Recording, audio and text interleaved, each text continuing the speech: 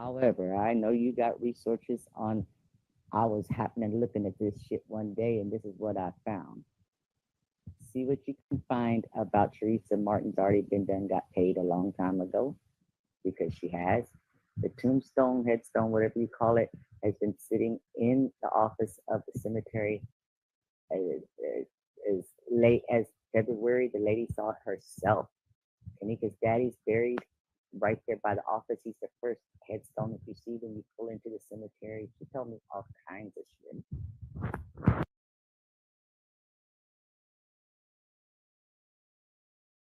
She said she grew up 3 minutes from Rosemont. Uh, um, God damn, they got me fucked up. Um,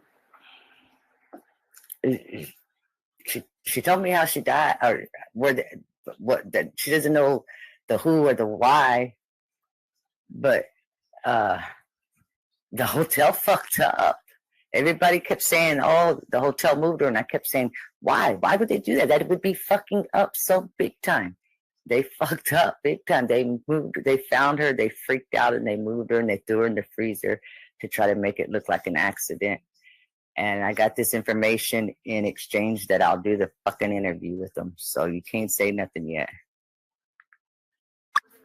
But what is going to come out? You know, it'll come out that she got paid off a settlement and she can't talk about the amount, whatever. But the rest of this shit's never going to come out. And if the lady did say, because she does have, I don't know if it's her or her husband, somebody's got somebody in law enforcement, whatever, blah, blah, blah, that the cops did treat it like it was nothing. And then when they took statements right there. Oh, wow. That means that oh, shit. Hold on. Let me think. What did she say? Oh, the cops, the lady has family that are police officers, and the cops wasn't going to do anything. That's what the op had said. Cassie Chloe Olvera Sanchez Medina. And you guys remember Cassie Chloe Olvera Sanchez Medina, right? She said all of this before anything ever came out, before Teresa Martin ever got a settlement. I've been telling you for the longest time that she was an op. Nobody believed me, but I got the proof on her. I got the proof, and she was telling the truth. Let's listen to this again about the officers' peoples. shit. Because, look, okay, she went missing, let's say 2 o'clock Friday morning. They found her before 7 o'clock Friday night. But what is going to come out? You know, it'll come out that she got paid off a settlement and she can't talk about the amount, whatever. But the rest of this shit's never going to come out. And if the lady did say, because she does have, I don't know if it's her or her husband, somebody's got somebody in law enforcement, whatever, blah, blah, blah, that the cops did treat it like it was nothing. And then when they took statements right there. Oh, wow. That means that oh, shit. Hold on. Let me think. What did she say? Oh, shit. She was found in the pool area. The lady didn't necessarily say in the water or not. She said she used the term pool area. But she being that she was wet, the position that she's in is the position that she was, put in. She was, getting difficult to move or to position, even though rigor mortis had not set in yet. It was getting difficult.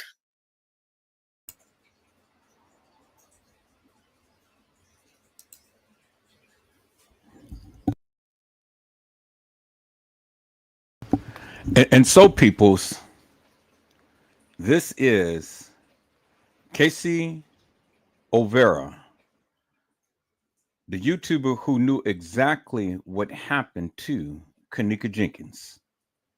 The manipulation, the lies, the betrayal. Cassie Chloe Olvera Sanchez Medina has known peoples what happened to Kenneka Jenkins. She has known in advance what happened to her. Because just like she said, the lady has family, someone in law enforcement who knew exactly what happened to Kenneka. And Casey knew all of this in advance. And she played the public, she played the people, she played everybody because she already had inside knowledge. And she was the one who was instrumental, just along with the establishment, to go and put a false narrative out about this case. Peoples, if you listen to that of what I had just played, she literally explained in great detail exactly what had happened before anything came out. She told you about the payment that TM had received. She told you about what happened to Kenneka. She told you about where she was found. She told you about what the establishment had did prior to. And all of this madness that we have seen peoples play out in this Kenneka Jenkins case, Cassie Olvera Sanchez Medina already knew, and she played the field with all of you. She said that Kenneka had came up missing on the 8th. And she said she died the same day on the 8th. And so, peoples, it doesn't take a rocket scientist to figure out if Kenneka came up missing on the 8th and she died on the 8th, well, then what is that telling you? It is telling you that Kenneka Jenkins could not have walked the halls of that establishment. And isn't that what Edward Joseph has been telling you for years, peoples, that Kenneka Jenkins never walked the halls of that establishment? That is what I have been saying forever and a day. And whether you agreed with me or not, Cassie Olvera Sanchez Medina has endorsed my narrative because she told you herself that Kenneka came up missing on the 8th and she died on the 8th. Kenneka was at the establishment at 2 a.m. in the morning, not 1:13 as it was stated on surveillance video footage. And see, the thing is, peoples, not only did Cassie Olvera Sanchez Medina tell you that Kenneka Jenkins was at the establishment on the 8th at 2 a.m. in the morning, she also went further to tell you the various things that had happened in this case that had not yet been released. And subsequently, we found out later on, peoples, as we've seen how the case progressed, that TM got a payment. She's got a settlement. She's got several settlements because, as she stated, TM got paid prior to the major settlement that she received. Cassie Olvera Sanchez Medina said that nothing is going to come out about this case because they all work together. They all, TM, the establishment, the kids, they all work together to cover up what happened to Kenneka Jenkins. Unequivocal and undeniable, peoples. Cassie Olvera Sanchez Medina knew in advance what happened to Kenneka Jenkins, peoples. And thus, this is why all of the editing of the case files and all of the editing of the video files, just like I had pointed out on yesterday, peoples, I had pointed out you never ever seen any video footage of any of the kids getting on or getting off the elevator. You never seen it. You saw them in the halls. You saw them in the halls, but you never seen them get off an elevator. You never seen Irene and sister in company get off a elevator or get on a elevator. You never seen Monifa, Shamaya, Bree, or even a supposed Kenneka get on a elevator or get, well, you seen a girl who they proclaim to be Kenneka get off an elevator, but you never seen her get on the elevator. And that is significant, people. You cannot discount that. And then what's so major is that Cassie Chloe Olvera Sanchez Medina said that Kenneka was at the establishment on the 8th of September at 2 a.m. in the morning. And so what does that tell you, peoples? That tells you that if Kenneka Jenkins was at the establishment at 2 a.m. in the morning on the 8th, it clearly states and it shows you that she had to be there prior to entering into the 8th. Which means that she had to be there on the 7th, which is what I've been telling the people forever in a day. And thus, this is why they have been changing all of the timestamps and the dates and things, and they tried to push everything from the 8th to the 9th. Now, peoples, if you really look at this, what happened are supposed to have happened on the 9th is generally stating that all of this stuff has taken place on the 8th. It's just a different day. The same bullshit, the same madness, but just a different day. Well, that is what they tried to project to you, peoples. That is what Cassie Chloe Olvera Sanchez Medina is trying to project to you. But see, peoples, I surmise something different because of the simple fact that, and as I have shown you on the other day,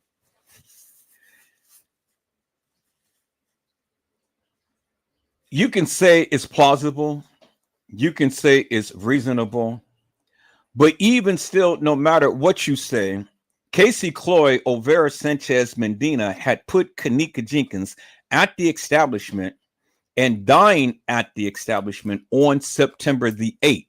So she literally debunked all of you who gave that narrative that Kenneka Jenkins came in there on the 9th. And thus, that is what the whole purpose of the editing of the video. Because see, peoples, I have already shown you in other lives that Shamaya and Monifa was in the elevator at 12 something a.m. in the morning.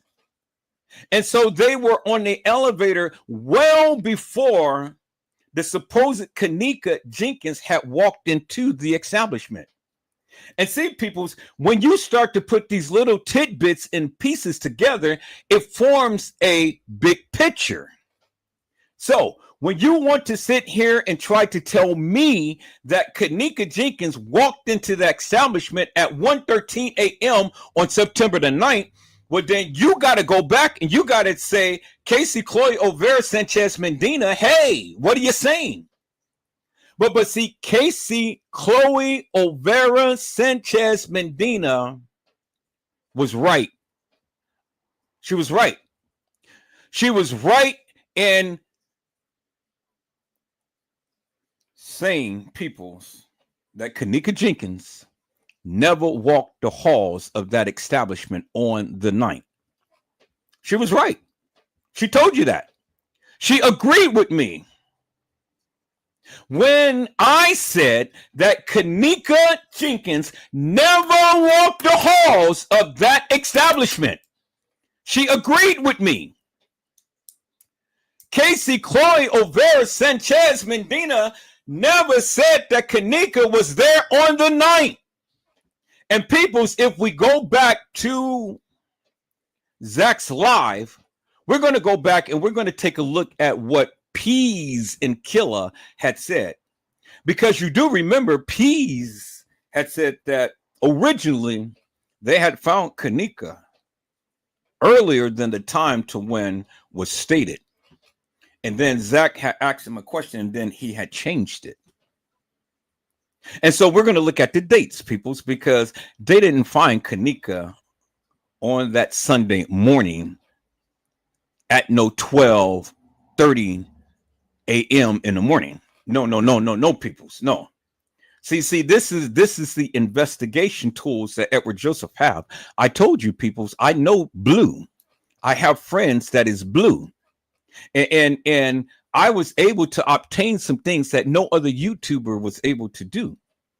And so I exposed Cassie Chloe Olvera Sanchez Medina for the madness that she's been speaking, because see, she knew the truth and she played all of you who were sitting here politicking with Cassie Chloe Olvera Sanchez Medina.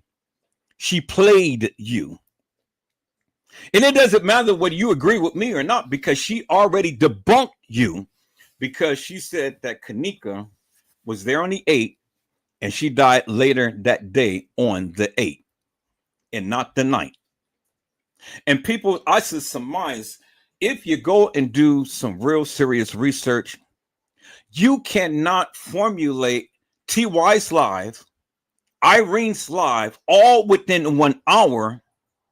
And then Kenneka was supposed to be sought or seen on the 11th floor with 2 guys and 2 girls by the lady who had spoken to TM. There's no way that could have happened all within 1 hour and then get on an elevator and go walk some halls of that establishment. All within 1 hour, because from the time to when she was supposed to have came to the establishment to the time to when she was supposed to have got on the elevator and her friends that supposed to have left her, that is only about an hour or something, peoples. From 1:30 to from 1:13 to 2:30, that is all the time you have for all of this stuff to happen, for Kenneka to be in a hallway and then getting off an elevator and staggering drunk near the front desk.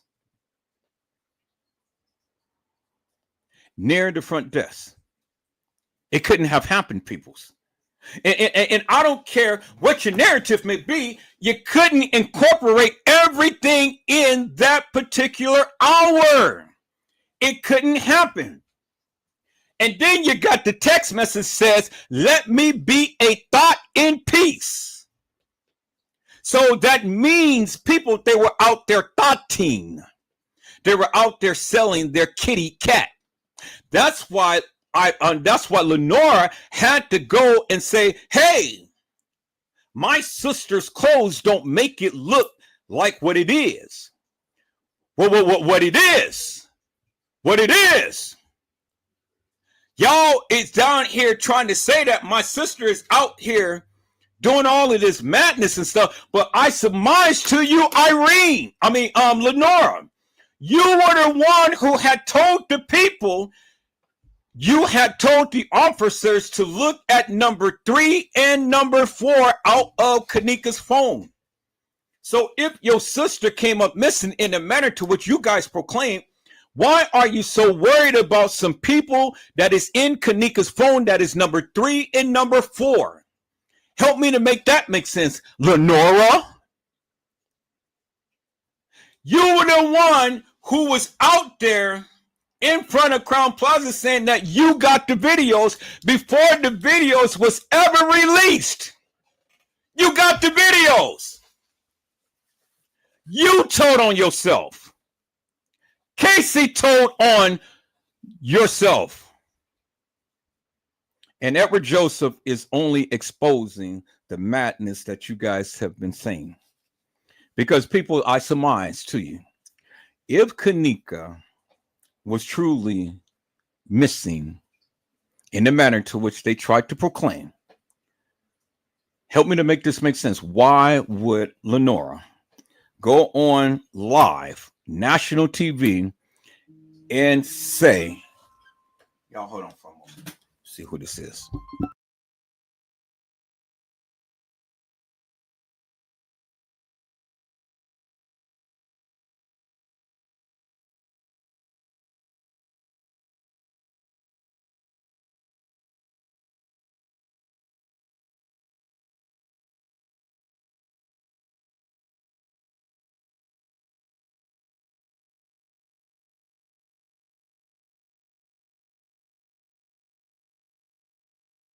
Okay, people, so I'm back. You guys hold on for a moment. Let me charge up my phone.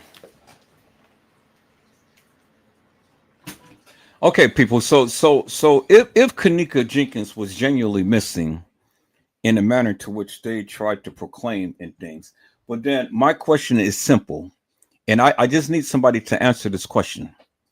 Why would Lenora go on national TV and worry about number 3 and 4 that is in Kenneka's phone? Why would she tell the police that? Why would that be in the case files? And what I tell you, I tell you what my theory would be. It's because the heat was on and she wanted to get the spotlight off of them and tried to push it up on someone else. Now, we know that Kenneka worked in the area of the airport and stuff. She worked at McDonald's and things. And we know that Kenneka was very impressionable. And we know that Kenneka made a lot of friends, as well as Irene worked at the establishment. Irene Roberts. She worked as a security at the establishment. So Irene Roberts already knew the ins and outs of the facility there. You know, she knew.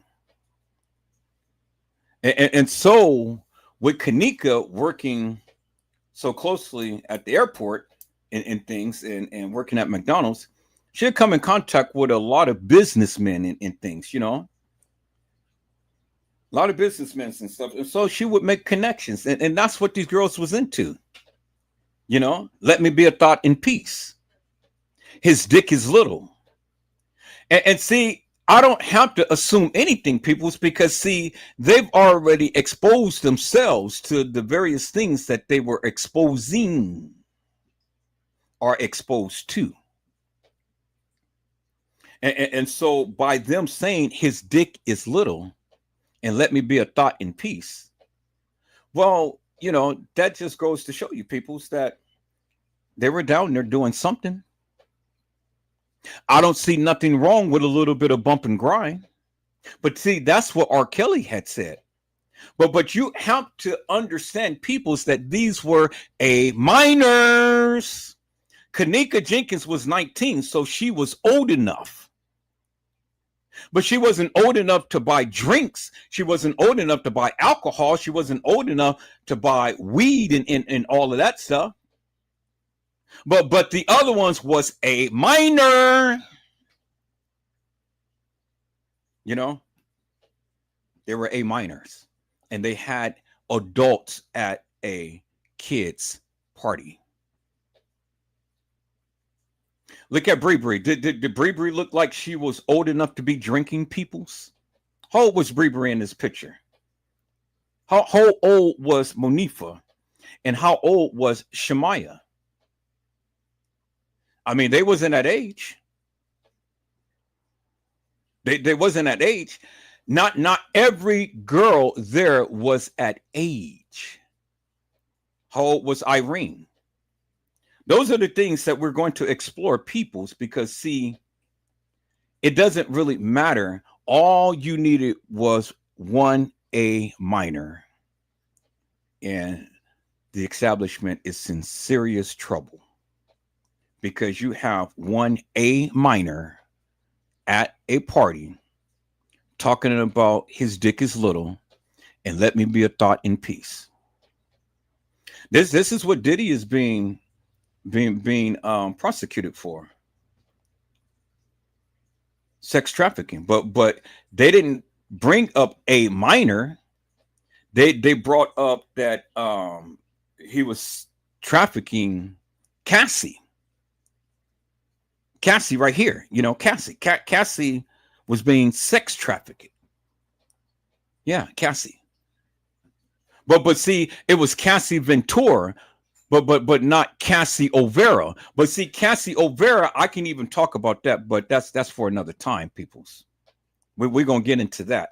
We're going to get into that of what Cassie Olvera has done with her own daughter, but that's for another time. Right now, I am focused upon Kenneka Jenkins.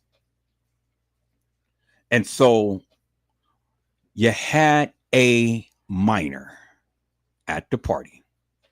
And they're talking about his dick is little. And let me be a thought in peace.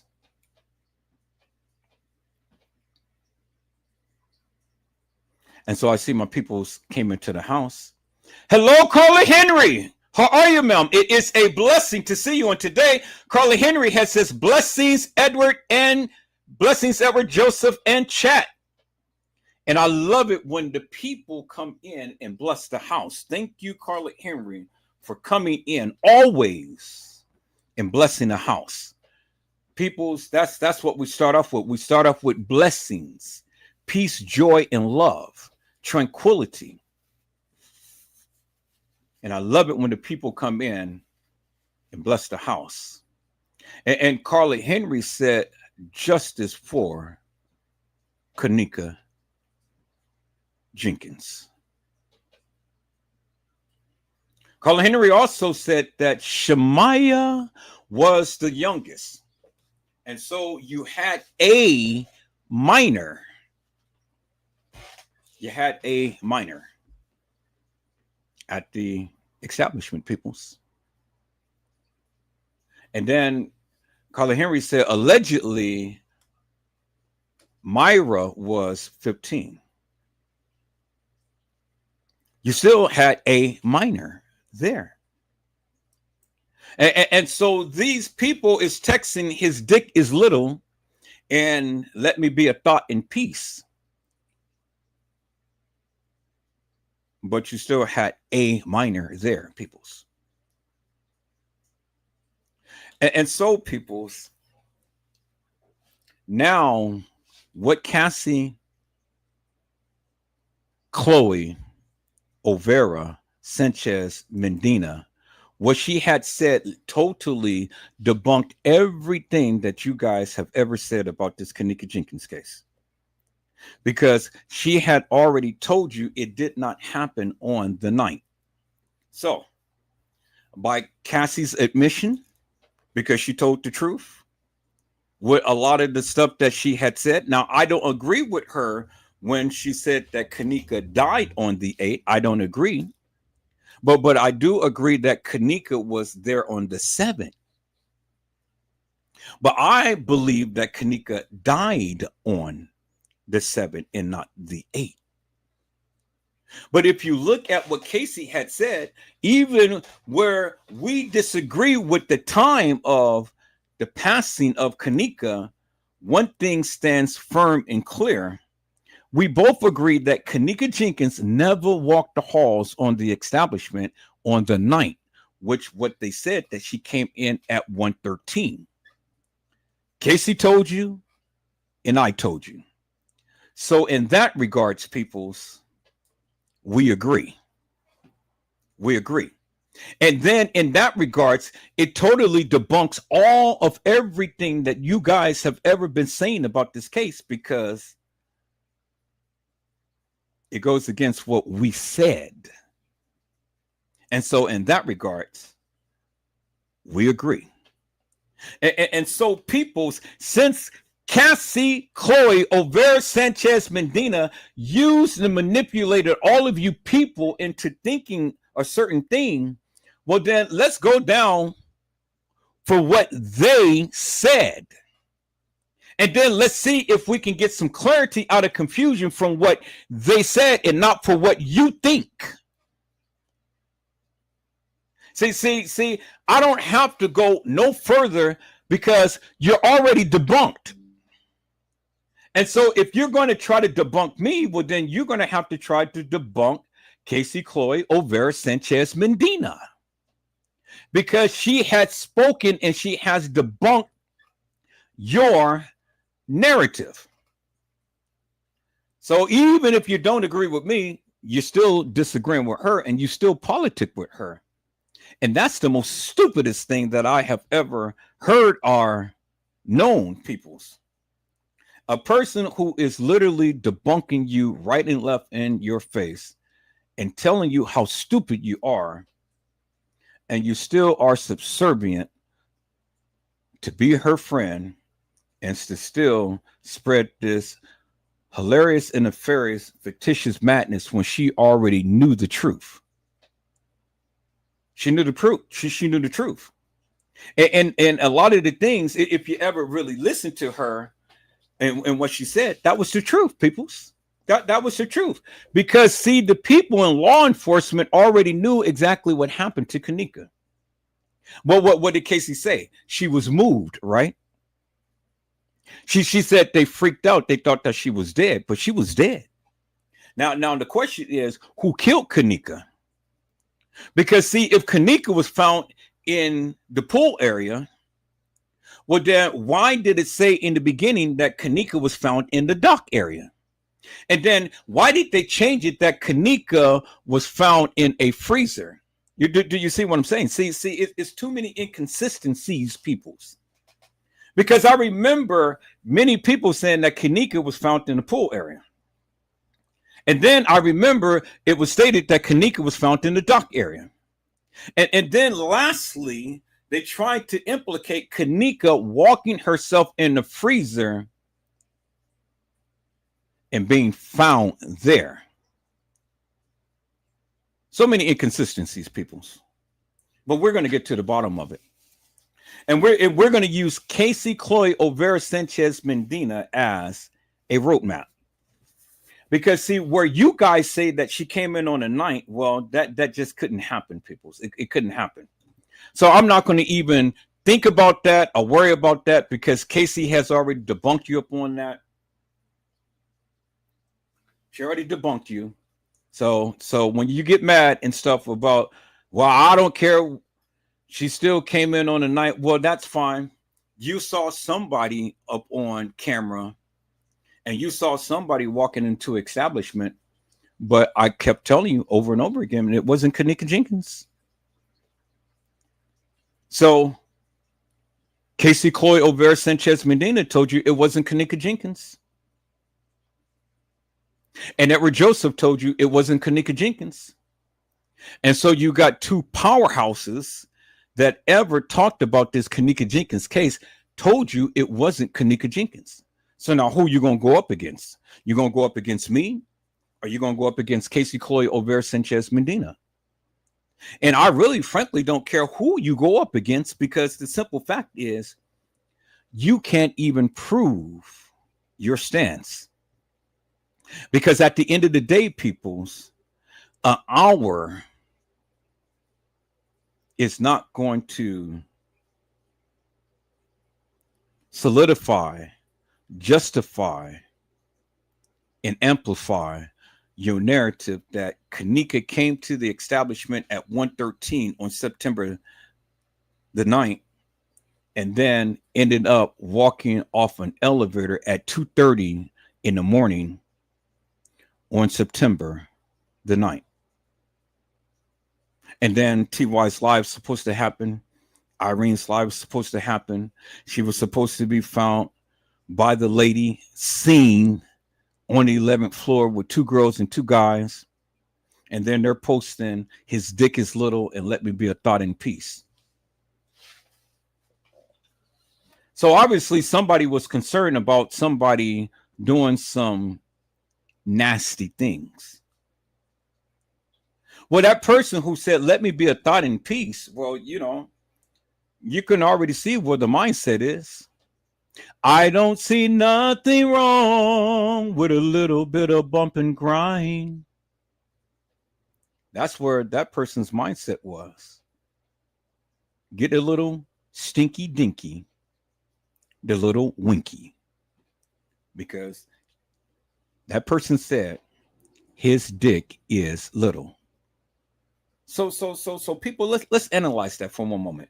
You got youngsters, you got these little young hot mamas with some hot tacos and stuff, and they're talking about his dick is little. Well, then you just have to wonder what size dinky are they accepting, and how long have they been doing this shit? If the man's dick is little and they're saying, well, his dick is little, it ain't doing nothing for me. Well, goddamn, who have you been messing with? And how long have you been doing this shit? Because see, peoples, I surmise to you, and this is the proof to the truth. Some of these girls was pregnant, and even Kenneka Jenkins herself was pregnant. But see, the Lord didn't see fit for that child to be birthed. He didn't see fit for that child to be birthed. And so that's why Kenneka suffered the miscarriage. And whatever happened, God made it so that it didn't come to fruition. Do you understand what I'm saying, peoples? So I don't care what Lenora says. Well, my sister's clothes don't make her this and that and the other. Well, oh, yes, it does. Because tampons did not hurt your sister unless Rico had a little stinky dinky, because it was Rico who had impregnated Kenneka. And so if tampons being stuck up Kenneka hurts Kenneka, well, then obviously Rico didn't hurt her because he's got her pregnant. A little stinky dinky, winky. So if your sister can get pregnant, Lenora, my question is, what was your sister doing? What was she doing? That's the question. Now, I'm not saying that Kenneka was down there thoughting, and I'm not saying Kenneka was down there selling her kitty cat. Somebody was, because somebody made the post that his dick is little and let me be a thought in peace. So who was thoughting? Oh my God, people, y'all hold on for one moment.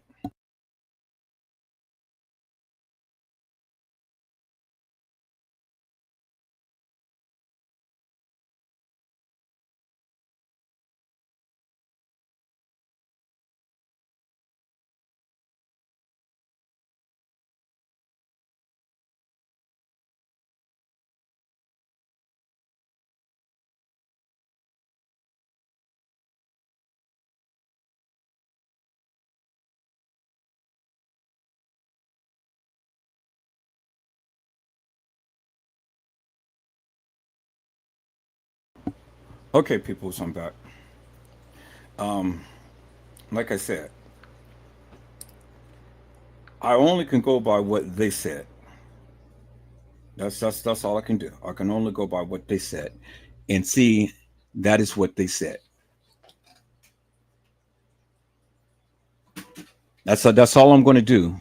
I'm only going to go by what they said. So in this live today, it's only going to be by what they said. Is that all right, peoples? That's what they said. That's what it is. So let's analyze this, peoples. Let's go back. We're going to go back and we're going to take a look at Lenora. We're going to go back and we're going to take a look at Lenora, and we're going to go back and we're going to see what Lenora had to say, peoples, because see, the thing is, it was Lenora. Lenora was the one who had talked about her sister. Lenora was the one who got on national TV and spoke all of this stuff about her sister. And so, you know, we can come up with, you know, a lot of this and that and the other, but it really doesn't matter to me, because see, what we say doesn't really make no difference. It's what they said. And what Lenora says, peoples, well, that's what it is. That's what it is. Y'all remember Lenora saying that? That's what it is. Yeah, that's what it is, baby. And see, Lenore, you are the one who said it, ma'am. You're the one who said it. You said that's what it is, and that's what it is. And I'm only going to go by what you said, Lenore. I said, I'm only going to go by what you said. So, people, let's take a look, and let's see what Lenora had said, peoples. Let's take a look and see what Lenora had said. Because see, the thing is, peoples, Lenora said it. Edward Joseph didn't. Lenora said it. Not Edward Joseph. Lenora said it. I want you guys to always remember that and understand that, peoples. Lenora was the one who said it. And so Lenora said, wow, really? Okay. So I'm going to have to, before I do that, people, so I'm going to have to clear off some memory of my computer, some of these videos that I had downloaded and things. I'm going to have to put that on my, I have to put that on my external hard drive. You know, I've been going through and clearing out all of these videos and stuff. So let me call it this program right here that I have been compressing my videos. So a lot of it is finished. So let me go here. Let me just complete this real quick and get some of these videos off, so I can clear up some memory on my computer. See, I'm doing everything in 1080p. And so now what I have to do, people, is I have to go ahead and compress my videos and stuff at night. And because it's so much video footage, I have to compress the videos at night and stuff. And I have to do that daily as I do these lives. You know,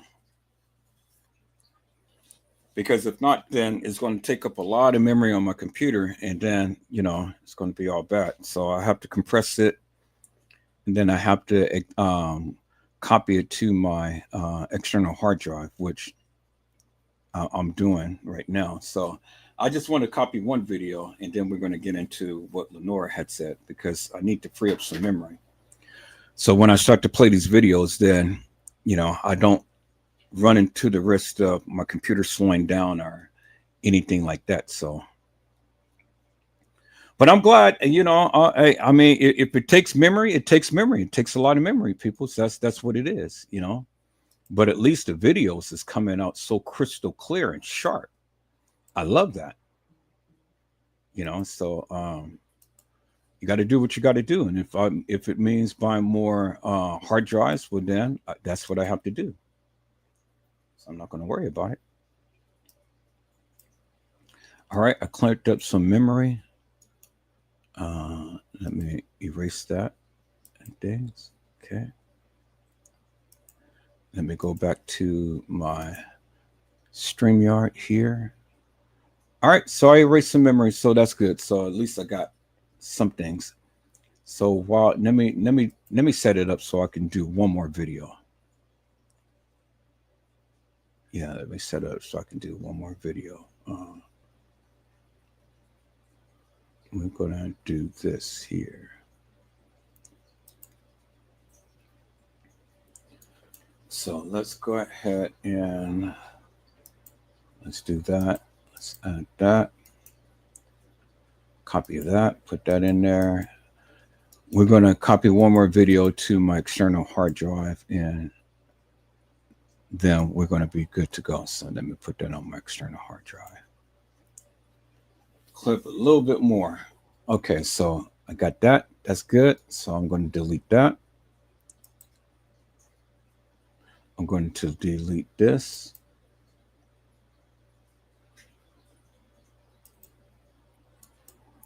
Cool. And then I'm going to delete it off my thing.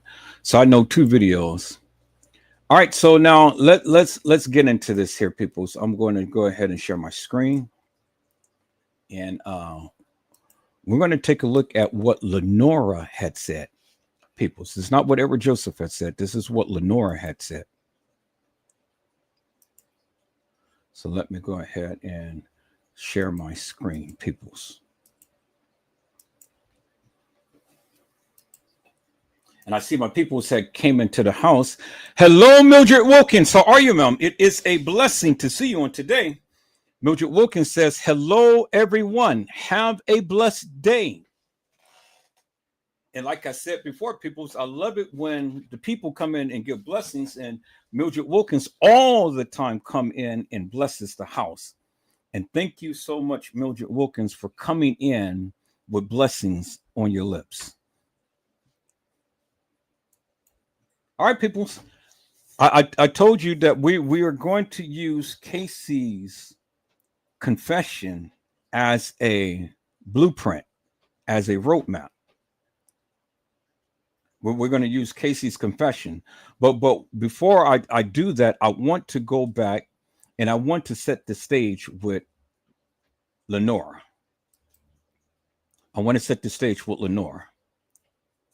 And once I set the stage with Lenore, then we're going to go back and we're going to take a look at what Cassie, Chloe, Olvera, Sanchez, Medina had said. Peoples.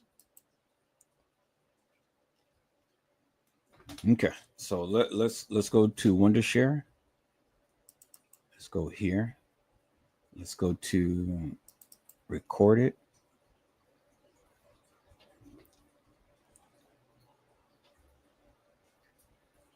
And there it is right there. So there it is right there. This is the original file right here. So I'm gonna call up the original file. However, I know you got resources on. I was happening looking at this shit one day and. Okay, so let me go. Dang, I'm gonna have to play that again. So let me go here. And then let me see if it's going to refresh. Nope, it's not going to refresh. Okay, let me close that up. Let me go back. Let me type in Edward Joseph. And then, yep, it refreshed it. Okay, cool. So now let me turn up the volume to this video boost and let me boost it to 300. Now you should be able to hear it. However, I know you got resources on. I was happening looking at this shit one day and this is what I found. See what you can find about Teresa Martin Darden that got paid a long time ago because she had. She said that Teresa Martin had gotten paid a long time ago, which she has. Y'all heard that, right? That's before any of this video footage and everything came out. They've already gave TM a payment. She already been paid before the protest and everything. She's already been paid, peoples. But before all of the protests and all of that stuff, TM has already been paid. Peoples.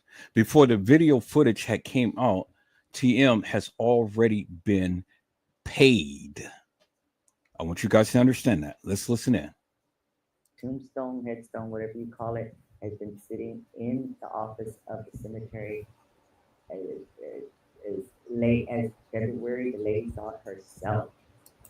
The tombstone has been sitting in an office at the cemetery, and the lady had already saw it herself. The tombstone.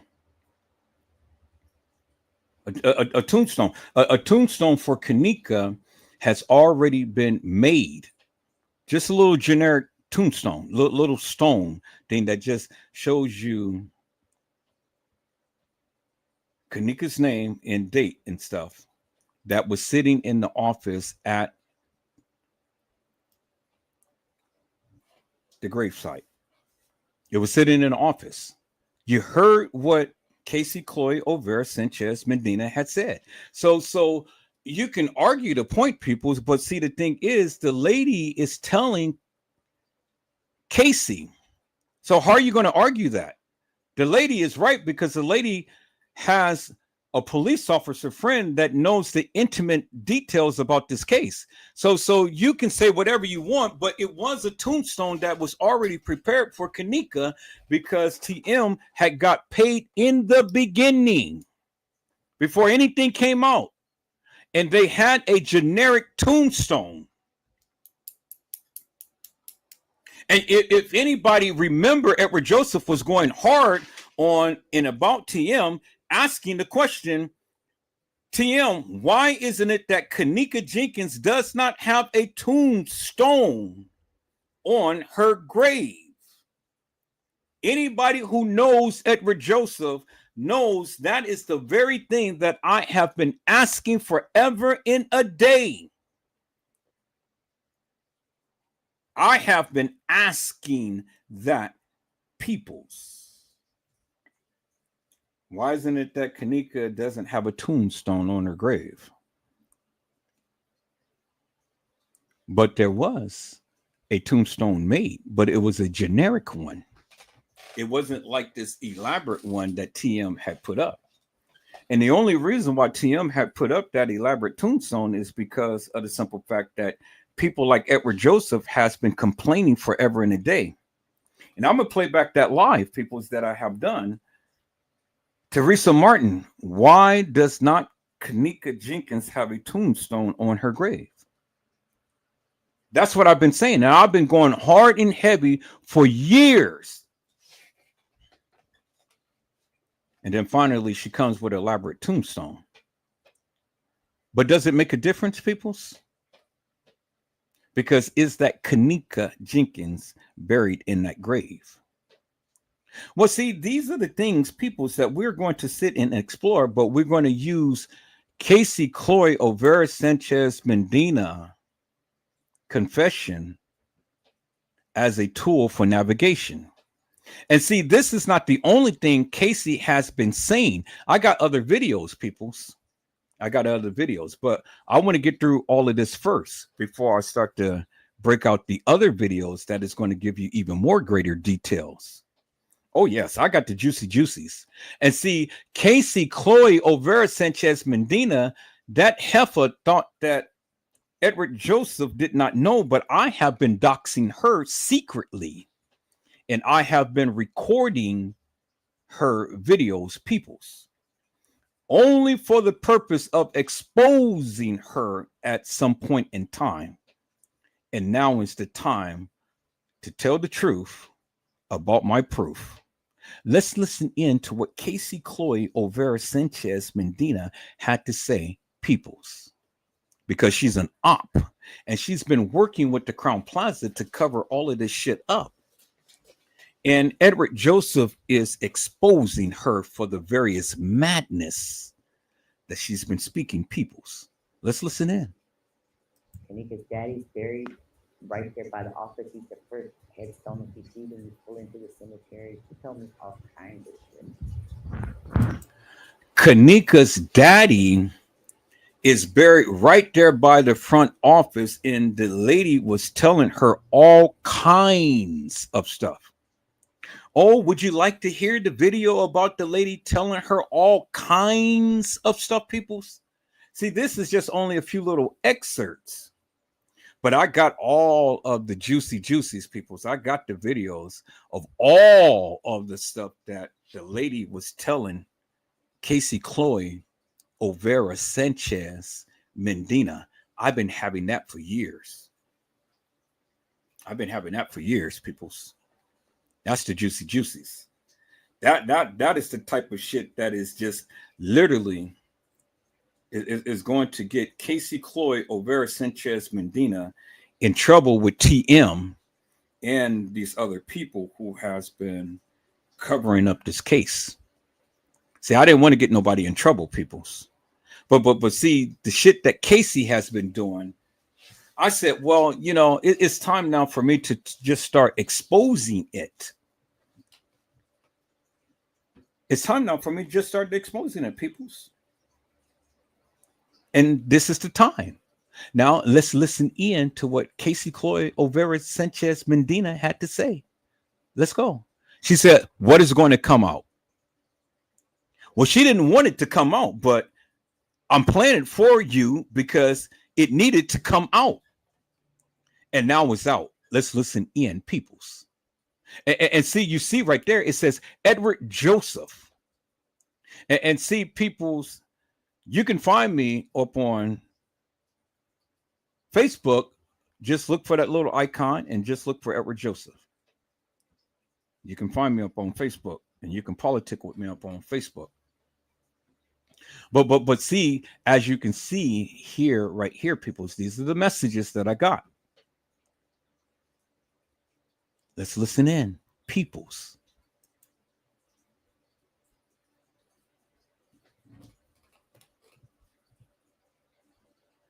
She said she grew up 3 minutes from Rosemont.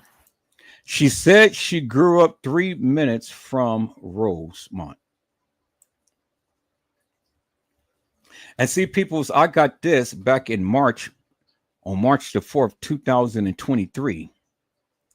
As you can see, I got this back in March 2023. She said she grew up 3 minutes from Rosemont. Who is she? The lady who family member is a police officer in Rosemont that is connected to this Kenneka Jenkins case. Listen attentively, people. I'm going to break this down. Let's go. She said she grew up 3 minutes from Rosemont. God damn, they got me fucked up. She told me how she died. Or she told her how she died.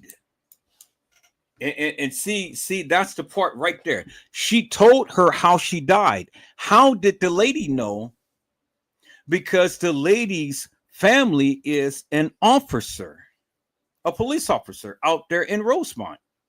That's how she knew.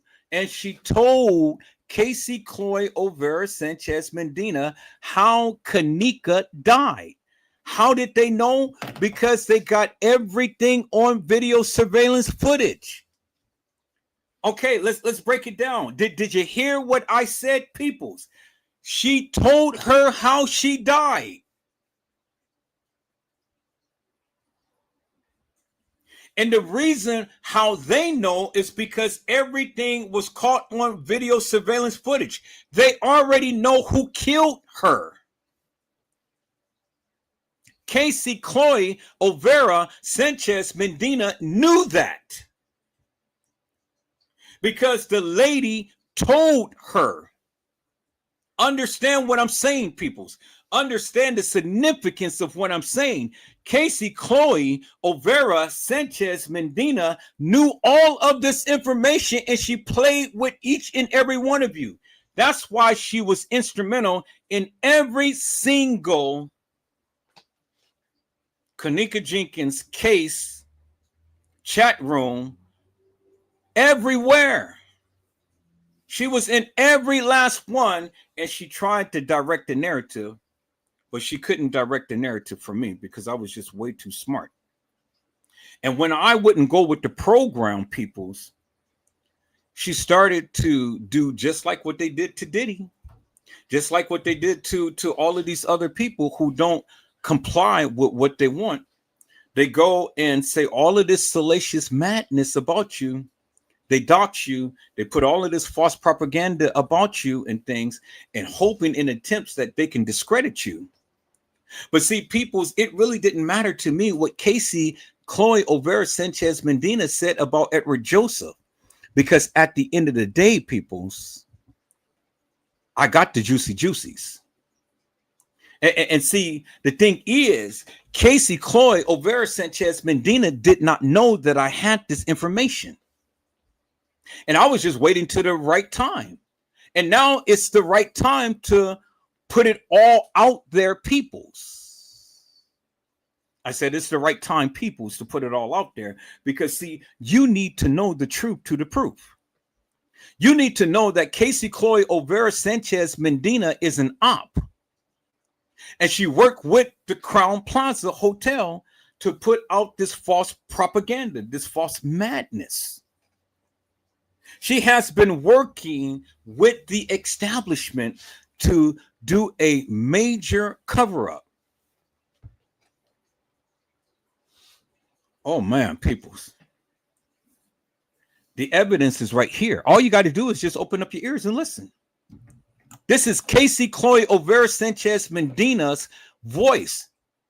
This is her voice. And then what really adds salt to the wound is that Cassie Chloe Olvera Sanchez Medina, she came into my chat on last night, and she thought that she was going to get me off kilter by talking about Trey Gay.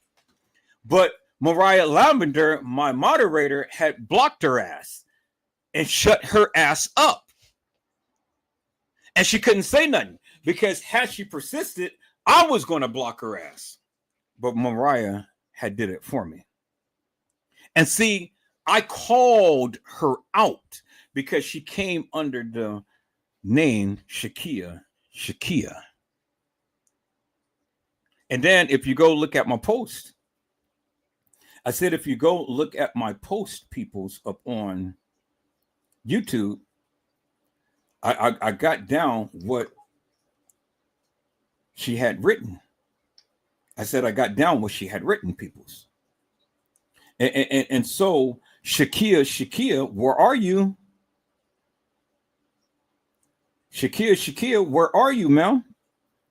Did I call you out a hibernation? Shakia.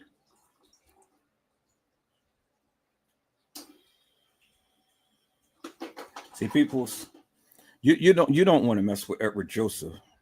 You really don't, and especially about this case, because see, my goal and objective is to bring out what they said. It's not what I think. It's not what I believe. It's what they said. And when I bring out what they said, you have no choice but to understand and accept what they said, because that's what they said. They're the ones who was there, not me. And so however the cards fall, it's what they said. Understand that, peoples. It's what they said. And I'm going to expose everything that Cassie Chloe Olvera Sanchez Medina had said. It's way more videos than this right here, peoples. And it's going to destroy Cassie Chloe Olvera Sanchez Medina. She tried to destroy me. She tried to destroy 54 Keys. She's tried to destroy Trey Gay. Everybody who went up against her, she tried to destroy. She tried to destroy Trench's News and other people. But see, I'm only beating Cassie Chloe Olvera Sanchez Medina at her own game. She can't accept what she dishes out. She can't accept it, peoples. And so now I have learned to do what I need to do in order to expose this heifer. I got the juicies. And the other videos that she was bearing witness to, peoples, oh my God, it is so damn detrimental. The lady told Cassie Chloe Olvera Sanchez Medina, and Cassie Chloe Olvera Sanchez Medina told a lot of people. She told a lot of people. And now I'm exposing her. That's why she ain't talking about the Kenneka Jenkins case no more. That's why she had to change her channel and things and stuff. And then anytime that she gets on the Kenneka Jenkins case, she wants to just go and talk about the people instead of talking about the case. And she had all of you fooled. But here's the evidence right here, people. It's in your face. She told her how Kenneka died. Let's listen in, peoples. She doesn't know the who or the why, but the hotel fucked her up. The hotel fucked her up. No, peoples, the hotel didn't fuck her up. The hotel had went on and moved her body. But the hotel didn't fuck her up. The people who fucked her up was Carl Nesbitt and the gang members. Now, there's a history between Carl Nesbitt and Kenneka Jenkins, and I will go into that, peoples. I will go into that and tell you the history between T.Y. Carl Nesbitt, which is T.Y.'s father, and the history behind what happened to them. And this was the reason why Kenneka was lured to the Crown Plaza. The hotel only thing was to move Kenneka's body and to cover up the death of Kenneka. But the hotel did not fuck her up. Let's listen in. Everybody kept saying, oh, the hotel moved her. And I kept saying, why? Why would they do that? That would be fucking up so big time. They fucked up big time. They found her, they freaked out, and they moved her and they threw her in the freezer to try to make it look like an accident. And I got this information in exchange that I'll do the fucking interview with them. So you can't say nothing yet. Did you hear what she said? They moved the body to the freezer to disguise and to make it look like it was an accident. So if they moved the body, that means that Kenneka did not walk into the freezer. She couldn't walk into the freezer if she was already deceased. I told you many years, peoples, that Kenneka did not walk into no freezer. She was carried. Now listen to what Cassie Olvera Sanchez Medina just told you. They put her in the freezer. Let's listen in. I'm gonna let her tell you what happened. They freaked out and they moved her and they threw her in the freezer. They freaked out. They moved her to the freezer.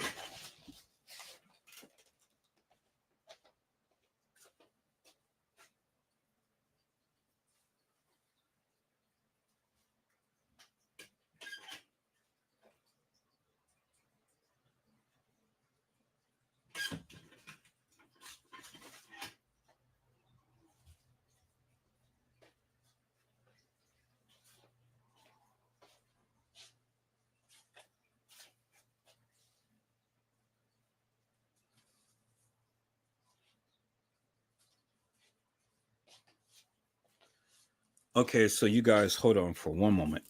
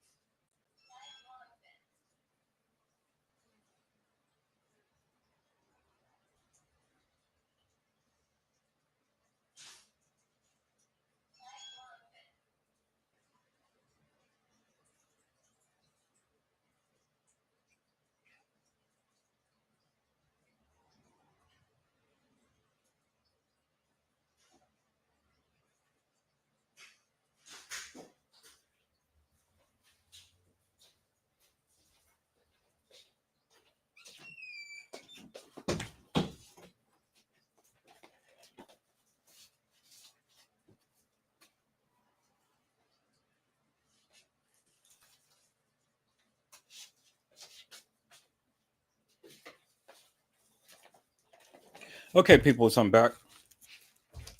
You heard what Cassie Olvera Sanchez Medina had said, right? She said they freaked out and they moved her to the freezer. That's what she said. They freaked out and they moved her to the freezer. Let's listen to that again. They fucked up big time. They found her, they freaked out, and they moved her and they threw her in the freezer to try to make it look like an accident. And I got this information in exchange that I'll do the fucking interview with them. So you can't say nothing yet. But what is going to come out? She's got this information in exchange that she would do the interview, and you can't say nothing yet. She's got this information in exchange that she would do the interview, and you cannot say nothing yet. So what interview was Casey supposed to be doing for her to get the interview? Well, it's the interview that 54 Keys has done with MTV in our the other network. It's a video that I played on last night. 54 Keys had did the interview. Casey didn't do the interview. 54 Keys did it, and that's how 54 Keys got the recognition. But 54 Keys and Casey was working together at one point in time, you know. But Casey got jealous of 54 Keys because 54 Keys was getting all of the publicity. You guys, hold on for a moment.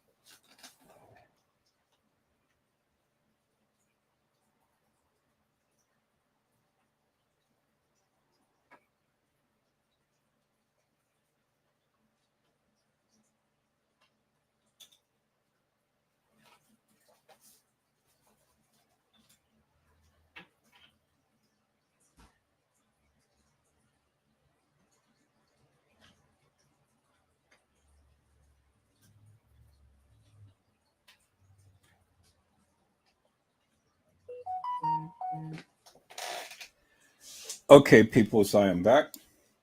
See, 54 Keys has gotten 54 Keys has gotten the information, peoples. And Casey, Chloe Olvera Sanchez Medina, she got jealous behind that. Do you understand what I'm saying? She got jealous behind that. And so then that's why she got on 54 Keys and start to dox 54 Keys and things and start, you know, this beefing with her and all. But see, Casey was the one who was supposed to do the interview. But Casey proclaimed that she was camera shy. Well, no, it wasn't that she was camera shy. She's just downright ugly. As I've shown you her picture. She was just downright ugly. It ain't had nothing to do with her being camera shy. It had everything to do with her being so goddamn ugly. And because she's so fucking ugly, she wasn't going to go on national TV and show her face to the place. No, that wasn't going to happen, peoples. It wasn't going to happen, peoples. And that's why she had gave the information and stuff to 54 Keys, because 54 Keys and Casey was working together.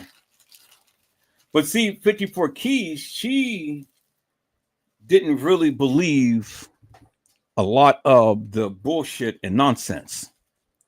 And so 54 Keys has wisened up, and 54 Keys had went on and she had did her own investigation, and she did her own research, and she came up with her own conclusions, peoples.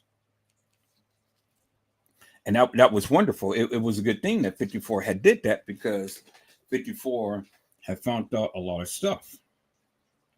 But Casey wanted to control her and control her narrative.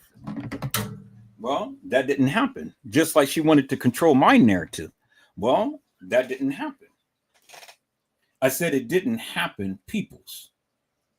She couldn't control my narrative, just like she couldn't control 54's narrative, peoples. And so there you have it. I said, there you have it, peoples.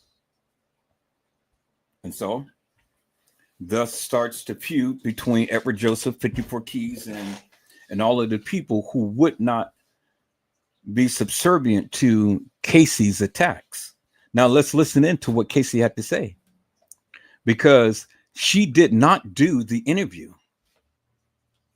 54 did.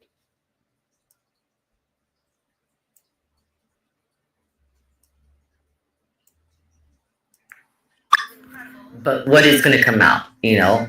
it'll come out that she got paid off a settlement. And she can't talk about the amount, whatever. But the rest of this shit's never going to come out. She got paid off. TM got paid off in the beginning before any videos or anything came out. TM got paid off. In the resistance, and the resistance wasn't going to come out. She got paid off, peoples. She got paid off.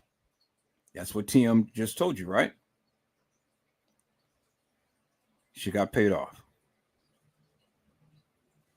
Let's listen in.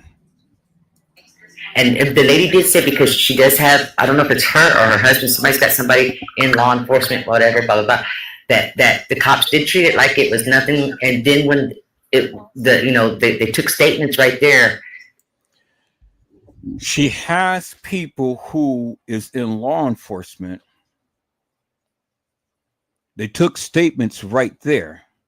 Detective Delacova, Detective Kittenbell. Remember, Detective Delacova was the one who supposed to be having conversations with P. Rico. Y'all remember that, right?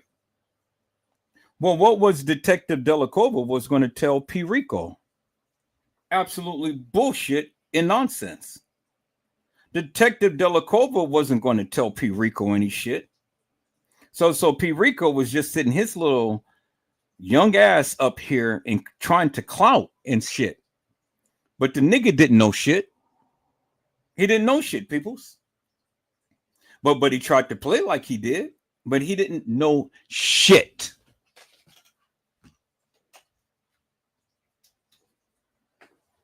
He didn't know shit, peoples. So Detective Delacova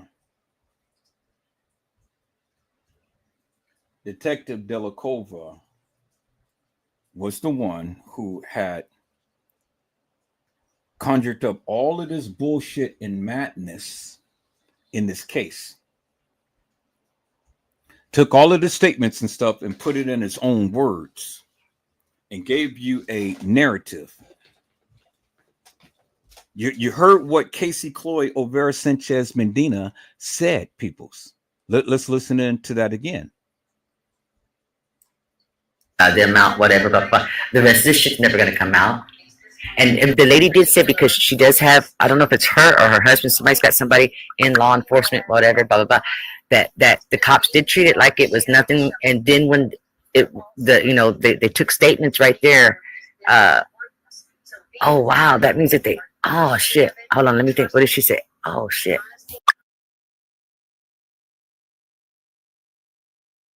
The people in law enforcement had covered this shit up. The people in law enforcement had covered this shit up. And you clearly see it, peoples. You see the major cover up. You see the lack of attentiveness and things when it comes down to this case. Listen to what Irene had said. Listen to what Monifa had said. Listen to what Shamaya had said. Listen to what Bribery had said. And then listen to what TM had said. I couldn't get no help. Nobody can help me. And then look at the 911 call when she made the 911 call and stuff. And it was a conversation. It wasn't nothing about, oh, well, my daughter is dead, I'm frantic or anything.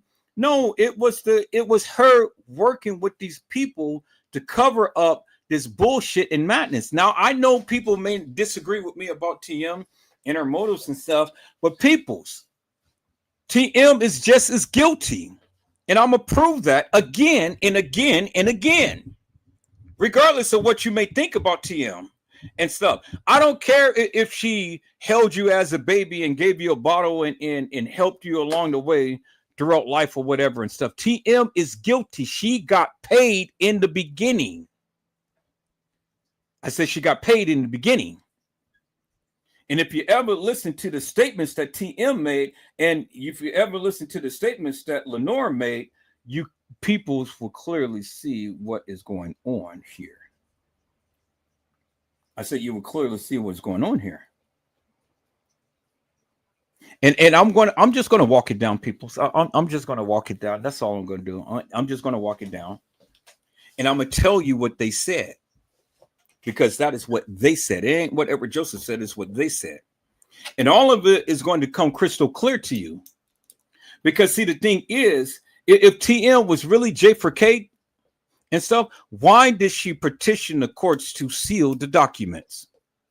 Because she did not want the truth to be revealed. But see, in TM's rants and ravings and things like that, she told the truth. Because up on the Dr. Oz show, the young lady had asked her the question. She said, how could you be so cool, calm, collected? How could you be like that, knowing that your daughter had died? And you know what her response was? Because I know. That's what her response was, people. Because I know.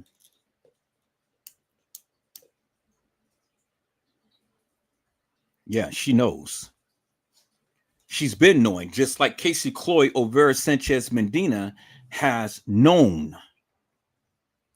What kind of response is that, peoples? Because I know. Yes, she knew.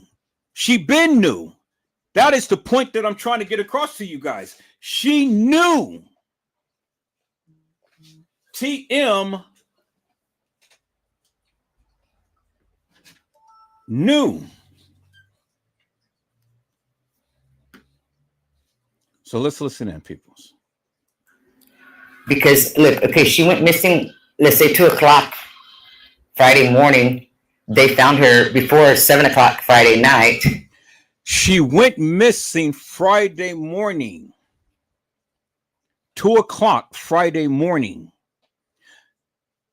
It's only 2 o'clock in the morning, peoples, and that is the AM hour. Because the next 2 o'clock in the day is PM. So morning is only AM.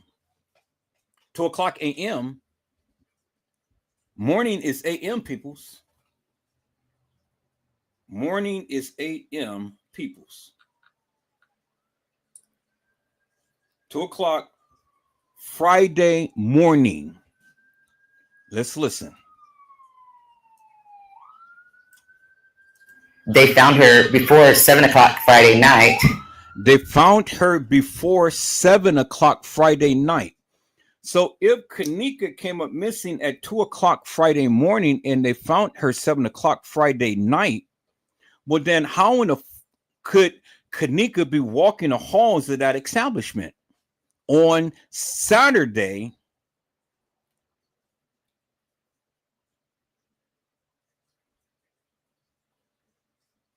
morning? How?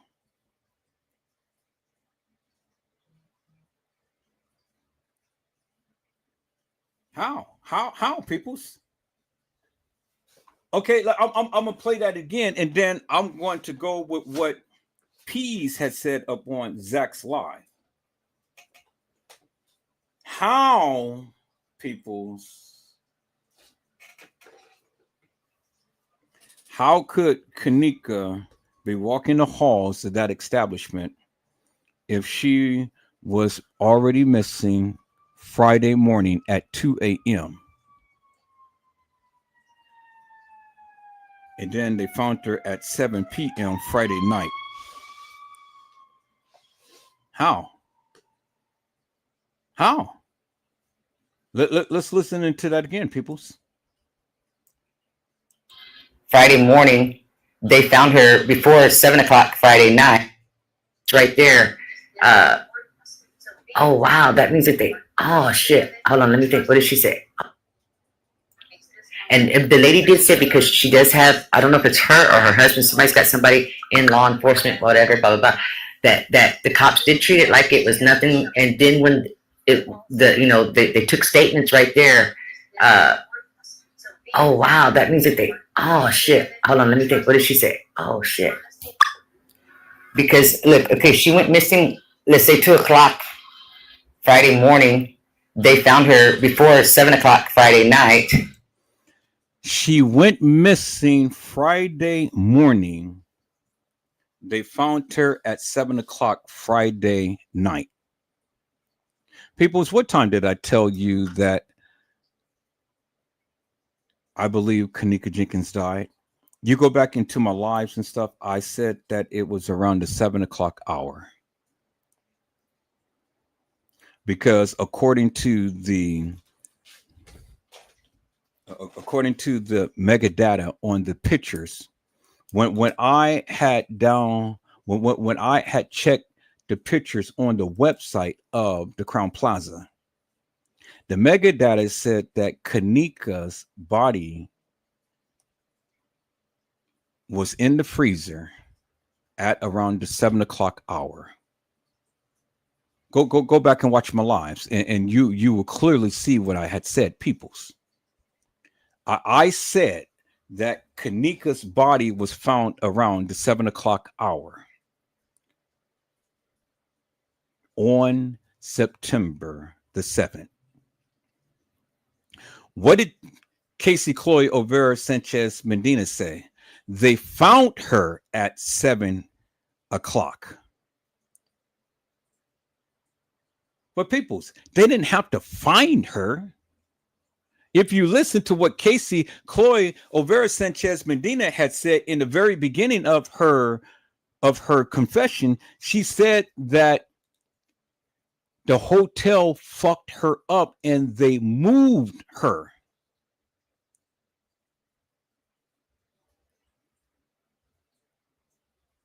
The hotel fucked her up and they moved her. Well, no, the hotel didn't fuck her up, but the hotel moved her. The hotel already knew what happened to Kenneka because the hotel had surveillance cameras all over the establishment. So the hotel already know what was going on at every time, peoples. Understand what I'm saying. Understand what she had said. They didn't find her. They already knew where she was. They just moved her. And see, the thing is, the connections between the hotel and the killer is called Nesbitt. Called Nesbitt worked for the Caddy Shack. The Caddy Shack is owned by Bill Murray and Brothers.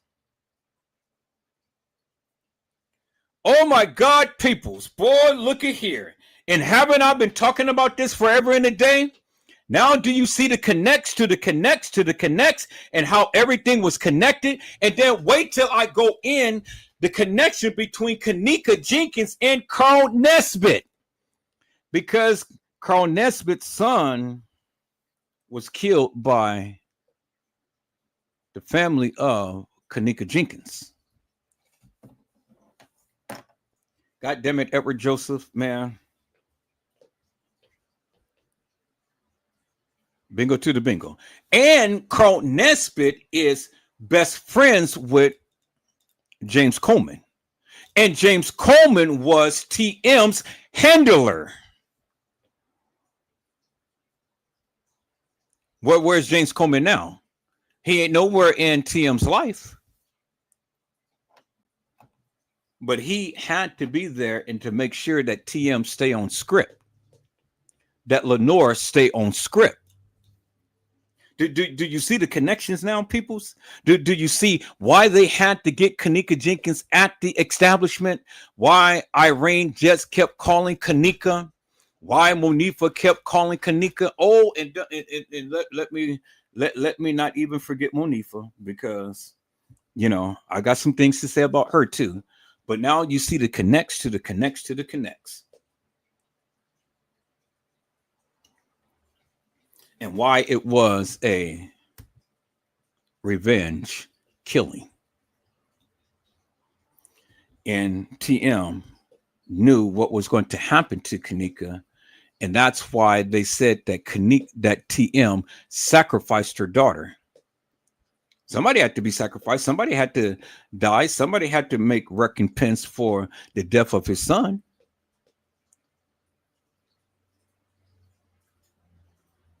Somebody had to. And so they said Kenneka was a setup queen. Well, she was the set up queen. Well, then Kenneka got set up. Remember what Kenneka said. Why you do me this way? Why y'all do me this way? And remember, the guy said, get that broomstick. And they stuck it up her anal hole. Y'all remember that, right? Why you do me this way? Why y'all do me this way? She knew who was going to do the things to her. And she was assaulted. Why do you think that they had been bringing sheets and everything and stuff? She was assaulted, peoples. Anally assaulted.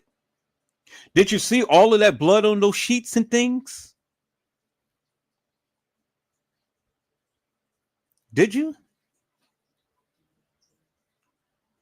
You say why she was wet. Well, she was wet because she had to be washed down. Remember, how did TM go ahead and know that Kenneka had soap in her hair? Well, people, you just can't wash blood off with just water. You had to wash blood off with soap and water.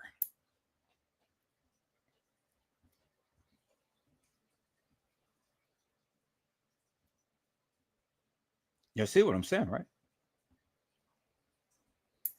Oh, we're going to get into this, people. We're going to get into this because, see, it gets juicier by the day. And see, everything that I'm saying, Cassie had already endorsed it because she had said it. And I'm going to show you the video, people. So I'm going to give you the audio. And it's going to shock every goddamn body in this community. Because everything that I've been telling you for years, Cassie had said it. And it came from her own lips.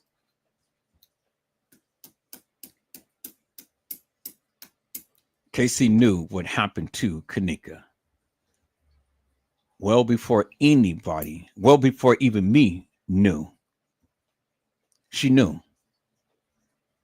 Because they wanted to do the interview with her, but she didn't do it. She let 54 Keys do it. Now, I'm just going to take my time. I'm just going to expose Cassie, peoples. It's time now. It's time to expose her for the nefarious bullshit and madness that she's been saying. That's why I got Kenneka up there looking at her like, what's wrong with you, man? And then that's why I got Bree right there looking at her. Because Cassie Chloe Olvera Sanchez Medina is getting, as it says in big bold letters right there, exposed.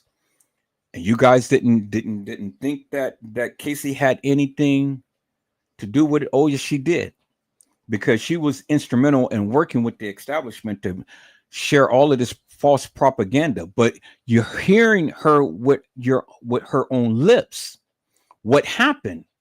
And all of this stuff, she knew well before anything came out. This is her confession.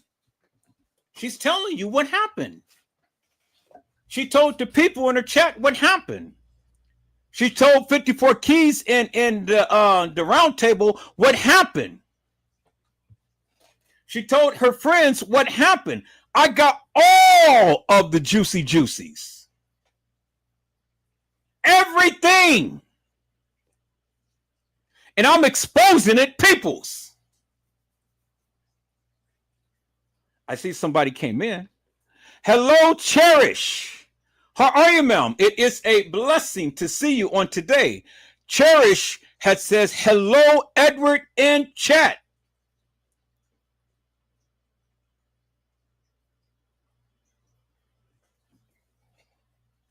Now, people, does it make some sense now to you? Because Cassie is telling you from her own lips. She's telling you from her own lips. Let's listen in, people, to what else Cassie had said, peoples. Let's listen into what Cassie had said, peoples.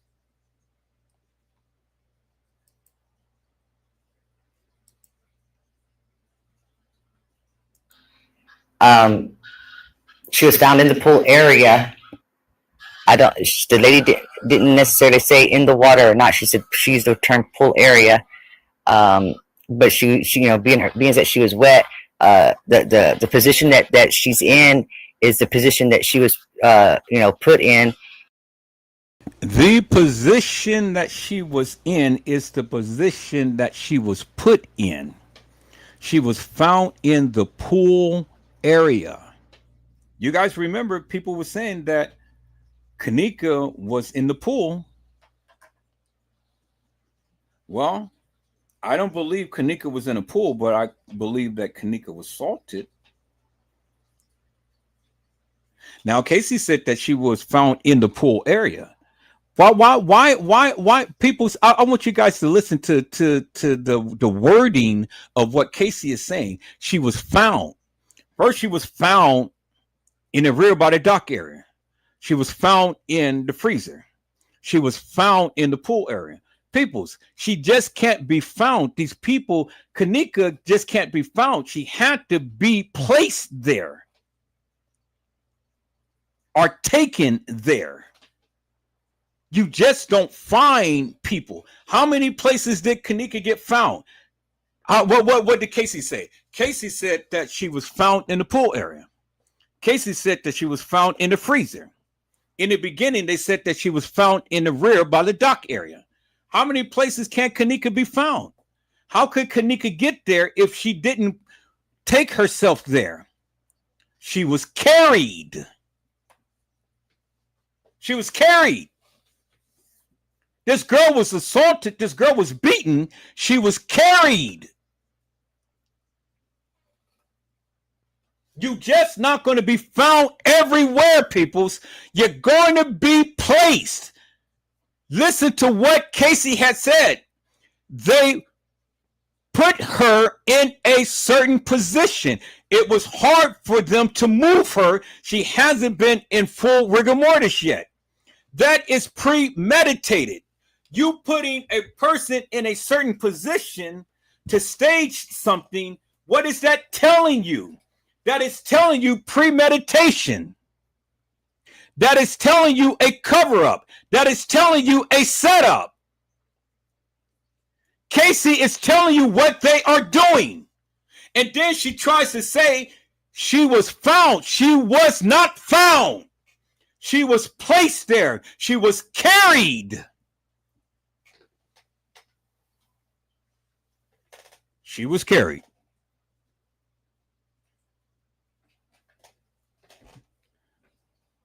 Listen to what I'm saying, peoples. Let's go back here. Listen to what I'm saying, peoples. Let me go back to my channel.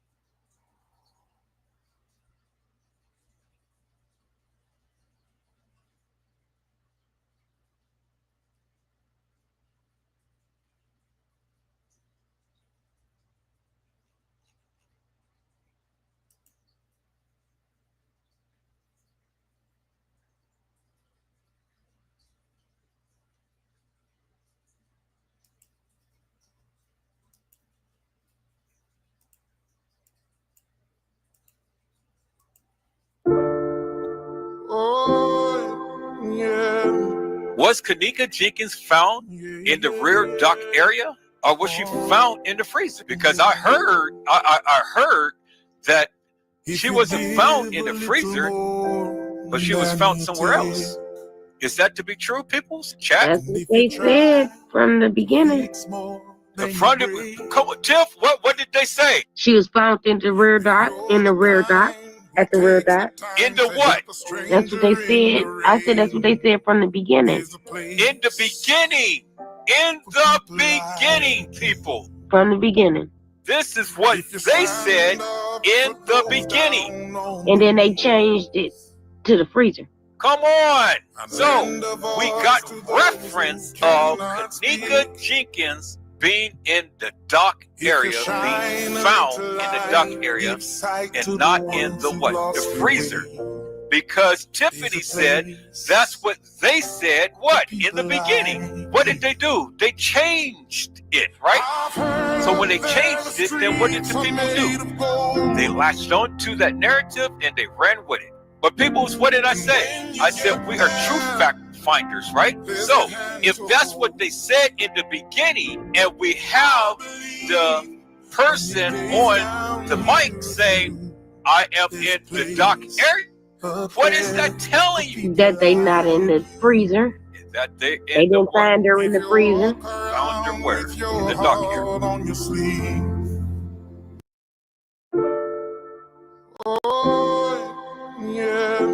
Was Kenneka Jenkins found in the rear dock area, or was she found in the freezer? Because I heard that she wasn't found in the freezer, but she was found somewhere else. Is that to be true, peoples? Chat? That's what they said from the beginning. Come on, Tiff, what did they say? She was found in the rear dock, at the rear dock. In the what?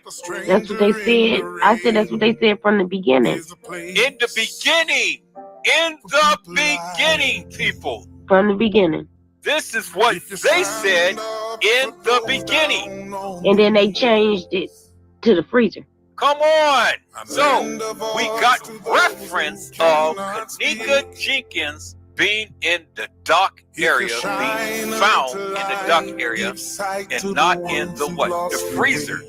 Because Tiffany said that's what they said, what? In the beginning. What did they do? They changed it, right? So when they changed it, then what did the people do? They latched on to that narrative and they ran with it. But peoples, what did I say? I said we are truth fact finders, right? So if that's what they said in the beginning, and we have the person on the mic saying, I am in the dock area, what is that telling you? That they not in the freezer. That they didn't find her in the freezer. Found her where? In the dock area.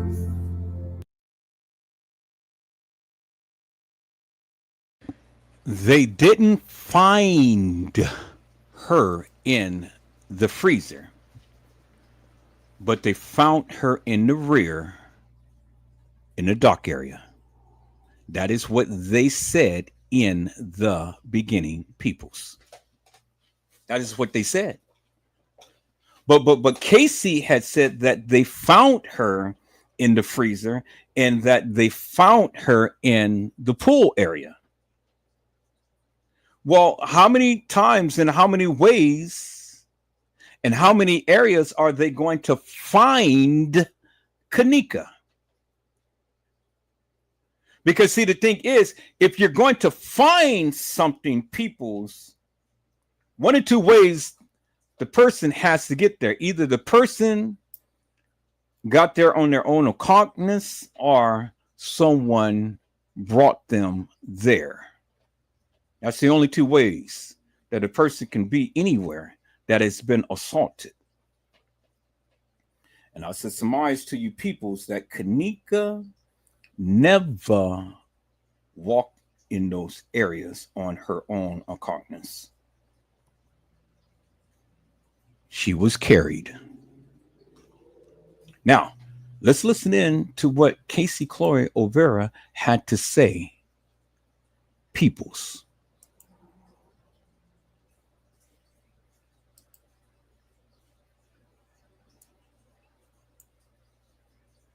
The position that she's in is the position that she was put in.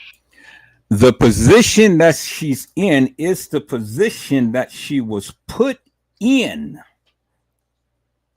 The position that she was in is the position that she was put in. Let's listen in.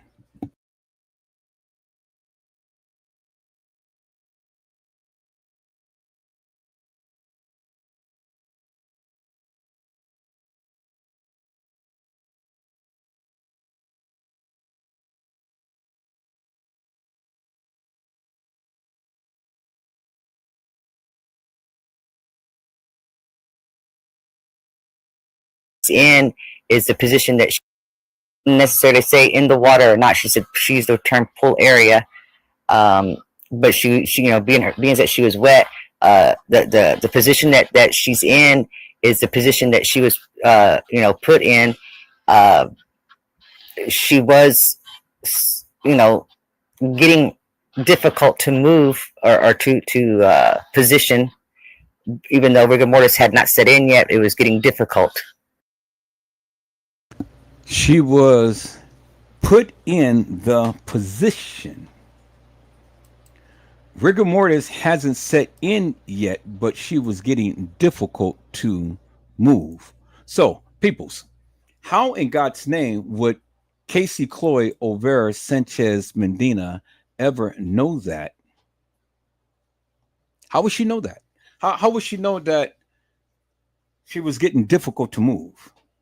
Everybody can see that she was placed in there and placed in a certain position and she was moved. Everybody's seen that. We all seen that, peoples. I said we all seen that because, again, I have been saying for years that Kenneka did not put herself in that freezer and lay down and die. I said she didn't. And you got testimony right now of Cassie Chloe Olvera Sanchez Medina said that they moved her, they put her in that position. How would you know? Peoples, it's coming from her own lips. She's exposing herself because she knew what happened to Kenneka. I said she knew what happened to Kenneka. And you can't get no better than the testimony of a person who is giving a confession. She said in her own words, with her own lips, peoples, that Kenneka Jenkins was put in that position. So in essence, peoples, what I am telling you, Cassie Chloe Olvera Sanchez Medina knew what happened to Kenneka Jenkins. And she did not do the right thing. But she played upon this forever and a day, peoples. She played upon this. She played upon this. And she played you. But she couldn't play me. Now, Carla Henry had said, I seen a girl lying in a cart on the docks on a video. So then I had asked a question the other day to the people because we seen Francave pushing around carts of sheets and everything and stuff. And so the thing was and is, peoples, was that Kenneka Jenkins or was that Kenneka Martin? Well, you have to decide, peoples, who it was. Or was that some other girl? Somebody, according to Carla, was in a cart. Peoples, let me show you something. Let me go back to these photos here. I called these photos up for a reason. Let me go back to these photos right here.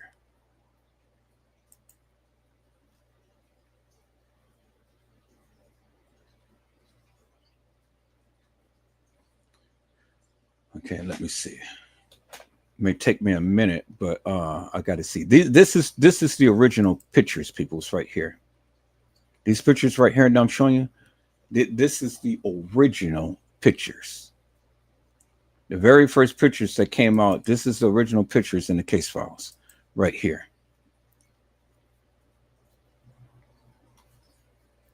See that? This is the original. This is the clearest shit that you will ever get. This is the original pictures, peoples. And in the original pictures, thank you, Jesus, for letting me find this folder and files and stuff. There is a piece of ice that is by her toe. And then look at her foot. Her foot is wet. And it has scarring on the ankle. So that could be indicative of the fact that she may be placed in a cart. You know, that could be indicative of the fact that She could have been placed in the cart. You know, how did she get the bruising on the ankle? And then look, people, look at her body. Her body is wet. And then look at the pants right here, peoples. Look at the pants right here, peoples. You see what they did, right? I want you guys to look at this. Look at the pants right here, and look how this is ripped, and look how this is still intact. But they tried to make it like it was the girl who was in the. It was looking like the girl who was in the bathroom. Now look, this is ripped now. You see that, right? But now let's go back to that picture of the girl in the bathroom. I want you guys to notice this. See? You can't pull the wool over my eyes, peoples. Now, let me go and expose the girl. Oh, you guys can't see. You guys can't see. Okay, I see. Let me change my screen right here. Okay, there we go. Now you can be able to see. Let me go back to the picture right here. Okay, let me go back. You can see now, right? Let me see. Yep, you can see now. Okay, let me go back to the picture, people. These are the original pictures. This is the original pictures, peoples. Right here. Let me go back. Let me go back to that folder. Let me go back to that folder. This is the original pictures, peoples.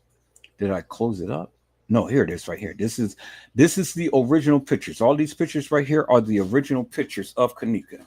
That's why these things are so crystal clear. This is the original. Now let's look at this right here.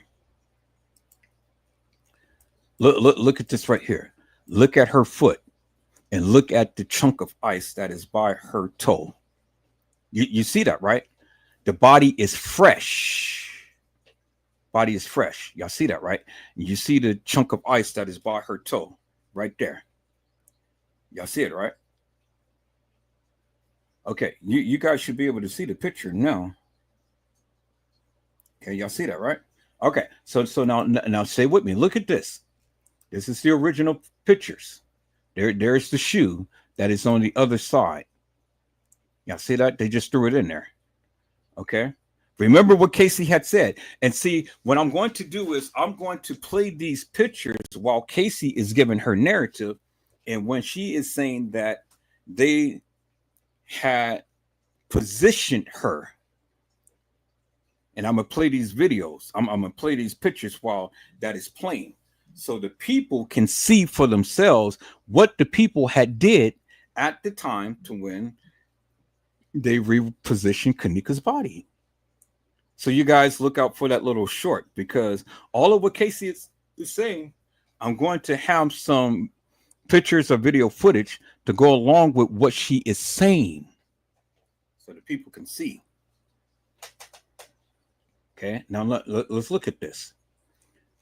This is the original picture. See how crystal clear that is? And you see how they just threw her little lip gloss down here? They placed her body there, peoples. Remember what Cassie had said. They placed her body. Let's while this is playing, peoples, let me go ahead and play the audio right here of what Cassie said. And let me just let that play. Let that sink in for one moment. Let me go ahead and rewind that.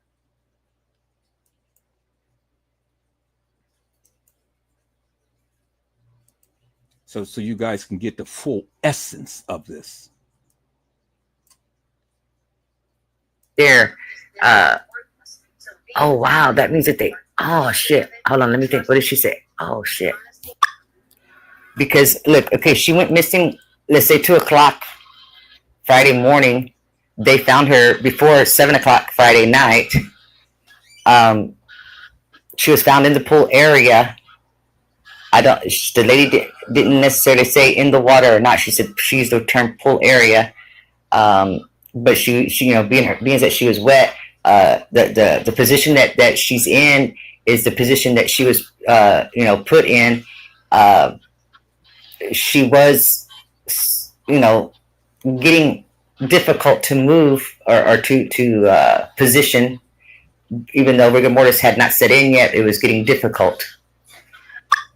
However, I know you got resources on. I was happening looking at this shit one day, and this is what I found.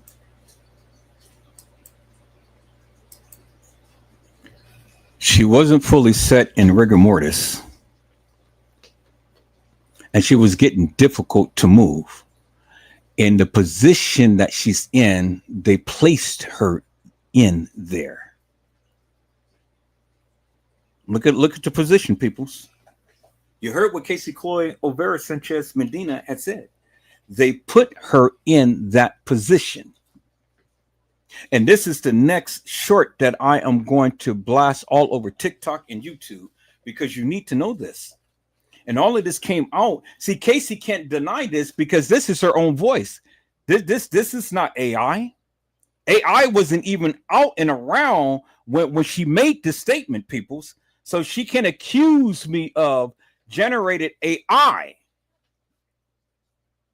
This is her voice. This is her confession.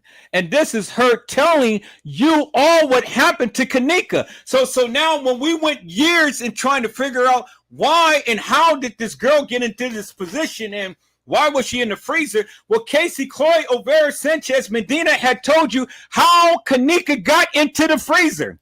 She was carried. Edward Joseph had told you, peoples, how Kenneka Jenkins got into the freezer. She was carried. She was carried. And Cassie Olvera Sanchez Medina had told you what happened to Kenneka. And peoples, look, Kenneka had on the gray watch on her left arm, and Kenneka had the scrunchie on her right arm. Why did they take off the scrunchie? Why did they take off the scrunchie? And the person that walked into the establishment had on a black watch. But Kenneka, as you can see, never had on a black watch. And so, based upon Cassie Olvera Sanchez Medina, Kenneka's body has been tampered with. She didn't pull down her pants and panties herself, peoples. They did it. They did it. Because you heard what Cassie Olvera Sanchez Medina had said. They positioned her body. And she was getting difficult to move. That's why they couldn't pull the pants up all the way.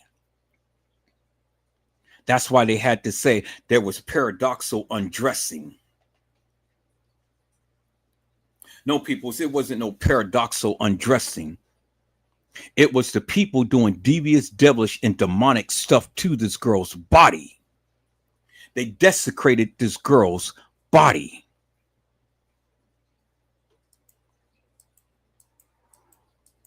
They desecrated this girl's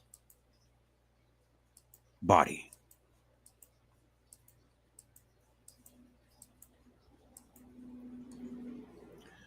All right, people. So I want to show you something right here. I want to show you something. Let me go back to here. I want to show you something right here, peoples.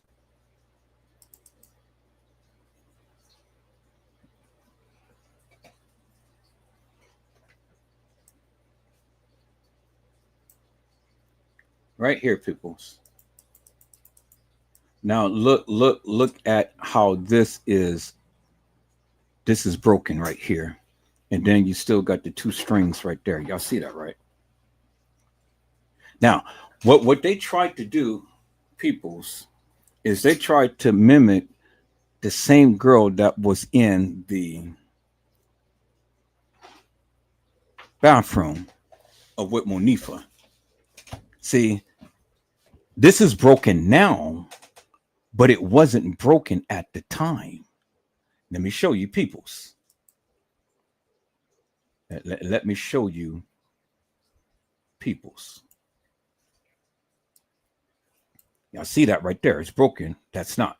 Now, let me go back to the picture of the girl in the bathroom with Monifa. I shown this the other day.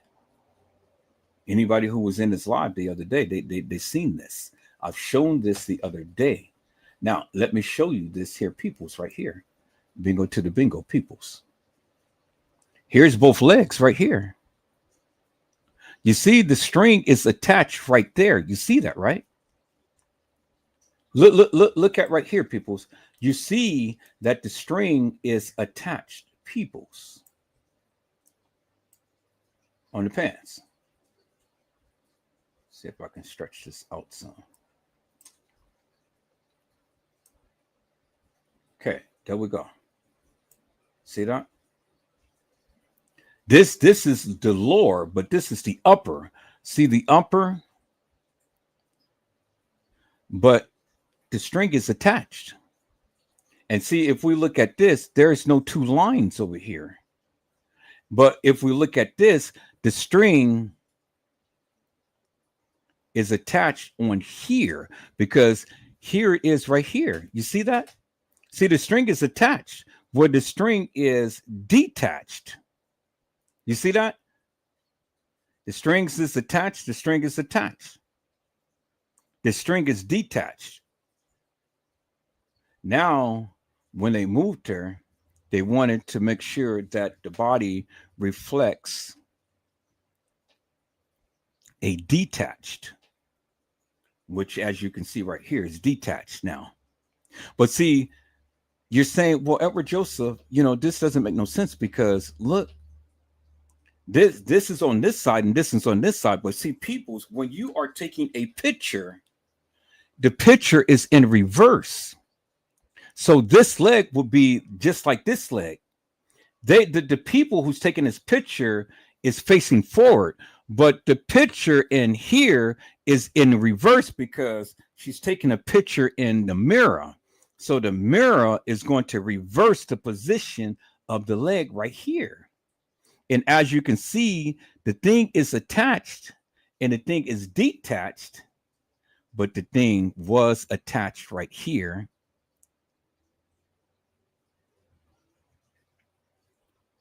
And the thing is detached right here, but it was attached. Now it's detached. Y'all see that, right? Look, it was attached. Now it's detached. It was attached. Now it's detached. You see that, right? You see how they played and how they manipulated this, peoples? They tried to make it seem like it was the same girl in the bathroom in the freezer. That's what they tried to make it seem like, peoples, as you can see. You see that in the video. I mean, in the pictures right here. They busted the thing so they can try to match it with the girl that's supposed to have been in the bathroom. Now, y'all see that, right? Okay. So now, let's look at these pictures again, peoples. Let's look at these pictures again. We're going to call this up. That one. We're going to call up that one. We're going to call up that one. We're going to call up. Well, we already got that. We're going to call up that one.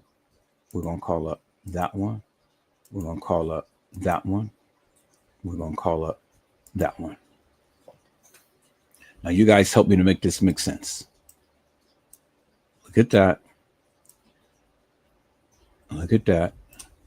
Then look at her. And do she even closely match Kenneka right here? This is the real Kenneka. This is the fake Kenneka. This is the fake Kenneka right here. Do these girls even remotely look alike, peoples?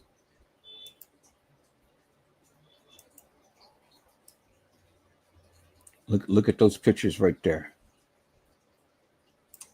Do any of these pictures look remotely like this picture right here, peoples. And this is the fake Kenneka.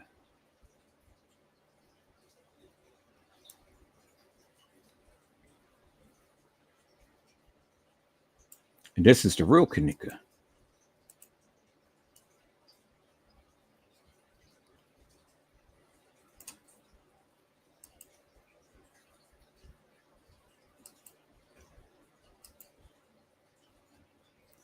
So, does this girl look remotely like Kenneka right here, the real Kenneka? And then look at the pants, because the pants don't match. So you see, the real Kenneka is in the bathroom with Shemaya, Monifa, and Bree, because there is Shemaya. I mean, not Bree, Shemaya and Monifa. There's the real Kenneka right there with Shemaya and Monifa. There's the real Kenneka right there, Shemaya and Monifa, because they're all in there. But then just only in here is just only Monifa and the fake Kenneka. There it is right there, people. Monifa and the fake Kenneka. So you say, well, why would they have a fake Kenneka there playing Kenneka? Well, just like what Cassie Olvera Sanchez Medina had told you. Kenneka came there on the 8th and she died later that day on the 8th. It wasn't the 9th. So if you had the original Kenneka there, peoples, then how in the hell could she be there on the 9th? She couldn't. Kenneka is dead. Kenneka is gone. I told you that. Cassie Olvera Sanchez Medina, she has already complimented the various things that I've been saying. So when you have the original Kenneka there on the 7th, because that's when this had taken place, days earlier. And then the reenactment, which what they kept telling you, it was a reenactment. Here is this girl trying to play Kenneka. And they had to reenact it because of the simple fact that Shemaya had already took pictures of the real Kenneka days before. So this is the only thing that they reenacted right here, peoples. In that bathroom scene. And they had a girl playing Kenneka. Because Kenneka was not there on the 9th. As Cassie Olvera Sanchez Medina had told you, peoples.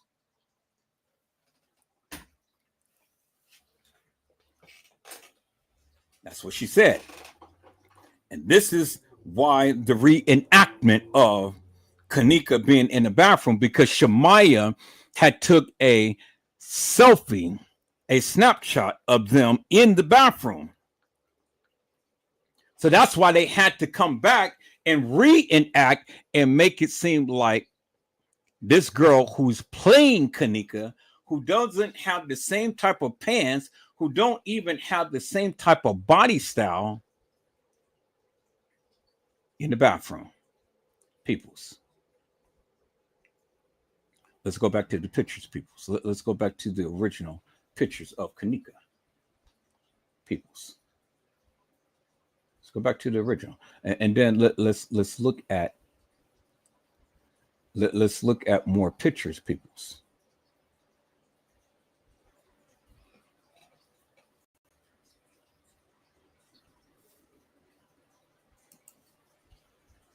Go back to the original pictures. Now, let's look at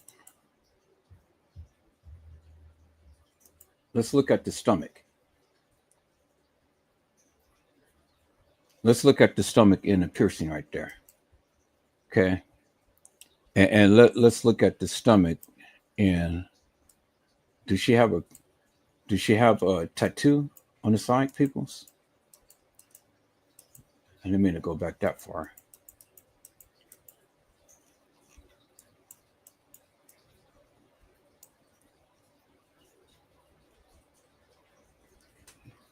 Why did they blur out the tattoo? Because it wasn't no tattoo. Why did they mask out the tattoo? You see, everything else is there. Where's the tattoo at? Well, that's the hair. That's the hair. So they didn't mask it out. That's the hair. All right, but let's look at the jacket, because this jacket is gray. Kenneka's jacket is a lot more denim blue. You see that, right? Gray pants, gray jacket, denim blue pants, denim blue jacket. Let's look at if we can see any other things that we can see in here. So let's look at the let's look at the original photos, peoples. Okay. Let's see right here. Let's look at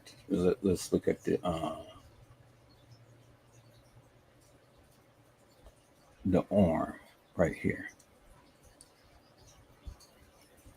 And notice how the little rip right there, and notice how they position her to where you can't really get a full. But look at the jacket.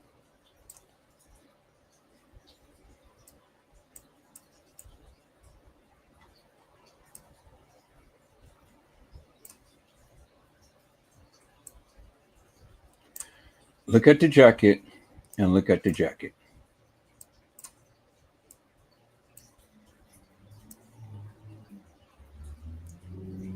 And don't worry, I got more videos of Casey explaining all of this and how this girl is not Kenneka. Look at the jacket, peoples.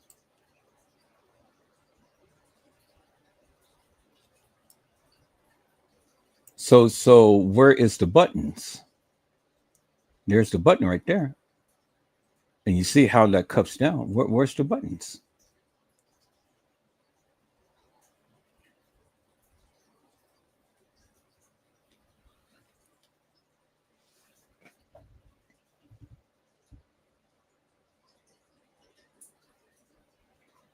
Where's the buttons, peoples?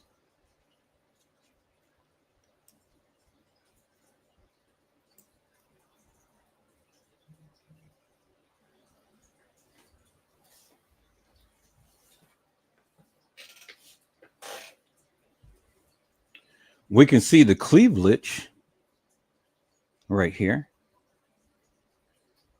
You see that, right? You can see the cleavage. When we look, we don't see the double line in the neck. Look at how thin she is right here. Look at the body. And then let's look at the body of Kenneka in this freezer. And we're going to get to that family statement too. That's as much as we're going to get as far as the breast is concerned.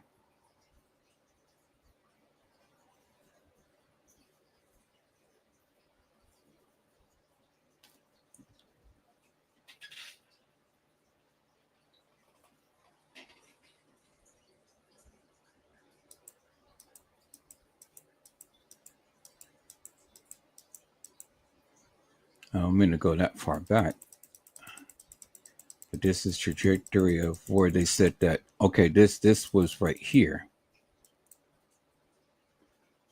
So was this the cart that they placed her in? Because down Shendell Lane, you know, is where the dock area is. This area right here, this is the exit, as you can see. Says exit right here, and there is a camera that clearly shows you down Shendell Lane. Now, was this the type of cart that Carla Henry was talking about that Kenneka was in? Or was it the cart that Franz Cave was pushing?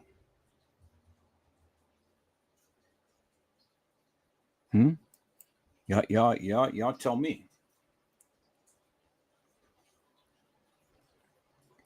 We won't be able to see Kenneka's breast because they blurted it out.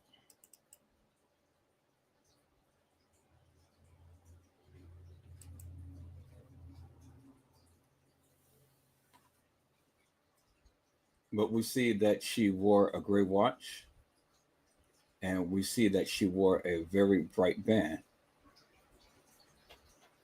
And we see that she has a tattoo alongside her waistline. So when we look at the picture,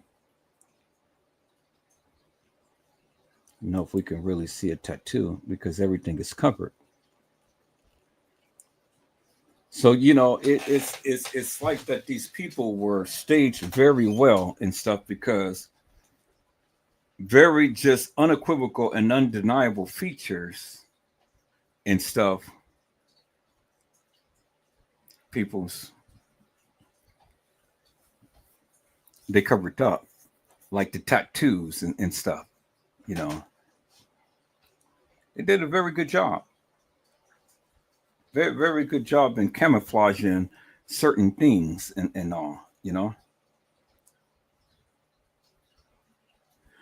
Okay, I want you guys to notice something, peoples. I want you guys to notice something here, and I'm trying to find where that is.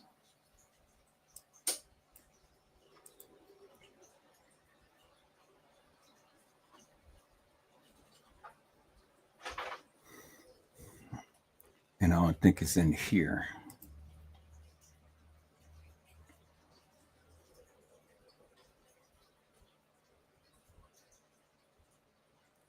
Okay, I gotta find those pictures of the laundry room where the bloody sheets is. Let me see if it's in here.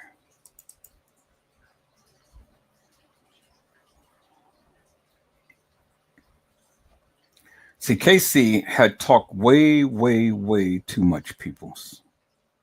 And she put her foot in her mouth, and I captured all of it. Now, okay, here we go. Here we go with the breast right here. I knew I had it.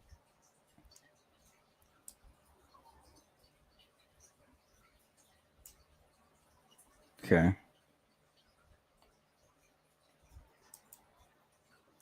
Now, I want you guys to look at these breasts. And then I want you guys to come back and look at this breast here. Did it look the same?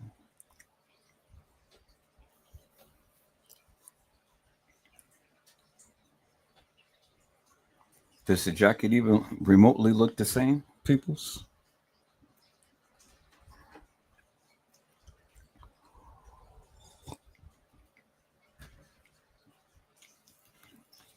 Does it? And then the thing is, peoples, let me go back to the picture of the person who had walked into the establishment.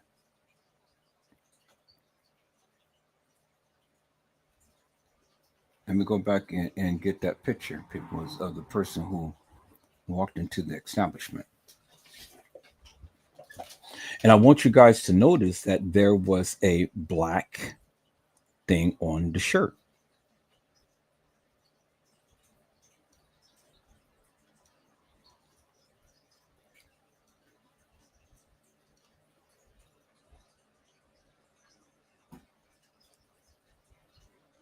Where is that picture? Okay, let's go right here.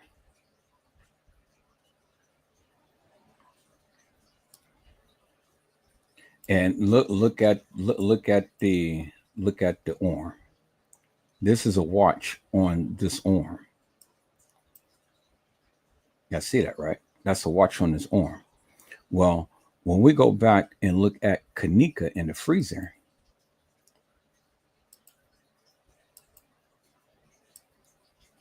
let's go back and look at Kenneka in the freezer. Let's go back to the original photos.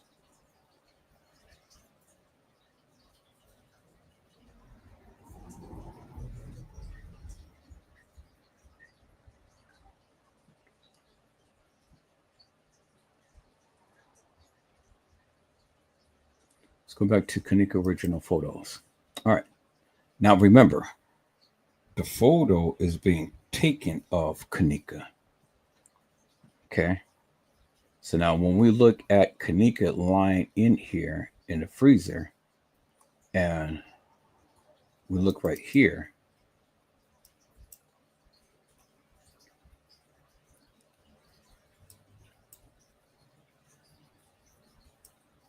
Kenneka has on a gray watch. And this person has on a black watch. And the camera is focused upon this person. So this is the left arm and this is the left arm. It is nothing gray because the outfit, see that?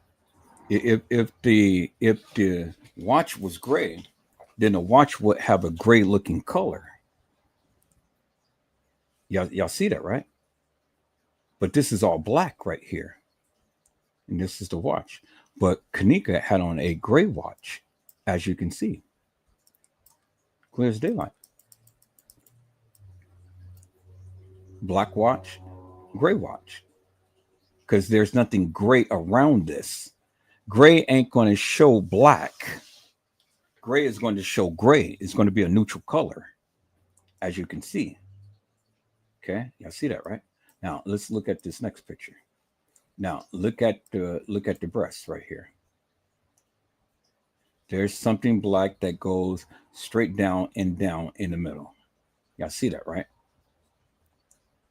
It is not hair because you can see the hair tapered down to the side right here. The hair is tapered down to the side. Clearly you see the black little line on the bra and then straight down.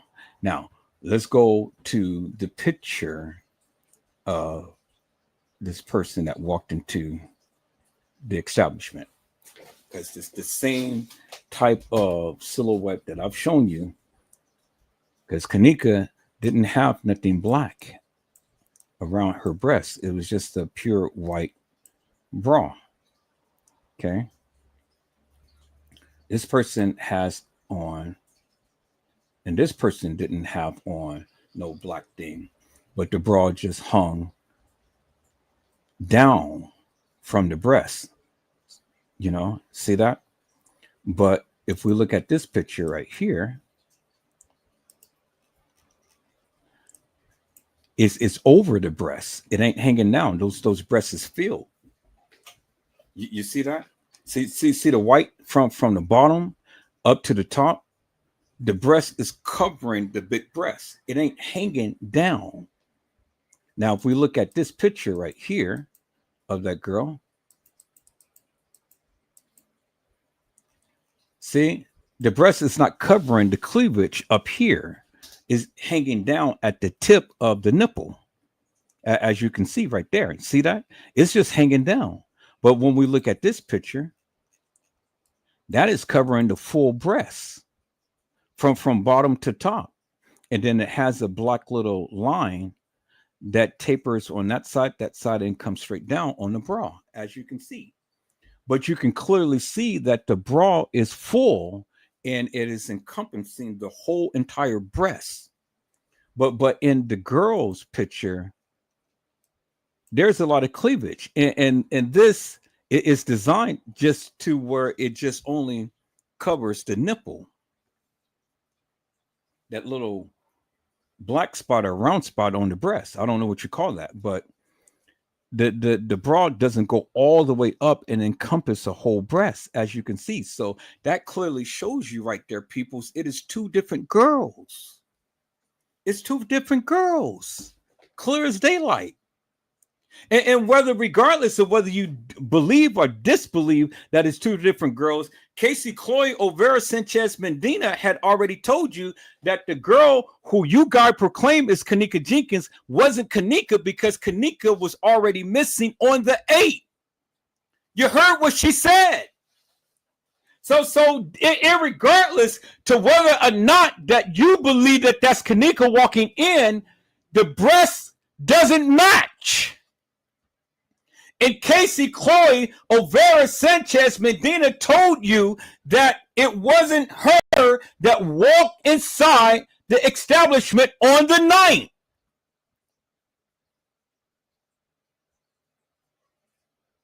I'm just proving people's what they said. It ain't what I'm saying, it's what they said. And I'm showing you unequivocally and undeniably people's that it was several different girls who played Kenneka. There's Kenneka Jenkins right there, peoples. There she is right there. And Kenneka is plumped up and stuff is because she is in rigor mortis. So the body is going to plump up. She's gotten beaten. She's got bruised. She's got battered. Why you do me this way?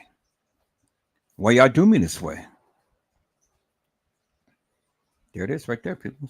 The evidence is in your face right there. So if this wasn't Kenneka, well, then who in the hell is this then? Do you understand what I'm saying? See, she's blush. She has color in her skin and everything. And then in another picture, when TM was supposed to have seen her at the funeral home, she's all darkened, but she doesn't have on the weave. They cut it out. So she's darkened.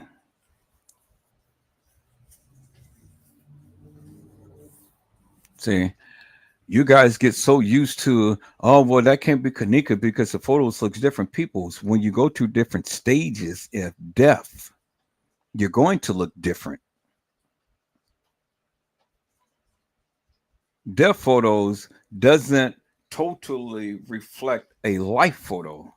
When you're alive, you got blood running through your veins and stuff. You know, you're vibrant. You have color.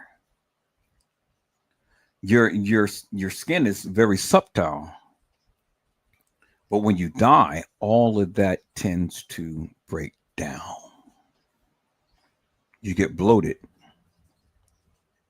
As I have shown you what the doctor had said, peoples, what happens to the body when the body starts to break down and decay, the body starts to bloat.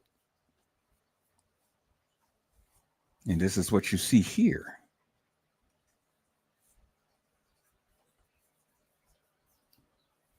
Okay. So we heard Cassie Olvera Sanchez say, Medina had said that Kenneka came up missing on September the 8th at 2 o'clock in the morning. And at around 7 o'clock, they found her body. They found her body, but they didn't find her body. People, I need you to understand and listen to the terminology that she's using, because she keeps saying find, but they did not find Kenneka. They already knew where she was. So don't let her fool you with the words of finding Kenneka. They didn't find her. They absolutely knew where she was. I need you to understand that, peoples. Get that. Understand that.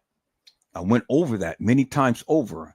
How many times did Cassie Olvera Sanchez Medina say that they found Kenneka? They didn't find her. If they're repositioning the body because she hasn't yet gone into rigor mortis and she was getting hard to move, meaning she was getting hard to position, well, then how could they find her? She basically said that they positioned her into the position that we see her in. She didn't put herself in that position. And you heard Cassie Olvera Sanchez Medina tell you that. And you're going to hear other videos, peoples, of Cassie describing all of this stuff. I need you to get it. I need you to get it, peoples. So now we've gotten this part right here, peoples. We've gotten this part. So what I want to do now, people, is I want to go back and I want to show you what Pease had said. Because Casey said that Kenneka came up missing on the 8th. But let me go back before I do that, because before I forget, because I just saw this. So let me go back to the original case files and let me call up this right here. This is the family statement. This family statement. Family statement regarding the tragic death of 19-year-old Kenneka Jenkins at the Crown Plaza Hotel. This is the family statement. Now, for all of those who's ever followed this case, remember in the beginning, on September the 7th, 2017, the Jenkins side of the family made a missing persons report and stated and went on Facebook and had all of these posts stating that my niece is missing and we need your prayers to find her. You guys remember that, right? You guys remember that? I have that video. I'm going to find that video. It's on one of my lives. I'm going to find it. I got 1,000 videos and stuff. So I'm just browsing through. It's going to take me some time, but I'm going to find that video. Because I got the juicies. I remember the post. I don't know if they still have the post up or not. But I remember it. I remember it clear as daylight. And they clearly said, without a shadow of a doubt, because this is where the first missing persons report comes in. Now, let's listen to this right here. This is the family statement.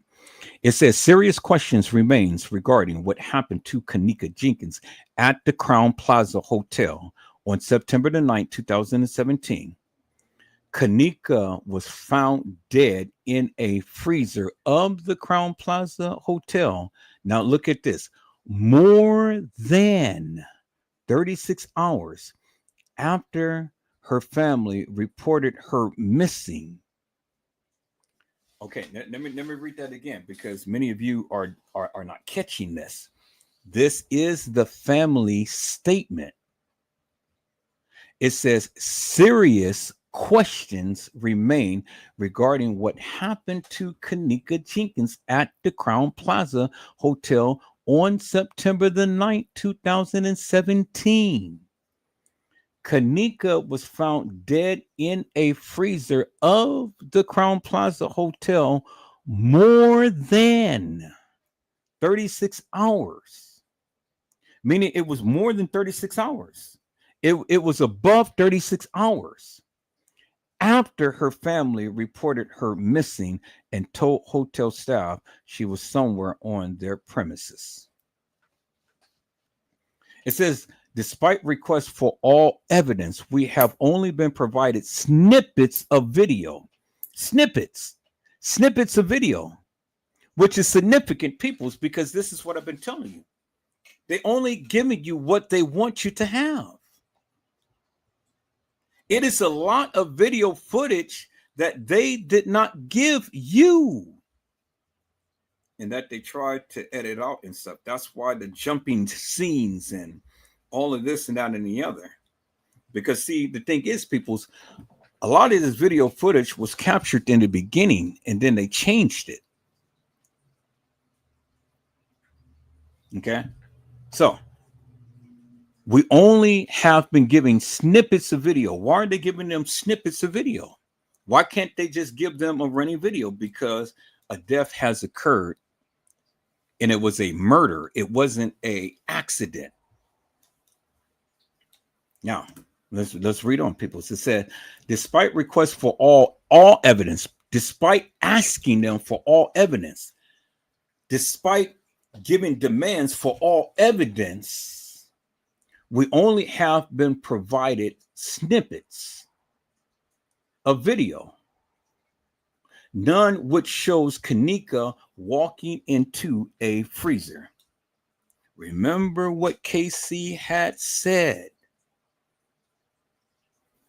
Cassie Chloe Olvera Sanchez Medina had said that she was getting difficult to move and they freaked out and they put her in the freezer. Let's go back to what Cassie Chloe Olvera had said, and I'm gonna play that.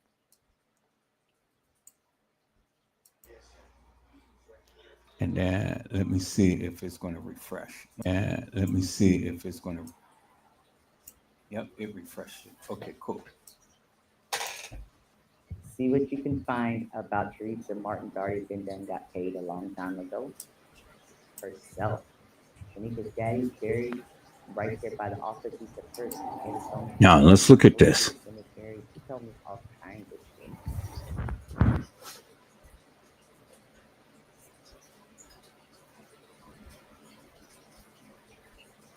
She said she grew up 3 minutes from Rosemont.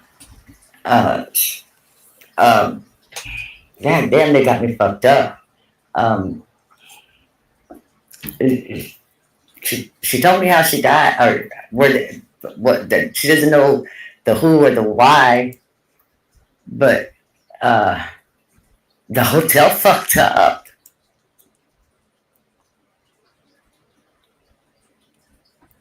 I'm gonna splice these pictures in with this audio. They told you how she died. They told you how she died.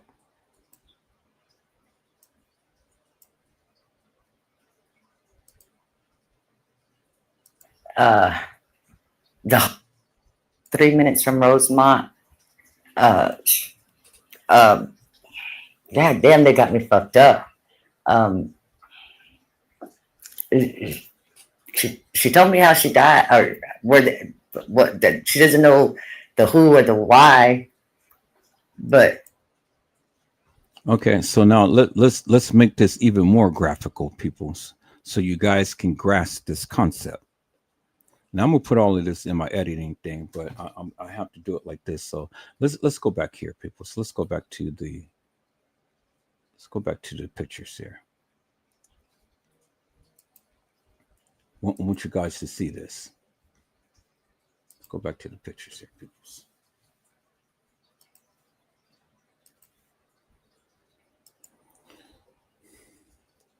You guys have to grasp this right here. So let's call up Cassie.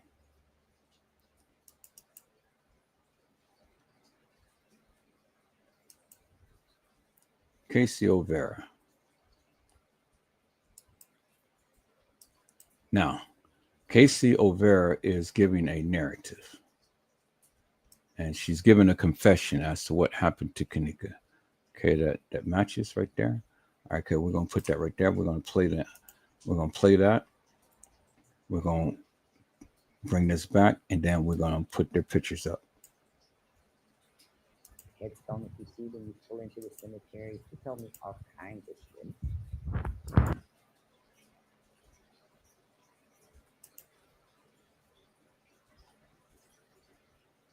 She said she grew up 3 minutes from Rosemont. God damn, they got me fucked up. She told me how she died, or she doesn't know the who or the why, but the hotel fucked her up. Everybody kept saying, oh, the hotel moved her, and I kept saying, why would they do that? That would be fucking up so big time. They fucked up big time. They found her, they freaked out, and they moved her, and they threw her in the freezer to try to make it look like an accident. And I got this information in exchange that I'll do the fucking interview with them. So you can't say nothing yet. But what is going to come out? You know, it'll come out that she got paid off a settlement and she can't talk about the amount, whatever. But the rest of this shit's never going to come out. And the lady did say, because she does have, I don't know if it's her or her husband, somebody's got somebody in law enforcement, whatever, blah blah blah, that the cops did treat it like it was nothing. And then when they took statements right there. Oh wow, that means that oh shit, hold on, let me think, what did she say? Oh shit. Because look, okay, she went missing, let's say 2 o'clock Friday morning. They found her before 7 o'clock Friday night. um she was found in the pool area. I don't. The lady didn't necessarily say in the water or not. She said she used the term pool area. Um, but she being that she was wet, the position that she's in is the position that she was put in. Uh, she was getting difficult to move or to position, even though rigor mortis had not set in yet. It was getting difficult. However, I know you got resources on. I was happening looking at this shit one day, and this is what I found. See what you can find about Teresa Martin's already been done, got paid a long time ago, because she has. The tombstone, headstone, whatever you call it, has been sitting in the office of the cemetery as late as February. The lady saw it herself. Kenneka's daddy's buried right there by the office. He's the first headstone that you see when you pull into the cemetery. She told me all kinds of shit.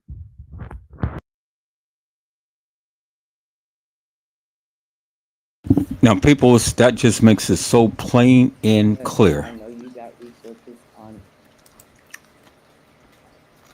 That makes it so plain and clear. That is what this woman said, and she knew all of this information before any of this came out. She knew it. She knew it ahead of time. She told you what happened to Kenneka. And when you put the pictures, which is what I'm going to do, because as she's narrating, I'm going to put the pictures together with the narration of Kenneka in the freezing in the different positions and things. I'm going to put pictures up there with TM and stuff, because she said that she received a settlement before she seen the settlement, and she told you that nothing was going to come out about this case, and that TM had got paid in the beginning.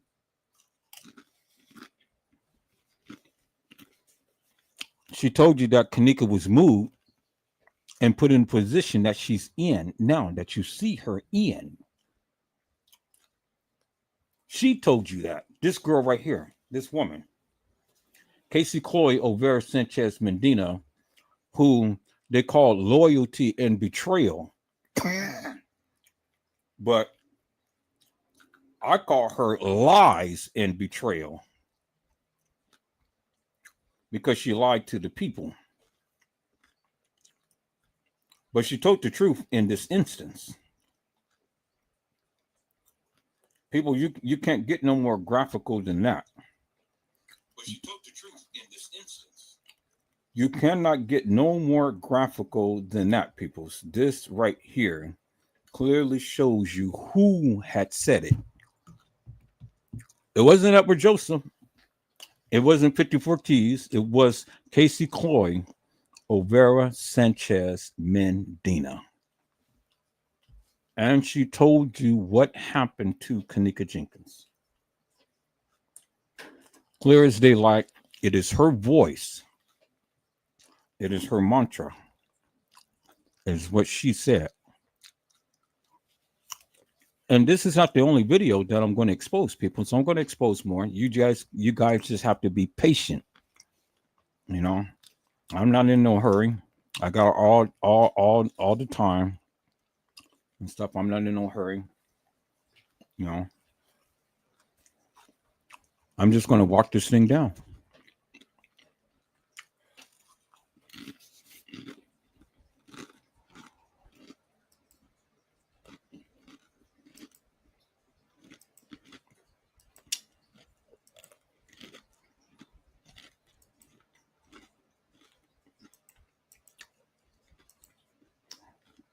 All right, people. So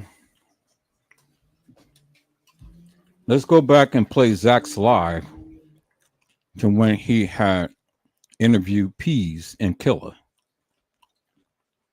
Let's go back to Zach's live.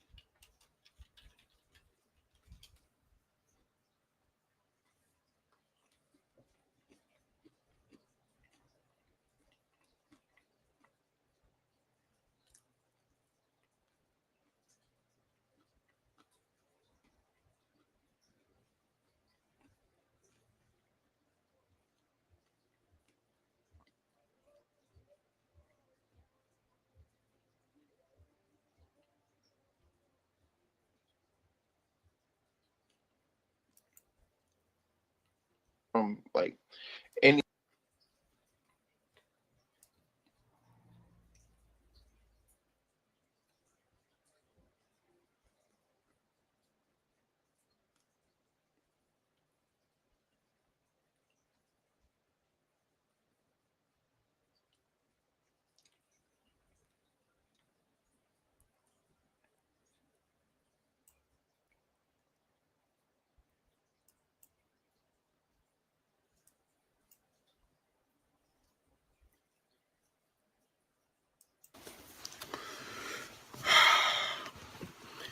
We need everybody to tune in. Not one person, not no two people, not three people. I need everybody to tune in. I left a very, very, very important meeting for this. Like, we need everybody to tune in right now. Like, no trolls whatsoever. Like, I don't want not one person talking crazy, talking reckless. I need everybody to tune in. Let me know when you're okay. We got two people in here. What's up, y'all? It's your boy. Talk to me. I talk back. No trolls, please. No trolls. Like, no trolls. We had a nice conversation yesterday when I was getting my joints retwisted. Everybody was on here. It was 100. It wasn't any arguments. Everybody was good. We need that same type of energy tonight. I'm in New York. It's 10:47 right now. What the fuck? I'm tweaking. It's 11:47. It's 11:47. We're in New York right now, right? Coming, Ashley Perkins. What's up? I need y'all to really hear me out. I'm gonna talk my shit. Look. So this is what I'm, and these all facts. These facts. And I'm gonna be looking because I got notes on my phone and my laptop. So what's up? Okay, here I come. Listen, check this out. I'm gonna give you all the reasons. Yo, Zach, what's up? You ain't answering this, and your manager trying to talk to you. So look, I'm gonna give you all the reasons. Why the kids in the room are innocent. I'm gonna tell, and these all facts. Just really, really hear me out. And y'all can write y'all comments in the bottom, and we're gonna talk. We're gonna talk this shit tonight.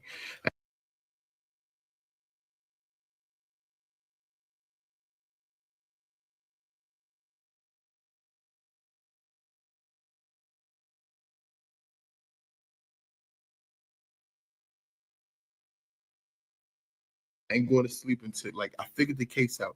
On a plane, I was putting two and two together.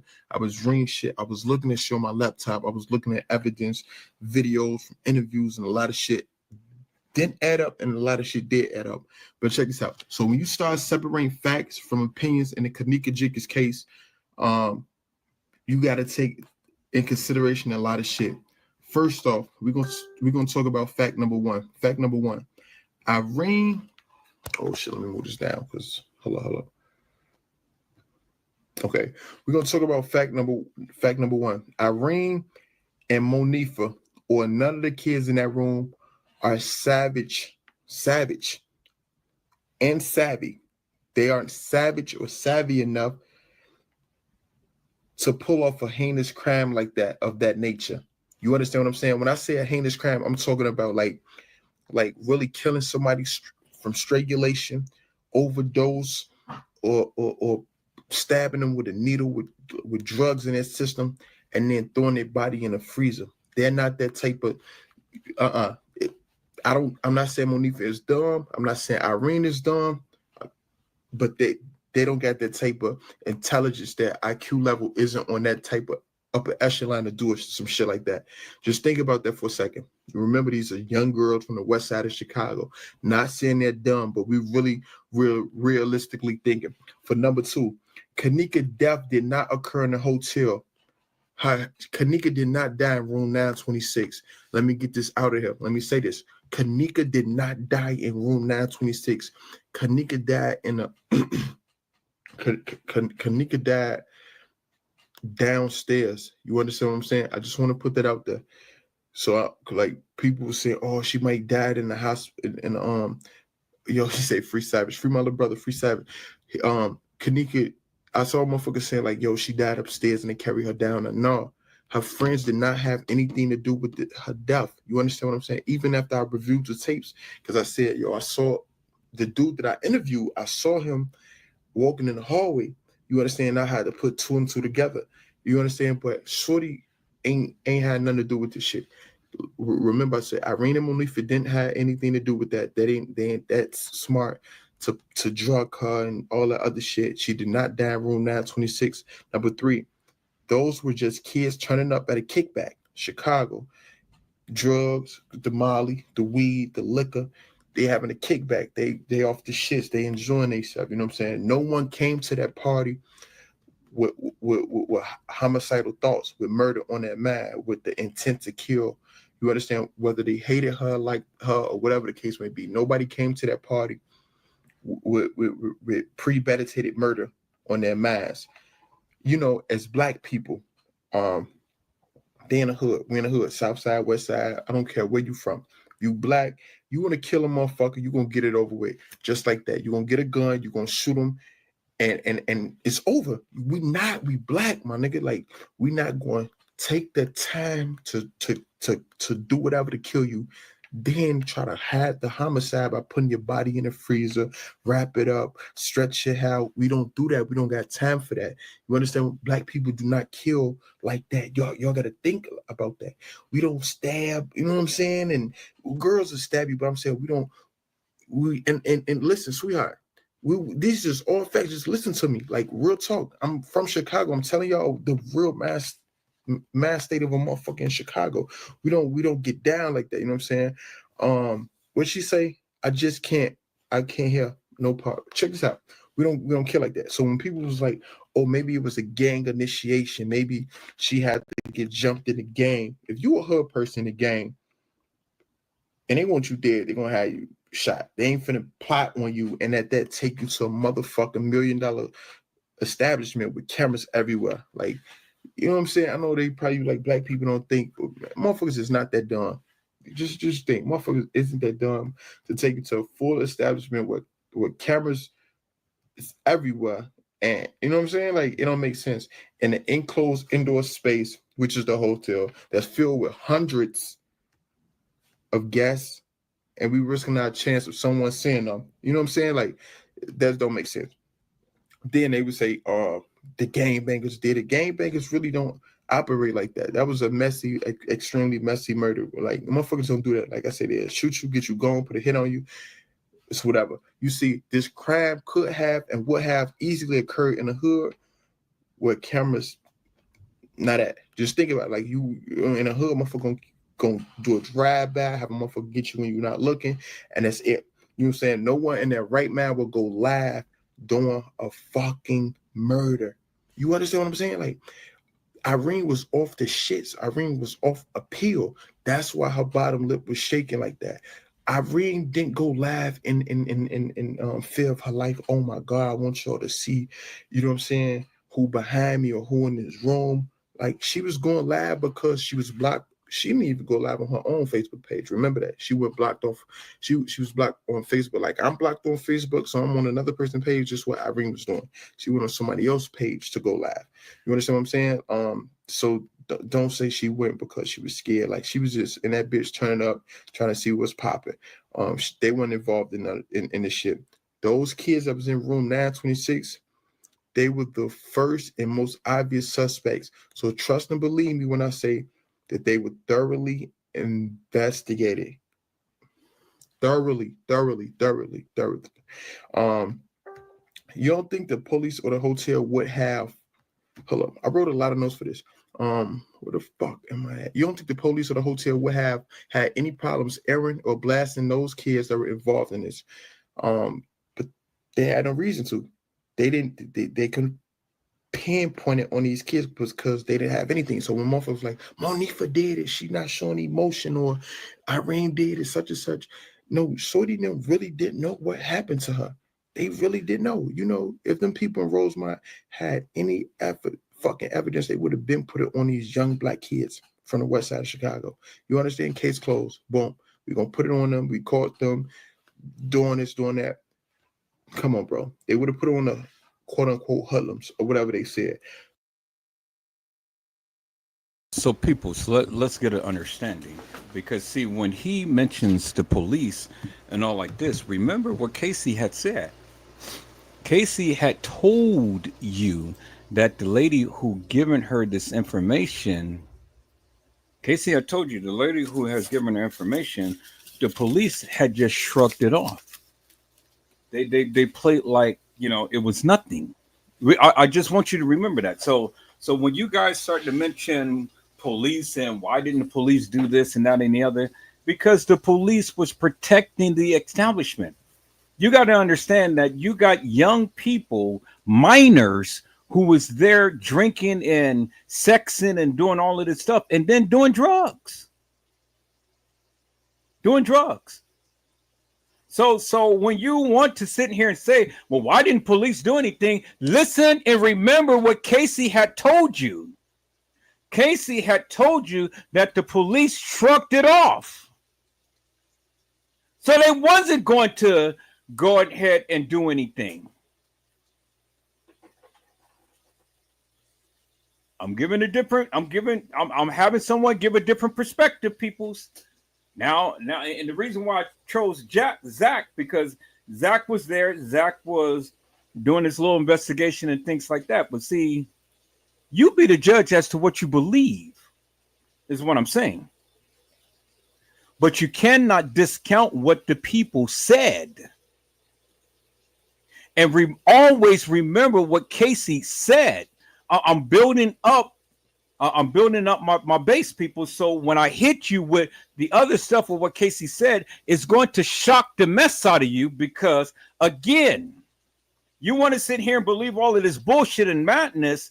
Remember what she said, because when I go and throw down the other videos of what she said, it's going to rock this whole Kenneka Jenkins community to its knees, because you will be shocked as to the other stuff of what Cassie Chloe Olvera Sanchez Medina knew. Y'all know how I would do it.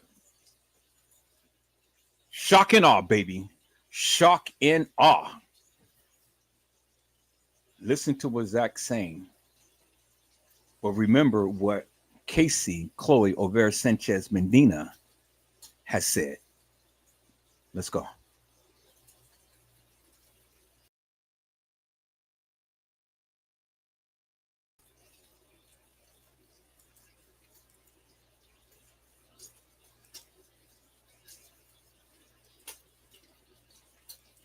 What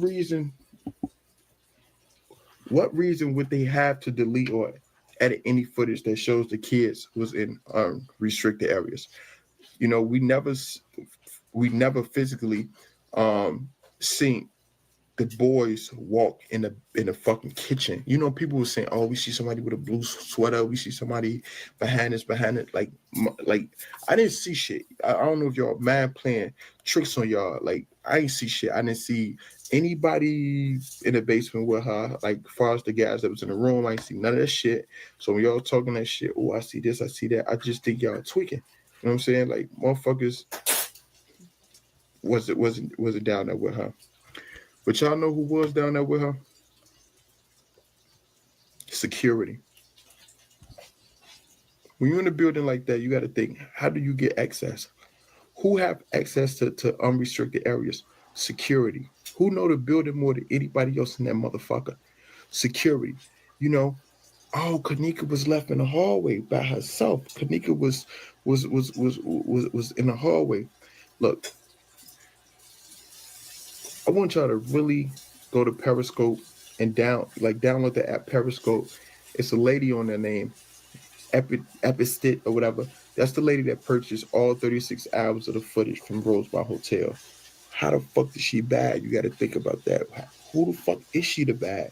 What do we like? How are you more like special than us that you get the baddest footage? Who are you? Where are you from? Are you from the hotel? Did they hire you? Did they want you to put it out? Why did you put out this footage after her funeral? Why? Why wasn't this funeral released right before Kenneka, you know what I'm saying, funeral, when her mother and Lenore was up there asking what a footage at? When they initially went to the hotel, it was asking what a footage at. Why didn't you put it up there? It's a lot of shit y'all got to think about. What do you say? And they told the mother be patient because a lot of it is nothing. But you got to really pay attention to that footage. You got to really pay attention to that footage because in that footage, you know who you see a lot? The fucking security guard. You know who else you see a lot? The fucking maintenance man. Y'all ain't thinking about that.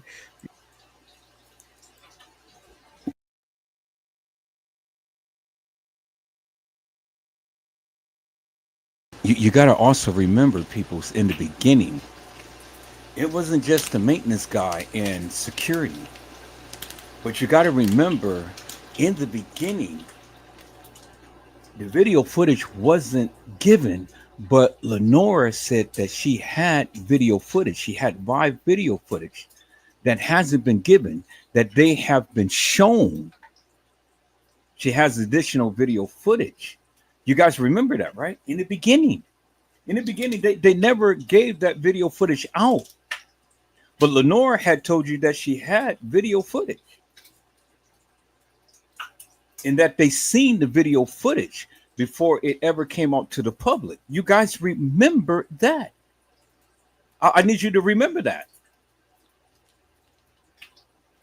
Remember that, people. Remember the timeline of when all of this stuff was happening and who said what. And remember what Cassie Olvera Sanchez Medina had said, because all of this stuff wasn't given out in the beginning, but she knew because the lady told her. All right, Zach, go ahead and say what you need to say, brother.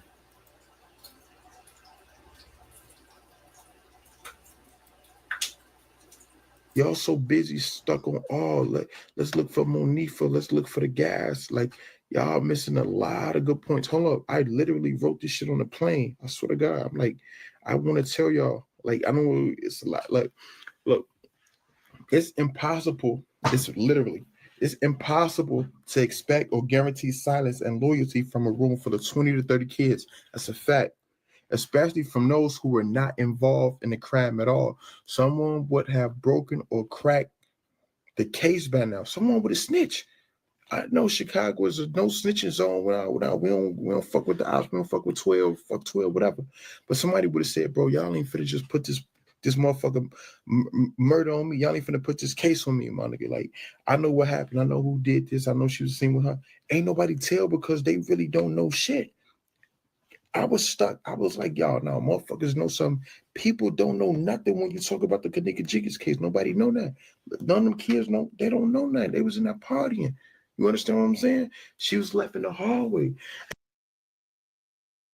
Zach, Cassie Olvera Sanchez Medina, she knew, brother. So don't sit here and tell the audience that nobody knew. She knew, and this is why I'm exposing her ass. She knew before everybody because the people told her. You probably didn't know, but she knew. She told you, Zach. She told you that the people had moved the body.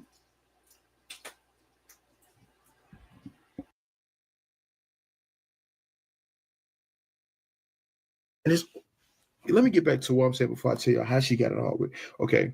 There's no way in hell that a crime was being committed in that room and people did not stop.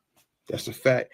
At the situation, look at the situation in disbelief and like, yo, she getting raped, she getting choked, we finna help our friend. Nobody ain't just sit there. So we know that shit really didn't happen. People will have started immediately leaving, especially those who were involved in the shit to clear their name and get the fuck out the building. Reasons why it wasn't the owner or he wasn't like doing the organ trafficking as y'all be saying and shit like that. The owner is filthy rich. We all know that. Like, he have numerous establishments. You understand what I'm saying? Like, so why would he want a couple hundred, a couple thousand from one particular black girl? You understand what I'm saying? Like, that really doesn't make sense. That's like a big time drug dealer who sell pounds for a living, risking serving a nickel bag of weed to get caught. That don't make any sense. You know what I'm saying? First, I'm thinking like the organ shit, but I'm looking like, nah, why the fuck would he risk it to get caught? Y'all got to take this into consideration. What else? Receive and pay. If the owner is harvesting organs or whatever he is doing it in a professional manner, meaning he has a team already set up and he has other business owners he's getting organs from already, such as funeral homes, hospitals, cemeteries, etc. Just think about it, people. The owner risking his business for one body is equivalent to a drug dealer that owns kilos and risking his freedom to sell a nickel bag. It's not going to happen in reality. I just stated that. By the time the owner and the police saw the footage the next day, it was already deleted and edited. They too are trusting and believing the words of the hotel employees. Once again, it's the reason why none of these kids are in jail for this. Believe me, it's the reason Jedediah or any other activist, for that matter, is not protesting outside Irene or Monifa's house. Zach, listen to me, my brother. Listen to me. Listen to me carefully, my brother. You know, they edited the video footage. They gave the people and stop looking like that. Stop looking like that. I need you to listen to me. Open up your ears, brother, and listen to me. They gave the people the NDAs, non-disclosure agreements, to not say anything. They held their paychecks and say, anybody who speaks, you're getting fired. So what are you talking about? What are you talking about? Your rationale doesn't mean anything to me, my friend. They gave them NDAs. If they didn't have anything to hide, they wouldn't have gave them NDAs. They would have just been free to say what they needed to say and tell the people what they saw. But they didn't do that, Zach. They didn't do that.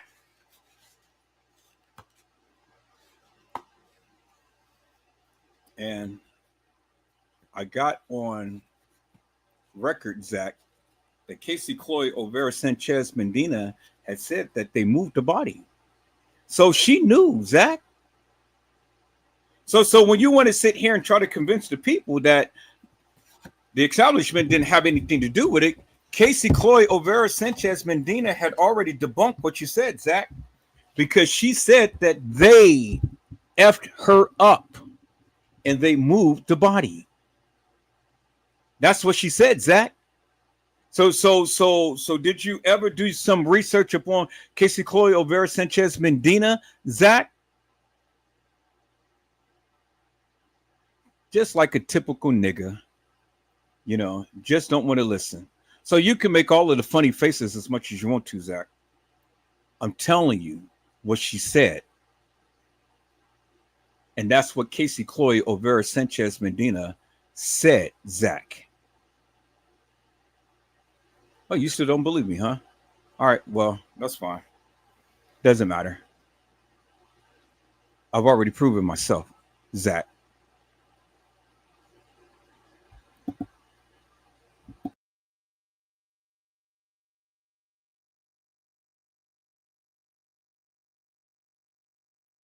Because they really believe Shorty and them didn't do shit, or they really found it in their soul. Shorty, like, the fact don't lead to them.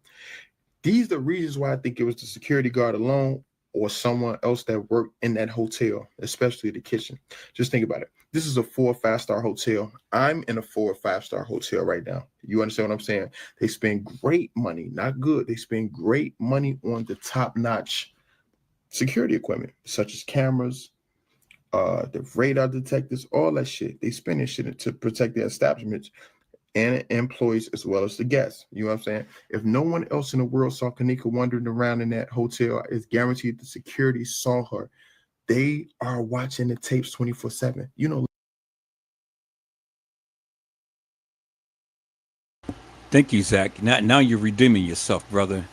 Yes, they have video footage. And I've told the people many times over, Zach, that they have video footage. And they didn't give you all of the video footage. Yes, they have top-notch video footage. And yes, the people have seen her. I just said that earlier, Zach. Did you watch my live? Did you see what I said earlier, Zach? I said that they have seen Kenneka. Ain't no way that she's going to walk herself into the freezer, Zach. Ain't no way. Ain't no way that they're going to not see this girl anywhere in that establishment. Anybody in that establishment, Zach, is on video surveillance camera. But Zach, I had told you earlier, my friend, well, at least I told the people, in the case files from the family statement, they said that she walked herself into that freezer. But the family said that they made demands to try to get the surveillance video footage, but they only gave them snippets. Why are they giving them snippets, Zach? I know that's exactly what I'm saying. That's the look that I'm saying, my friend, because that shit doesn't make no sense. They asked for it, Zach, and they only gave them snippets. They only gave them snippets. But you just told us that they have the best camera equipment. I believe that. And I believe that every inch of that establishment is monitored, Zach. So help me to make that make sense, Zach. Why did they only give the family snippets when the family demanded everything?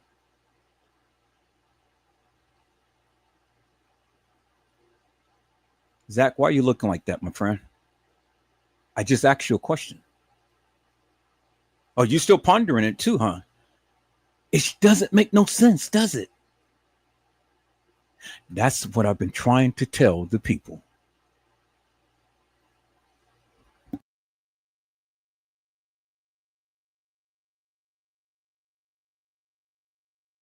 Late at night, security sit in the office. I know many people that used to do security jobs. When ain't shit else to do, they sit in a fucking office and monitor the tapes. You know what I'm saying? This shit is tough. Anyhow, they have camera access to all areas at all times. If the night security doesn't do anything else, they are guaranteed watching the cameras, especially if security have been to room 926 several times, like they said, to continue to watch for them. That's a fact. Irene said it out her mouth. The two guys I interviewed said it out their mouth. The security came to that room numerous times and said, please put a towel down under the door so the marijuana, the weed smoke doesn't circulate through the hallway and distract other guests. So instead of putting them out, he was letting them like continue to smoke or whatever. You know what I'm saying? Like that was kind of crazy to me. You know, you in this establishment, you want to keep your job as a security guard. It seemed like you'll give them, not even give them a warning. Man, get the fuck out of here. Y'all know it's no smoking. Look, no smoking. Any 4 or 5 hotel got that. 4 or 5-star hotels, no smoking in here. And our establishment, he let them smoke. And he, you know what I'm saying, watch them tapes. I think the motherfuckers was working together. You understand what I'm saying? Like if you had an eye on room 926 from the start, you was watching the cameras. The only logical reason for Kenneka to move out of that spot and leave the room from her friends, it was 1 or 2 reasons. It was one. I'm gonna give you, it's one of two reasons. The first reason, she had to use the bathroom. Somebody else was probably in the bathroom. If y'all really watch, I don't know, it wasn't Bree. It's the girl. She went live in there. She went live in the washroom, and then she panned the camera toward Kenneka, and Kenneka tried to hide her face. They said Kenneka tried to hide her face because she didn't tell her mother or some shit. She was going there, whatever. But it was a girl in the washroom, and I'm thinking like, damn. So it was numerous girls in the washroom. So if Kenneka, because Kenneka was drinking Hennessy, remember they was getting drunk.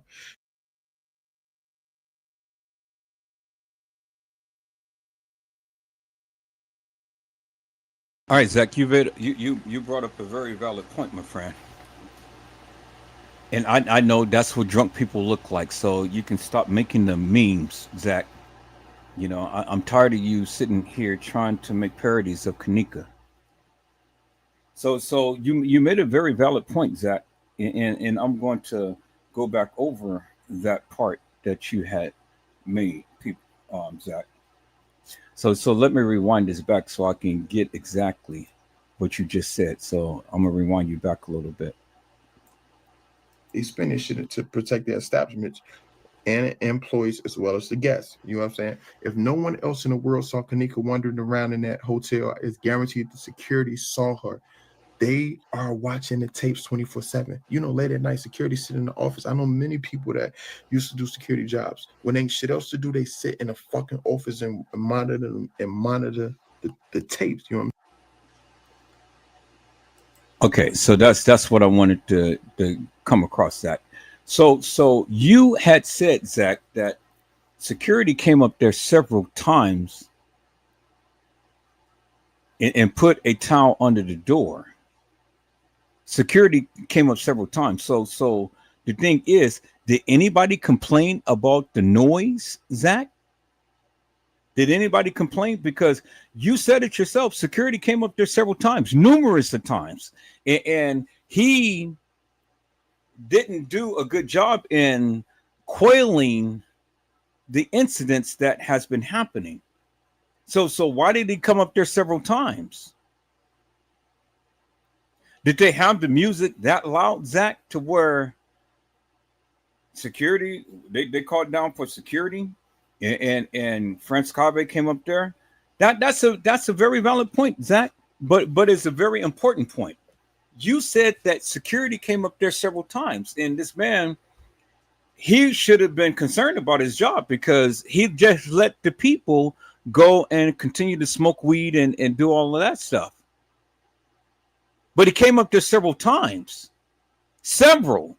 So for the first time, if you guys didn't get it, you're doing it again. Now I got to run up there again. And then I got to run up there again. How many times did he run up there, Zach?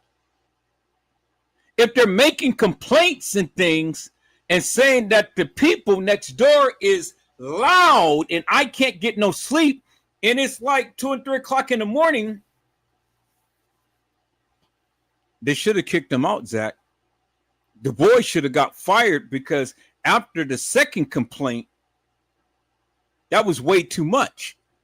Things should have been handled on the first complaint for him coming up there the first time. But you said he came up there several times. And so my point is, Zach, is if he came up there the first time, how long was it before he came up there again? Because if Kenneka came to the establishment at 1:13 and then at 2:30, she is on the elevator, how long did it take from the very first time that France Cabe came up there to tell him to turn the music down, to come back and tell him to turn the music down? How long did it take? And see, the reason why I asked that, Zach, is simply because of this.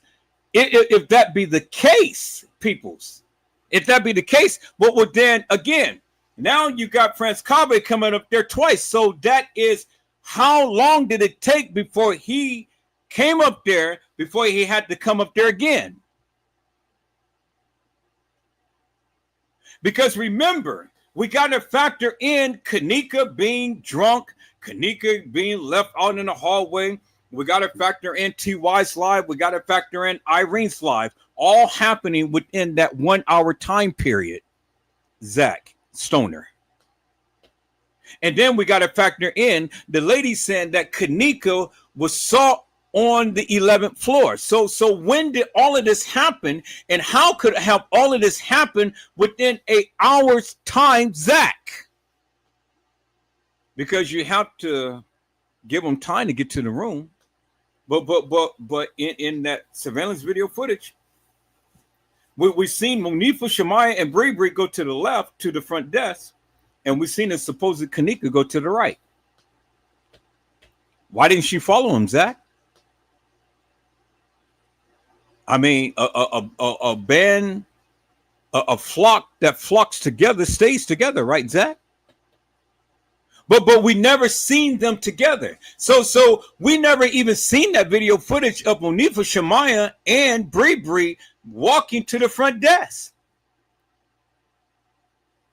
And if Kenneka was right there, she was right under the camera, Zach. So we should have been able to see her. Why didn't we see Kenneka walk into the lobby and then make that right? Because there's a camera that's right there that clearly shows the people walking down into that little general area and then walking to the elevator. Why don't we see that video footage, Zach? And why don't we see Monifa, Shemaya, and Bree and the fake Kenneka get on the elevator, Zach? Why? Why is that? See, that's what I'm saying, people. Zach just told you that they have surveillance video footage and that they have superb surveillance video footage.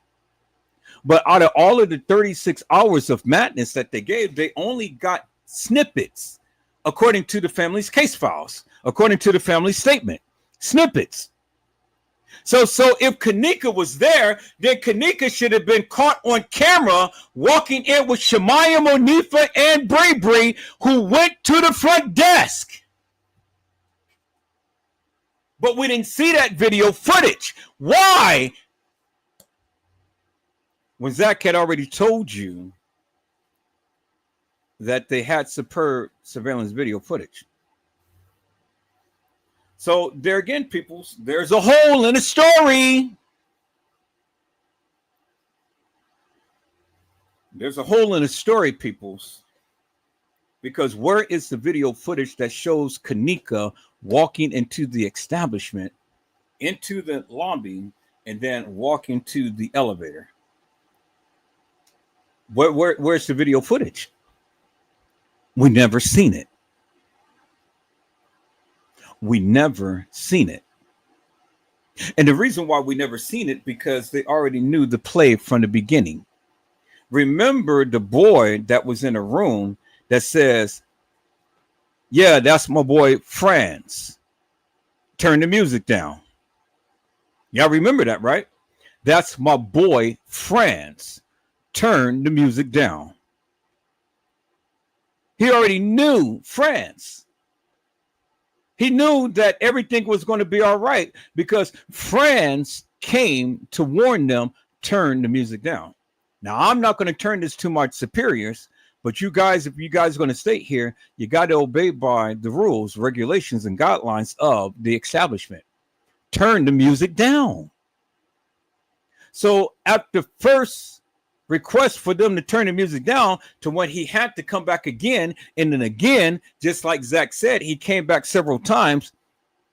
They're not getting it. They're not obeying. Why? We're crunking up. But how could all of this stuff happen within an hour? See, people, you see how I'm breaking this down, right? It just goes to show you that Kenneka being there on the 9th and walking the halls that had established at 2:30, all of this shit could not have taken place within no 1 hour's time. Peoples. It just couldn't happen. Thank you, Zach, for giving validity, because this is all stupidity.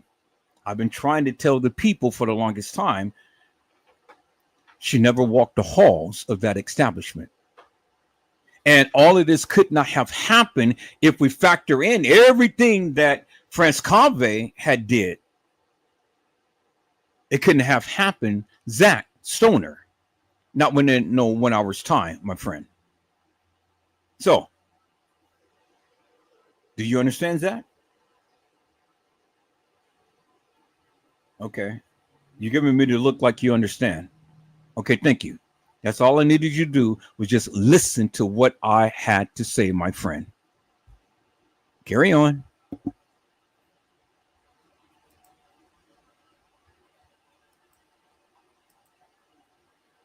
I'm saying, this shit is tough. Anyhow, they have camera access to all areas at all times. If the night security doesn't do anything else, they are guaranteed watching the cameras, especially if security have been to room 926 several times, like they said, to continue to watch for them. That's a fact. Irene said it out her mouth. The two guys I interviewed said it out their mouth. The security came to that room numerous times and said, please put a towel down under the door so the marijuana, the weed smoke doesn't circulate through the hallway and distract other guests. So instead of putting them out, he was letting them like continue to smoke or whatever. You know what I'm saying? Like that was kind of crazy to me. That's my boy France. That's my boy France. Cut the music down. Yeah, it's kind of crazy to me, Zach, that this boy kept coming up there over and over and over again when they told him in the first place, cut the music down, but they didn't do it. So they were smoking weed and all like this and stuff, you know. So they already violated the establishment policies and procedures and things and guidelines because they were smoking weed. They had underage kids in there, and then they kept turning up the music where he kept having to come up there. Well, so he's coming up there, but he's doing another P. Diddy because he's bringing blankets and sheets. What's going on, Zach? Why didn't you mention about him bringing blankets and sheets? He came up there more than just telling them to cut the music down. He's bringing blankets and sheets. So what was going on? Was it a freak off, Zach? Because we seen him carrying blankets and sheets. Was it another P. Diddy? Was it another freak off? Remember what they said, let me be a thought in peace, and the nigga has a small dick.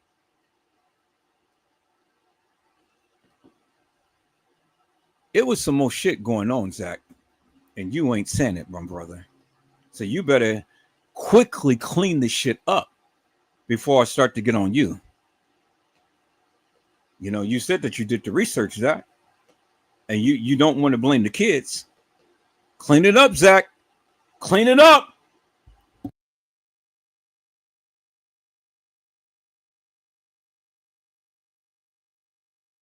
You know, you in this establishment, you want to keep your job as a security guard. It seems like you'll give them, not even give them a warning. Man, get the fuck out of here. Y'all know it's no smoking. Look, no smoking. Any 4 or 5 hotel got that. 4 or 5 star hotels, no smoking in here. And our establishment, he let them smoke, and he, you know what I'm saying, watched them tapes. I think the motherfuckers was working together. You understand what I'm saying? Like if you had an eye on room 926 from the start, you was watching the cameras. The only logical reason for Kenneka to move out of that spot and leave the room from her friends, it was 1 or 2 reasons. It was one. I'm gonna give you, it's 1 or 2 reasons. The first. Now, see, Zach, you know, brother, I'm beginning to have some respect for you because you said that they were working together. They were working together. That's my boy, France. Turn the music down. You said the most important thing out of this whole thing that you are talking about, Zach, is that they were working together. That's my boy, France. Turn the music down.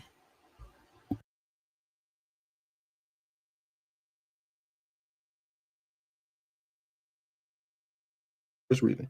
She had to use the bathroom. Somebody else was probably in the bathroom. If y'all really watch, I don't know, it wasn't Bree. It's the girl. She went live in there. She went live in the washroom, and then she panned the camera toward Kenneka, and Kenneka tried to hide her face. They said Kenneka tried to hide her face because she didn't tell her mother or some shit. She was going to whatever, but it was a girl in the washroom, and I'm thinking like, damn.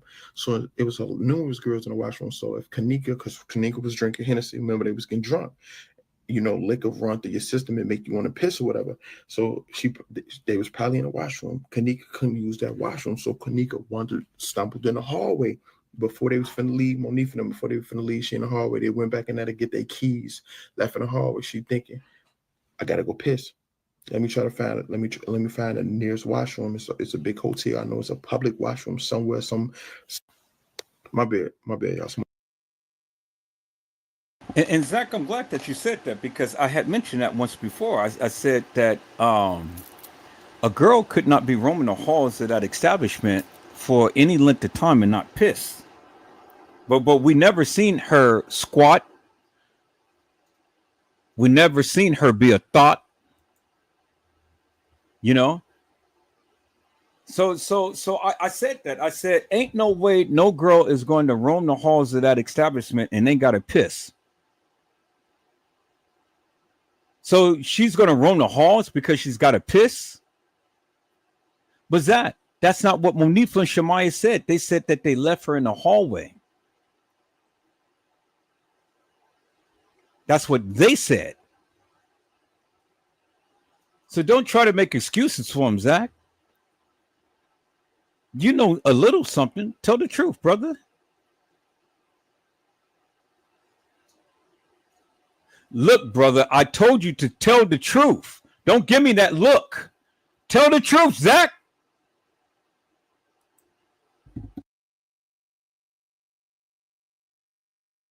You just call it's a public washroom somewhere on this floor or whatever.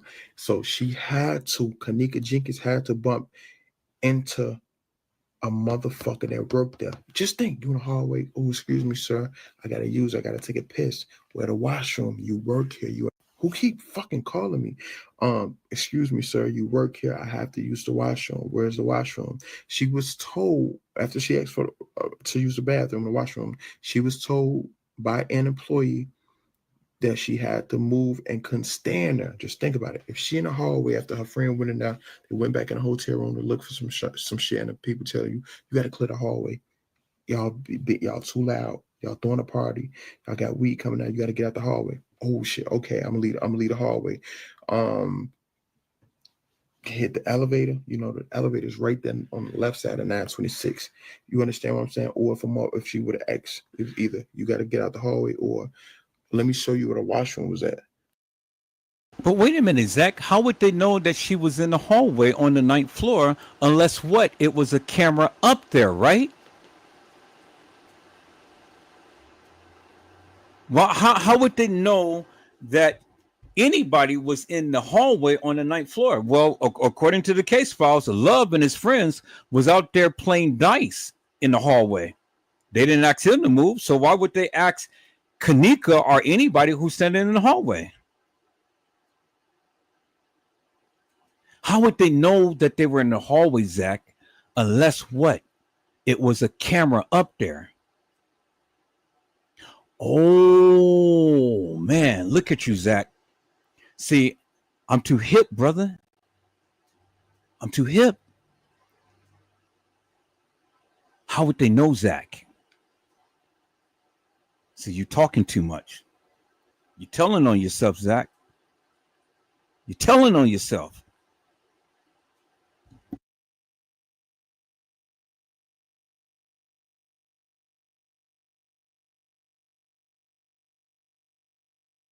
Motherfuckers was working together. You understand what I'm saying? Like if you had an hour in room 926 from the start, you was watching the cameras. The only logical reason for Kenneka to move out of that spot and leave the room from her friends, it was one or two reasons. It was one. I'm gonna give you, it's one or two reasons. The first reason, she had to use the bathroom. Somebody else was probably in the bathroom. If y'all really watch, I don't know, it wasn't Bree. It's the girl. She went live in there. She went live in the washroom, and then she panned the camera toward Kenneka, and Kenneka tried to hide her face. They said Kenneka tried to hide her face because she didn't tell her mother or some shit. She was going there, whatever. But it was a girl in the washroom, and I'm thinking like, damn. So it was numerous girls in the washroom. So if Kenneka, because Kenneka was drinking Hennessy, remember they was getting drunk. You know, liquor run through your system and make you want to piss or whatever. So they was probably in the washroom. Kenneka couldn't use that washroom, so Kenneka stumbled in the hallway. Before they was finna leave, Monique and them, before they were finna leave, she in the hallway. They went back in there to get their keys, left in the hallway. She thinking, I gotta go piss. Well, Zach, if Kenneka never told TM that she was going to a party, Lenora already knew that she was going to a party. So what are you talking about? You're talking out the side of your head. Because Lenora had already told them in the case files that they were going to a party at the Crown Plaza. So if Lenora knew, we already know TM had to know. Lenore had said that number 4 and number 5, I need you guys to look at them in Kenneka's phone. So Lenore already knew that they were headed to the Crown Plaza. So why would Kenneka hide her face when she's 19 years old and she had supposedly used TM's car to go to a party? TM wasn't going to. It's not like Kenneka was a baby. Kenneka had her own car, but it was stated that Kenneka had a donut on the car, and Bree didn't want to drive the car. So why would Kenneka want to hide her face? That's stupid, Zach. Kenneka was not a child. She was a young adult. Not fully grown, but almost there. So why would she want to try to hide her face? Who was going to see the video? What was TM going to see the video? Was TM watching the video? What was the reason why Kenneka would want to hide her face, Zach? There's no reason. If anybody should have been hiding themselves was Shamaya.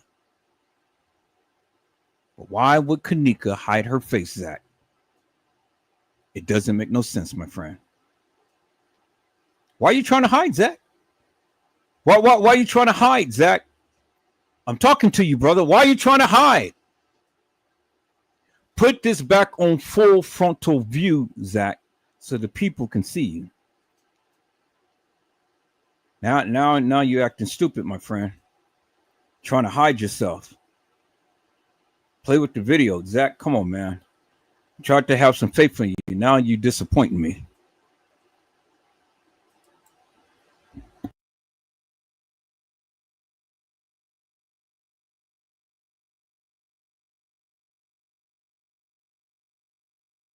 They are watching the tapes 24/7. You know, late at night, security sit in the office. I know many people that used to do security jobs. When ain't shit else to do, they sit in a fucking office and monitor them and monitor the tapes. You know what I'm saying?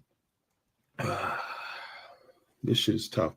Anyhow, they have camera access to all areas at all times. If the night security doesn't do anything else, they are guaranteed watching the cameras, especially if security have been to room 926 several times, like they said, to continue to watch for them. That's a fact. Irene said it out her mouth. The two guys I interviewed said it out their mouth. The security came to that room numerous times and said, please put a towel down under the door so the marijuana, the weed smoke doesn't circulate through the hallway and distract other guests. So instead of putting them out, he was letting them like continue to smoke or whatever. You know what I'm saying? Like that was kind of crazy to me. You know, you in this establishment, you want to keep your job as a security guard. It seemed like you'll give them, not even give them a warning. Man, get the fuck out of here. Y'all know it's no smoking. Look, no smoking. Any 4 or 5 hotel got that. 4 or 5-star hotels, no smoking in here. And our establishment, he let them smoke. And he, you know what I'm saying, watched them tapes. I think the motherfuckers was working together. You understand what I'm saying? Like, if you had an eye on room 926 from the start, you was watching the cameras. The only logical reason for Kenneka to move out of that spot and leave the room from her friends, it was 1 or 2 reasons. It was one. I'm going to give you, it's 1 or 2 reasons. The first reason, she had to use the bathroom. Somebody else was probably in the bathroom. If y'all really watch, I don't know. It wasn't Bree. It's the girl. She went live in there. She went live in the washroom, and then she panned the camera toward Kenneka, and Kenneka tried to hide her face. They said Kenneka tried to hide her face because she didn't tell her mother some shit she was going to, whatever. But it was a girl in the washroom, and I'm thinking like, damn. So it was numerous girls in the washroom. So if because Kenneka was drinking Hennessy, remember they was getting drunk. Liquor run through your system and make you want to piss or whatever. So they was probably in the washroom. Kenneka couldn't use that washroom, so Kenneka stumbled in the hallway before they was finna leave. Monifa them before they were finna leave. She in the hallway. They went back in there to get their keys. Left in the hallway. She thinking, I gotta go piss. Let me try to find it. Let me find the nearest washroom. It's a big hotel. I know it's a public washroom somewhere. My bad, y'all. Somebody just called. It's a public washroom somewhere on this floor or whatever. So Kenneka Jenkins had to bump into a motherfucker that worked there. Just think, you in the hallway. Oh, excuse me, sir. I gotta take a piss. Where the washroom? You work here. Who keep fucking calling me? Excuse me, sir. You work here. I have to use the washroom. Where's the washroom? She was told after she asked for to use the bathroom in the washroom. She was told by an employee that she had to move and couldn't stand her. Just think about it. If she in the hallway after her friend went in there, they went back in the hotel room to look for some shit, and the people tell you got to clear the hallway. Y'all too loud. Y'all throwing a party. Y'all got weed coming out. You got to get out the hallway. Oh shit. Okay, I'm gonna lead the hallway. Hit the elevator. The elevator is right there on the left side of 926. You understand what I'm saying? Or if she would have asked, it's either you got to get out the hallway or let me show you where the washroom was at. It's logical thinking. Kenneka, let me show you where fuck, he ain't gonna say her name because he don't know her. Ma'am, come on, follow me. I'm gonna show you where the washroom at. So Kenneka leave while Monifa and them is in there grabbing their phone and their keys. She leave with the employee. Either way it go, whether they told her leave out the hallway or they took her to the washroom, either way it go, it shows Kenneka was encountered by an employee. Then you got to think about this. Only an employee knows every area of the hotel, and only security is allowed to walk in unrestricted areas that wouldn't be a surprise to see them walking through. You understand what I'm saying? So when people was like, damn, she was in the kitchen and it looked like somebody was telling her come this way, they was probably down in the kitchen telling her the washroom is that way, go straight, or the washroom is this way. You understand what I'm saying? The security controls the camera settings and all that. They edited everything. That's why when the mother came back and said, my daughter's missing, let's see the tape all week, it's not working because they needed time. They needed to stall until motherfucker edit them tapes. You feel me? They didn't want to they don't want to release that footage with their face in the picture. You understand what I'm saying? It clearly showed, oh yeah, we did what we had to do. You understand what I'm saying? So they had to edit them tapes. That's why they said none of this footage isn't working. Mysteriously, after the funeral, after the case was closed, that's when 36 hours of unreleased camera footage pops up out of nowhere. Y'all don't think about this shit, bro. Y'all don't think about this. Y'all don't think about this. She was annoyed. She was probably ready to go. Fuck it, I'm finna go down here. They trying to, you know what I'm saying? She already intoxicated. Oh, it's this way. They could have tried to tell her come out to the door this way. It's a lot of shit y'all ain't taking into consideration. Once again, only employee security had immediate access to videos and could delete it at anything. The footage started getting deleted once her mother arrived at the hotel looking for her. So this means the owners or the police are not covering up for an employee. Okay, so I get Rosemont this. They're probably not covering up for the employee. You understand what I'm saying? The owners or the police of Rosemont probably not covering up for an employee. They are honestly believing that the employee, which is the security, and the edited videos, and the employee shows them because they just by looking at the videos, if something happened and you call the cops, it's a fight, it's a disturbance at my hotel. Boom, we're gonna think logical. The cops gonna come on the scene, right? Boom. The first motherfuckers they gonna ask to speak to is who? The security. Because the security controls what?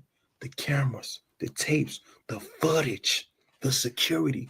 They not gonna ask to speak to the manager for what? You at the front desk, you don't see what's going on these cameras. The security have all the access. The security. Think about that.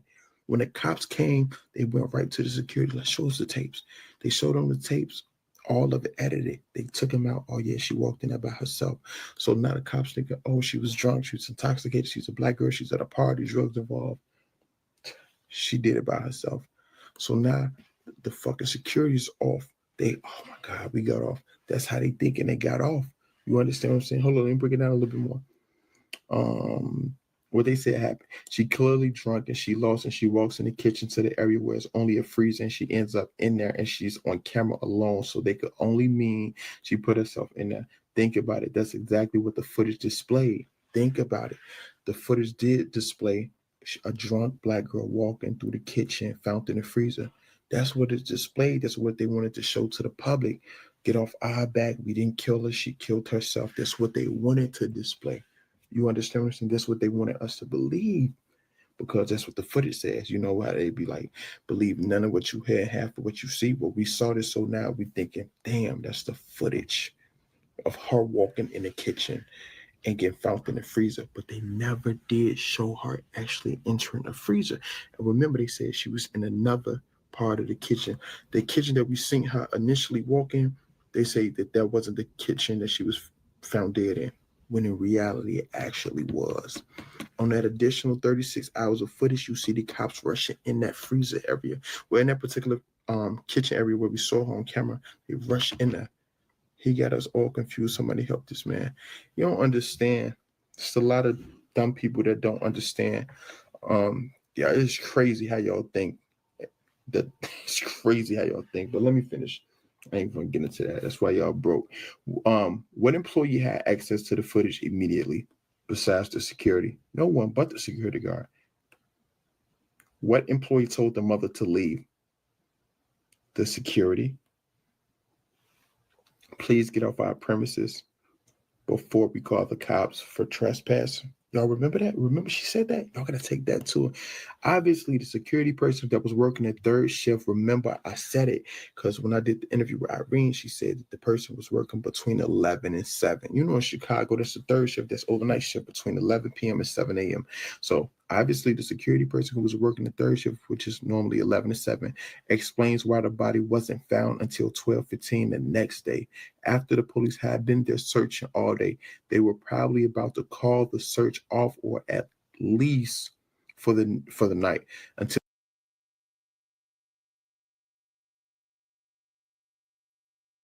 Let me stop you there, Zach.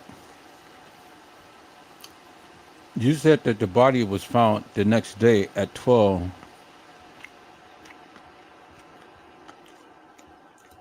in the morning. But that's not what Casey Olvera Sanchez Medina had said, Zach.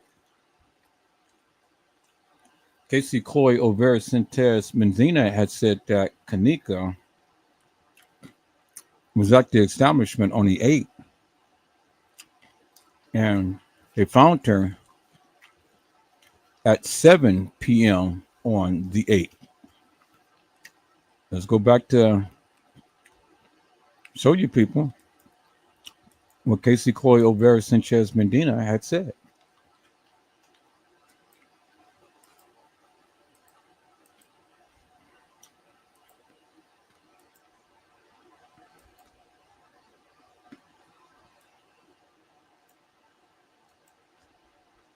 She said she grew up 3 minutes from Rosemont. God damn, they got me fucked up. She told me how she died, or she doesn't know the who or the why, but the hotel fucked her up. Everybody kept saying, oh, the hotel moved her, and I kept saying, why? Why would they do that? That would be fucking up so big time. They fucked up big time. They found her, they freaked out, and they moved her, and they threw her in the freezer to try to make it look like an accident. And I got this information in exchange that I'll do the fucking interview with them. So you can't say nothing yet. But what is going to come out, you know? It'll come out that she got paid off for settlement and she can't talk about the amount, whatever, but the rest of this shit's never going to come out. And the lady did say, because she does have, I don't know if it's her or her husband, somebody's got somebody in law enforcement, whatever, blah, blah, blah.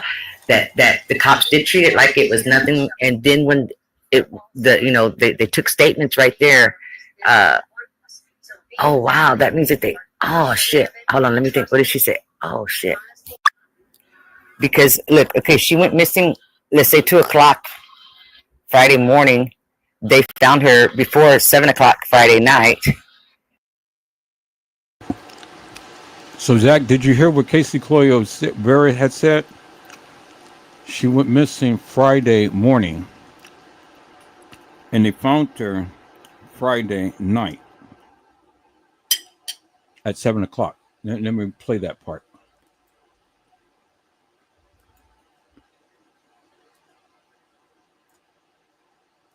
Friday morning, they found her before 7 o'clock Friday night.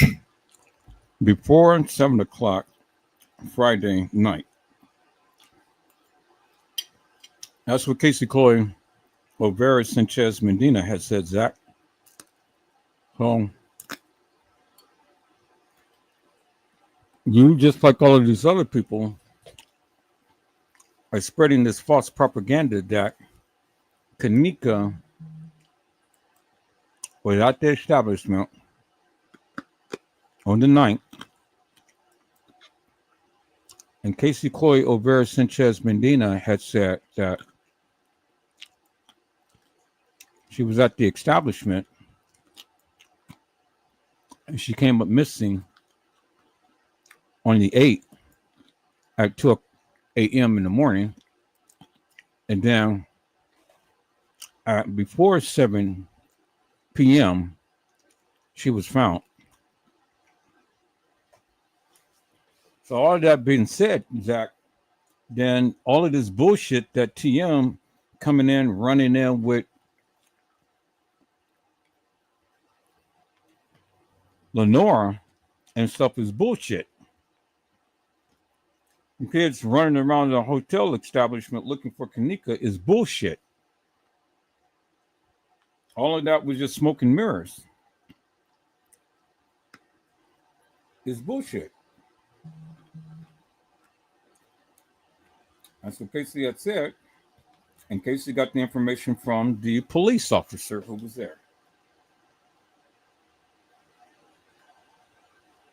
And I believe her. I believe Casey, Zach, because Casey had mentioned some other things about TM, which never came out until later. And so the thing is, Zach, Casey already knew well before time. And you're not going to have that type of information unless you know somebody who was there. And the people had told her because they were there.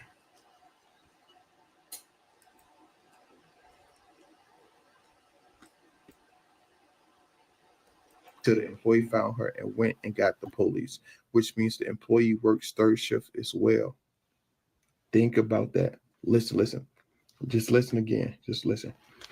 Obviously, the security person that was working the third shift, which is normally between 11 p.m. and 7 a.m., that explains why her body wasn't found until 12:15 a.m. the next day, after police has already been inside the hotel searching for her. They were probably about to call the search off, or at least for the night, until the employee found her and went and got the police, which means the employee worked the third shift as well, which means they've been seeing her. But they were trying to come up with a logical explanation of why she was found in the freezer. You understand what I'm saying? They was trying to clear their name and clear themselves up. They didn't want to look responsible for the shit. Then you got to think about this. When police are conducting a search, they don't just let any and every employee help them search. They let who? Security. They let the security help them. You understand? You might have a criminal justice degree. You might took a few law enforcement classes. We're going to let y'all help us with this case. You understand what I'm saying? Because y'all got a little bit of experience in it and y'all got access to the cameras. You got to think about who would be the employee that were allowed to help them search, and that's the security. Who knows exactly where the areas where the cameras don't work? Security, which Kenneka's walked through the kitchen. She is not as intoxicated or confused as she was in the hallway. You got to think about that too. When Kenneka is in the hallway, you know, when you always talk about she too thick, that ain't her, the eyes don't match up. She was fucked up. It seemed like she was fucked up, struggling. I saw her go up some stairs and damn near fall, all type of shit. But when she was in the kitchen, she was walking like fake straight, like straight, like a motherfucker told her go straight that way or come over here. You understand? They could have they know where the camera's at, so they could have easily hid behind the camera or behind the wall where the camera isn't going to show you. Like, it's called blind spots.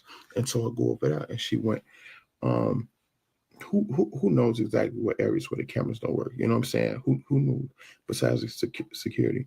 When Kenneka walked through the kitchen, she is not intoxicated or confused as she was in the hallway. Ask herself why. Why does it seem like she knows where she is going? Didn't it seem like she knew exactly where she was going? She was going straight. Think about that. Why does it seem like she knew exactly where she was going? Where could she have possibly been thinking she was going, and why was she going willingly? Where the fuck was she thinking she was going, and why was she walking willingly? Like, willingly. You can't tell me if you're looking for a washroom, if a motherfucker say the washroom is going straight, you're going to go straight. I'm going straight. Nigga, if you don't know where you're going, you're going to be turning your head like, where the fuck this washroom at? She was going straight willingly, like they knew exactly, like she knew exactly where she was headed to. You understand what I'm saying? Because a motherfucker told her, go straight over there.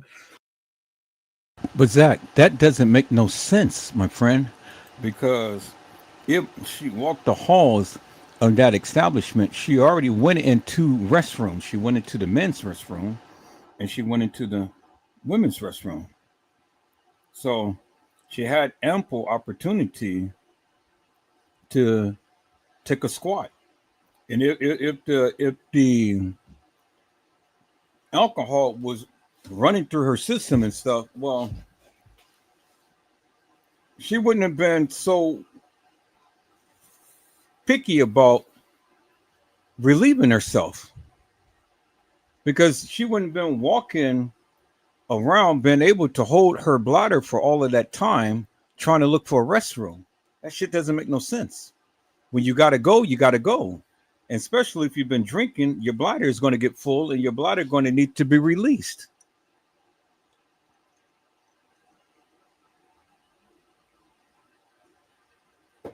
So what sense does that make, Zach? And at the time to when she died, the bladder is released. Everything that comes out the body when the person dies. Well, we don't see no pee stains and no boo-boo stains on her pants at the point in time to when she died. So, you know, the staging and shit and saying that Kenneka laid herself down in that freezer and stuff, that shit doesn't make no sense because that goes against science. If Kenneka died, even if we take for face value that Kenneka came into that freezer and laid down and died, where is the boo-boo and the pee-pee? Because that is going to be released from the body once the body shuts down. It happens all the time. And that's where the Crown Plaza had effed up.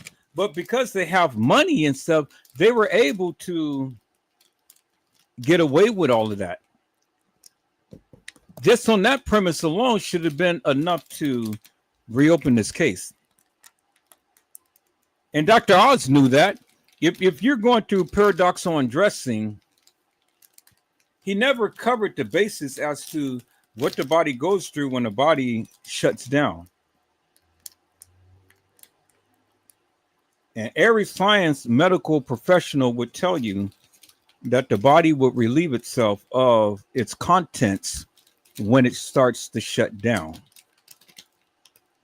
So where was the boo-boo and pee-pee in the freezer? You never seen it.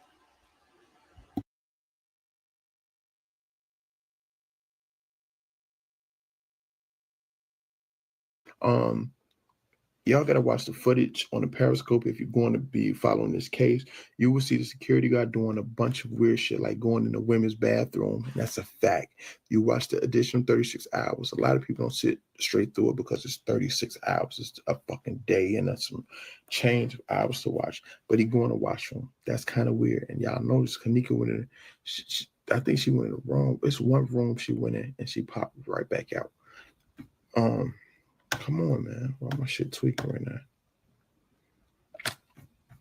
Give me 1 second, man. Hold up. What is yours saying? She trusted whoever it was. Exactly. I wish people would stop with the decoy theory. They're not that smart, honestly. She was walking. What do you say? She was walking like she was following someone. Exactly, Jessica. Exactly.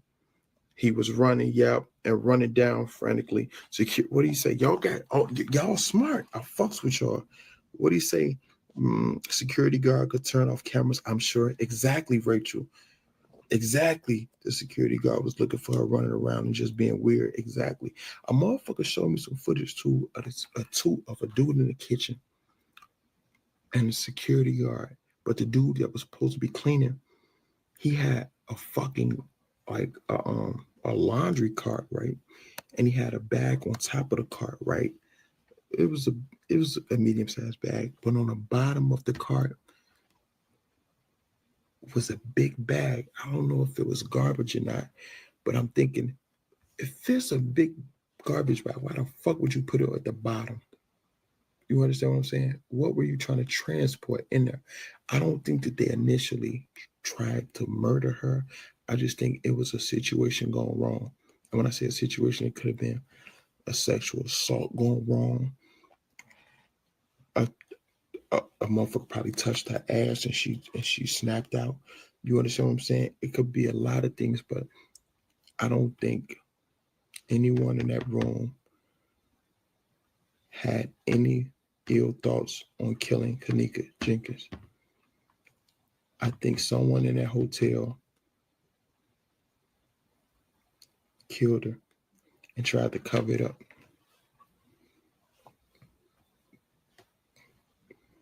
It's my thoughts. I studied this shit. Where the fuck she was thinking she was going? She was walking willingly.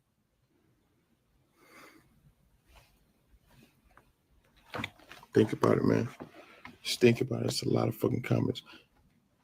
Somebody said, I really think the security has something to do with it. Somebody said, how you tried to get an interview with her mother. Sister, what happened with the autopsy? Come on, man. And they keep telling y'all the autopsy coming up inconclusive. You understand what I'm saying? Like, it came up inconclusive. We can't find out the cause of death. Nah, my nigga. Y'all can find out the cause of death. Y'all don't want us to, to find out what it was, because y'all know all hell gonna break out. Y'all know that. Somebody said it looked like a body instead of trash. I heard that. I heard it like a body. You know what I'm saying? What it say? But even if a camera was turned off, there is an internal hard drive that stays recording. I believe they have the footage. Yeah, gee, y'all don't think where the fuck 36 additional hours come from out of nowhere? After they said, they told the news, they told the mother, they told the lawyer, they told the cops, we have no more footage. No more footage. Then miraculously after the fucking funeral, that's when all this shit come about. Come on, man. Come on, bro. Come on, bro.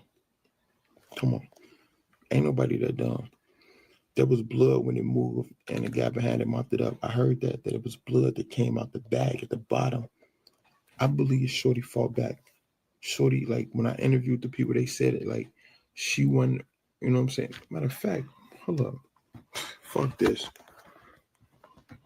I might as well go all the way, right?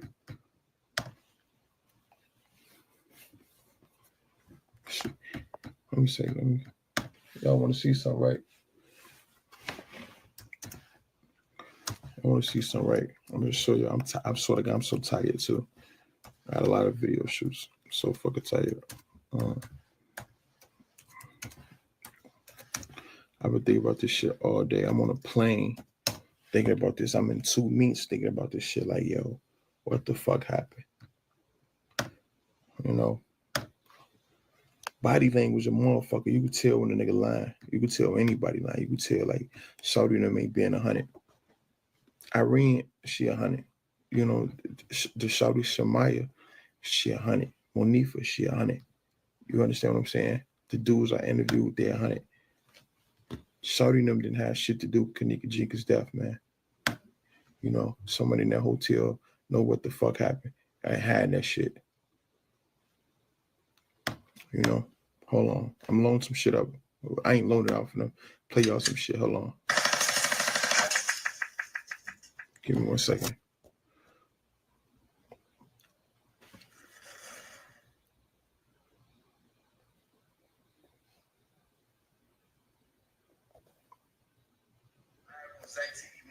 Hold on.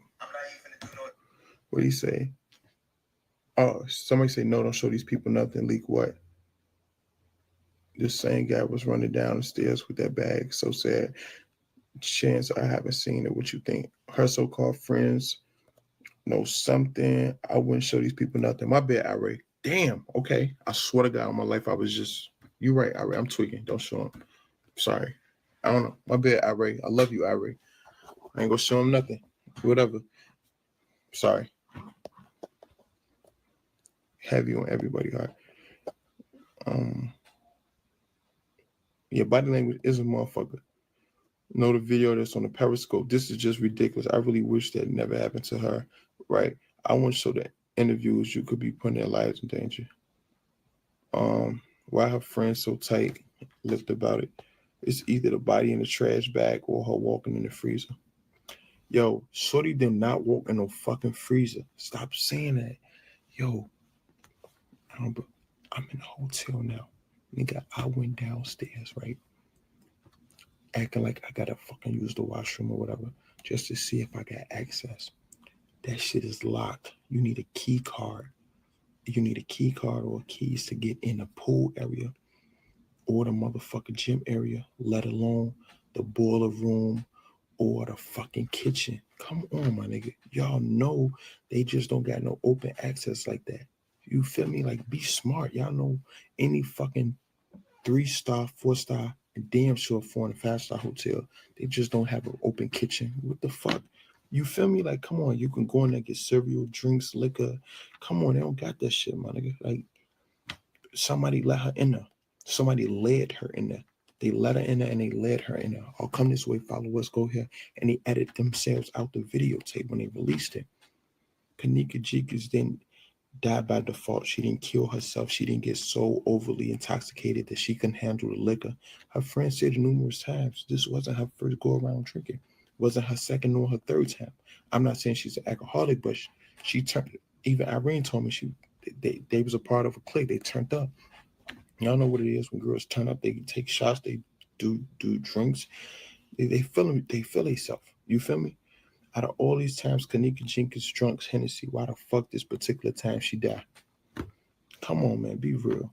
They didn't try, in my personal opinion, the security or the niggas in the kitchen or whatever, the employees, the staff, they didn't try to kill her.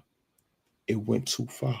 You feel me? They tried to do whatever they tried to do, and shorty started fighting their ass, and they end up killing her, tried to come up with an alibi. So they're like, oh, let's put it in the freezer and say she walked in there. Think about it. Think about it. There's so many fucking comments. What do you say, bro? I'm starting to think you actually think you was there.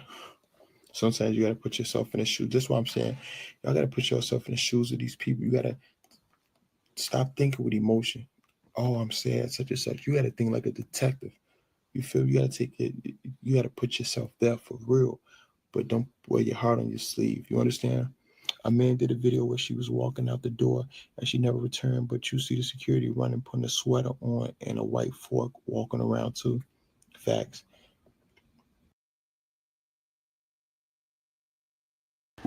And I've always said, peoples, you got to take your emotions out of it and think like a detective. And many of you keep your emotions in it and you don't think like a detective. You got to take your emotions out of it, peoples, because your emotions will always get the best of you and you will never ever think clearly. Never ever think clearly, peoples. And so I told you I was only going to go by what they said, and that's what they said. And Zach gave you a good host of information. He gave you some juicy juicies. You know, he gave you some good, wholesome stuff to think about in things. And that's what I ask the people to do, is to think about what they said. Peoples. Think about what they said. So, peoples, I want to transition here for a moment. I want to get another opinion about some things. And this may just be a little off kilter. People's just may be a little off topic. Just a taste. But it'd be interesting because I want to kind of mix it up a little bit. I just want to mix it up a little bit. So let me share my screen on this one right here. And we're going to take a look at this here, peoples. So let me take off this banner. Let me add that and let me share my screen, peoples. And so I am going to get into what Zach and had to say with Peas and Killer and things. But there was a few other things that I kind of wanted to look at and whatnot while we were in the process of doing all of this stuff, peoples. You know. Now, I'm glad that I played Zach because he had literally opened up the doors and gave you a fresh understanding as to there were cameras. There were cameras. And there were cameras everywhere. And not every camera was disengaged. And if you really listen, peoples, the thing is that, you know, how would security know? How would he know that people were in the hallways unless what? It was cameras. What they know unless it was cameras, peoples. And all of the many times that that boy came up there, it's really crazy, peoples. It's really crazy.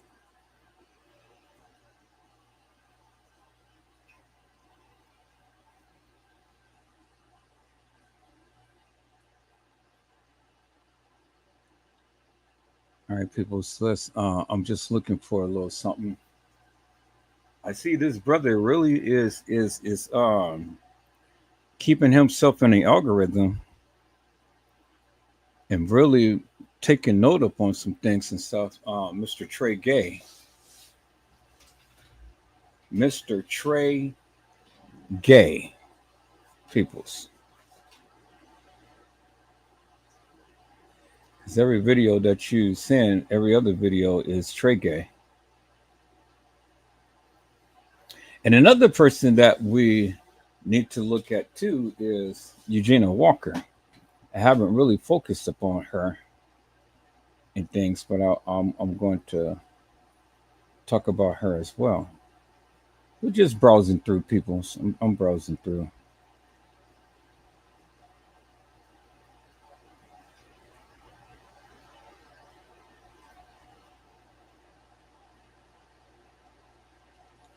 It's amazing how all of these people talked about this case, and Cassie Chloe Olvera Sanchez Medina had debunked all of them with her narrative. And that's amazing, people. It's truly amazing.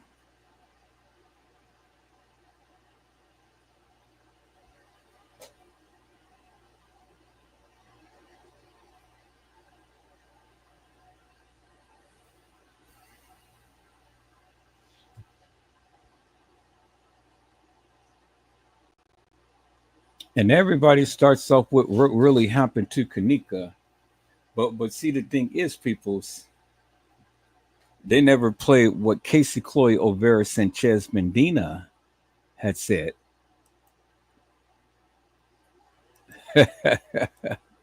But I did.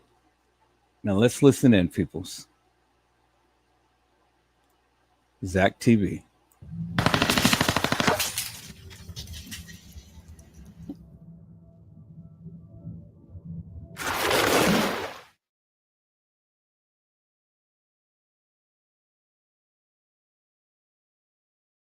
Live on Zach TV 1.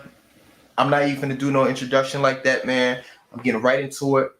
Were you two guys at the party when Kenneka Jenkins was pronounced dead in the freezer? Oh yeah, it was. What's your name for the people, bro? My name Peace, man. Peace. And what's your name, bro? Tiff. Tiffy. And y'all both was there. Yeah. What time did you two arrive, approximately? Like 12 something. 12 something. So when you arrived at the party last Friday, September 8th, who all was there? Man, it was packed. It was a lot of people there, man. Was Kenneka there when y'all got to the party? Yeah, Kenneka was in there, man. So she was already. Okay, so remember, Zach just came off and said that.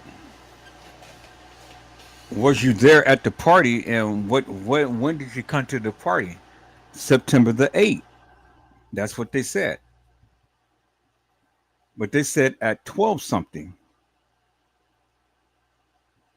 12 something. But Cassie Olvera Sanchez Medina had said that they were there at 2 something in the morning.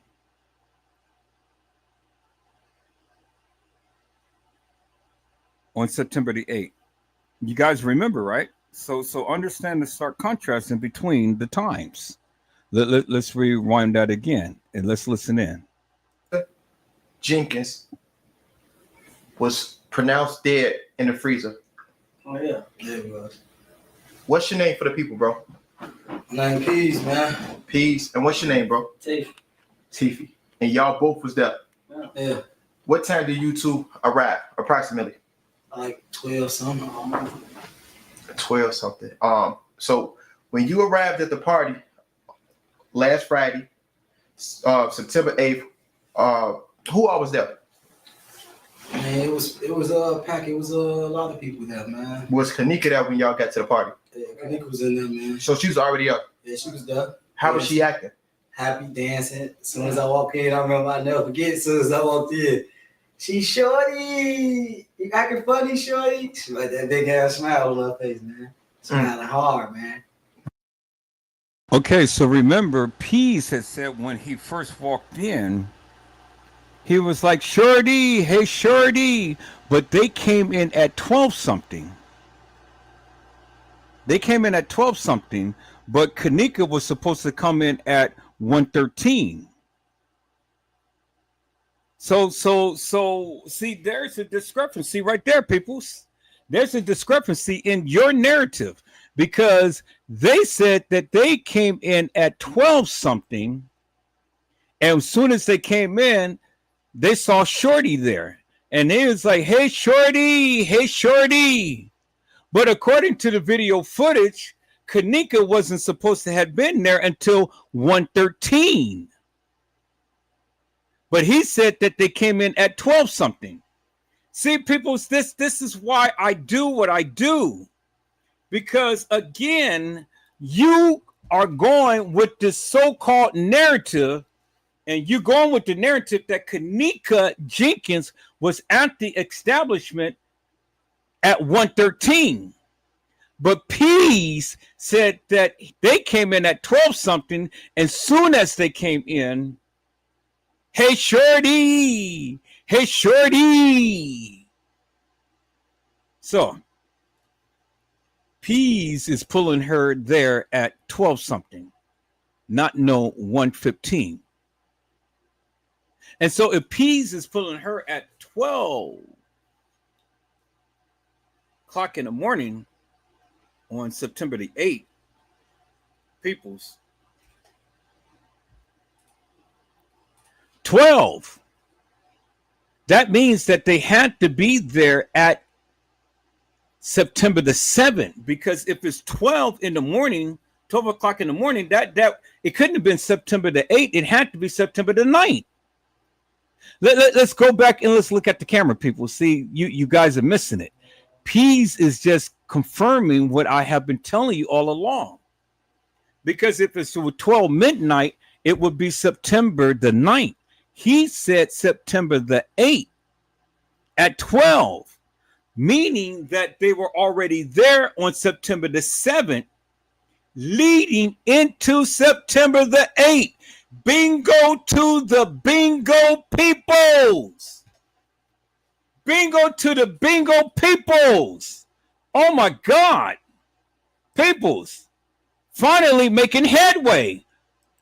Finally. Because if it was 12 some peoples, it wouldn't have been September the 8th. It had to be September the 9th. Because when the clock strikes 12, it changes into the next day, peoples. So if it was September the 8th at 12 something, meaning they had to be there at September the 7th, leading into September the 8th. You heard what Zach had asked him, and you heard what Peasy had said. Now let's go to the timeline, peoples. Let's go to the timeline. Because remember, Casey put Kenneka there at 2 o'clock in the morning on September the 8th, leading from September the 7th. Oh my God, peoples. Boy, now do you see it's making so much sense now for what Edward Joseph have been saying for all of this time, peoples? And both Peasy and Cassie Olvera Sanchez Medina has been confirming Edward's narrative for all of this time, peoples. Do you finally understand now? And I can't make this up, peoples. This is what they said. It ain't what I said. It's what they said. Now let's go to the time. Let's look at the time right here, peoples. So let's look at the time.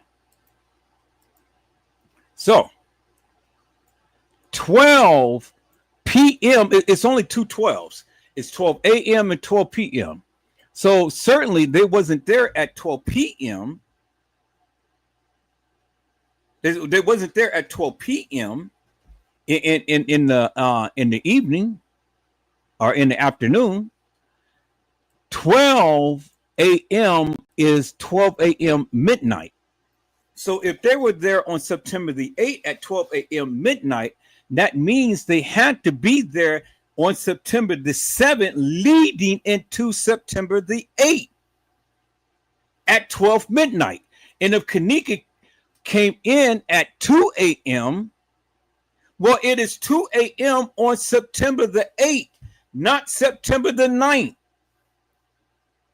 Bingo to the bingo, peoples, which goes on to say, and I've been telling you forever and a day, that Kenneka was there on September the 7th. The time to when Kenneka was officially missing. You heard what Zach had asked Pease. And Pease had told you, peoples, that they were there at 12 something. Between 12 and 1 a.m. is still 12 a.m. midnight on September the 8th. It is the morning of the 8th, meaning it just left from September the 7th. And I've already told you that Irene's party had already happened days before the 9th. Pease just confirmed it, peoples, by what he said, because Zach had asked him, when did you guys come? 12 something on September the 8th, meaning that the party had happened on September the 7th, leading into the morning of September the 8th, and not from the 8th into the 9th. They just advanced to the day, peoples, which is what I've been telling you for the longest time. It did not happen on the 9th. Boy, peoples, there it is right there. There it is right there. There is the proof to the truth. And I told you I'm only going to show you what they said. And that is what they said. And according to what Peasy said, it is going with Edward Joseph's narrative of what I have been telling you for years. And Cassie Chloe Olvera Sanchez Medina had literally people's complimented the various things that I have been saying. People's. It did not happen on the night. Let's listen in, peoples, to what Peasy Weezy had to say, peoples. Let's listen in.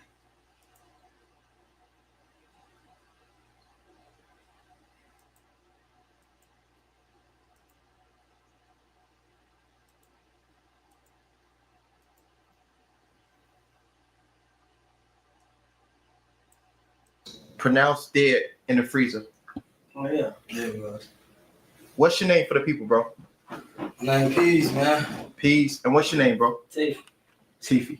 And y'all both was there. Yeah. What time did you two arrive, approximately? Like 12 something. 12 something. So when you arrived at the party last Friday, September 8th, who all was there? Man, it was packed. It was a lot of people there, man. Was Kenneka there when y'all got to the party? Yeah, Kenneka was in there, man. So she was already up. Yeah, she was there. How was she acting? Happy, dancing. As soon as I walked in, I remember I never forget. As soon as I walked in, she shorty. You acting funny, shorty. She like that big ass smile on her face, man. Smiling hard, man. What was your relationship with Kenneka? Like, how did y'all know her?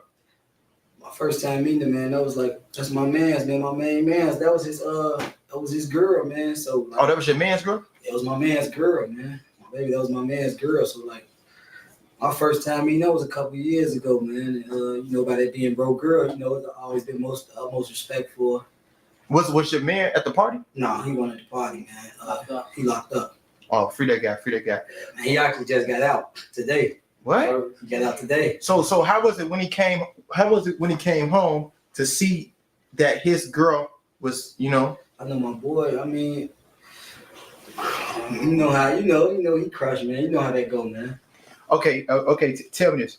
So everybody is talking about the guy's part in that whole live video that Irene displayed. Who was, in a reflection of Irene glasses, it was a guy laid across the bed with the red sweater. Was that either one of you two? No. Okay. It was a conversation in the back. I know you guys got Facebook, so I know you heard the conversation what motherfucker was saying. Who did any one of you guys see anybody try to force themselves upon her? Hell no. So I'm gonna ask it. This Zach TV, I asked the crazy shit. I asked what the world want to know, bro. No disrespect intended. So nobody tried to rape. Hell no. Just again when that shit, Irene did that live. It just started. Just started. That's what she got on live before it started coming, right? Okay. Since dude in the red sweater was on the bed laid, you know what I'm saying? You can see through the reflection of her glasses around 306 or whatever. That's the time in the video. Where were you approximately in that video? Okay, so listen to what they're describing, peoples. Listen to what they're describing. So it just started. So they had to be Irene's live. And Irene's live had to start around 12 something because, again, remember what they said. They came in at 12 something and it just started. So now we see, based upon what they said, Irene's live started first at 12 something. Not 1 something. They said that it just started. So they were there on the morning of the 8th from the 7th.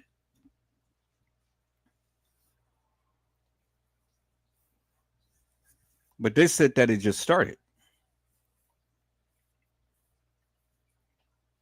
Let's listen in, peoples. Because I don't believe that. I don't believe that for nothing in the world. That it just started at 12 something on September the 8th. We're going to catch them. Let's listen.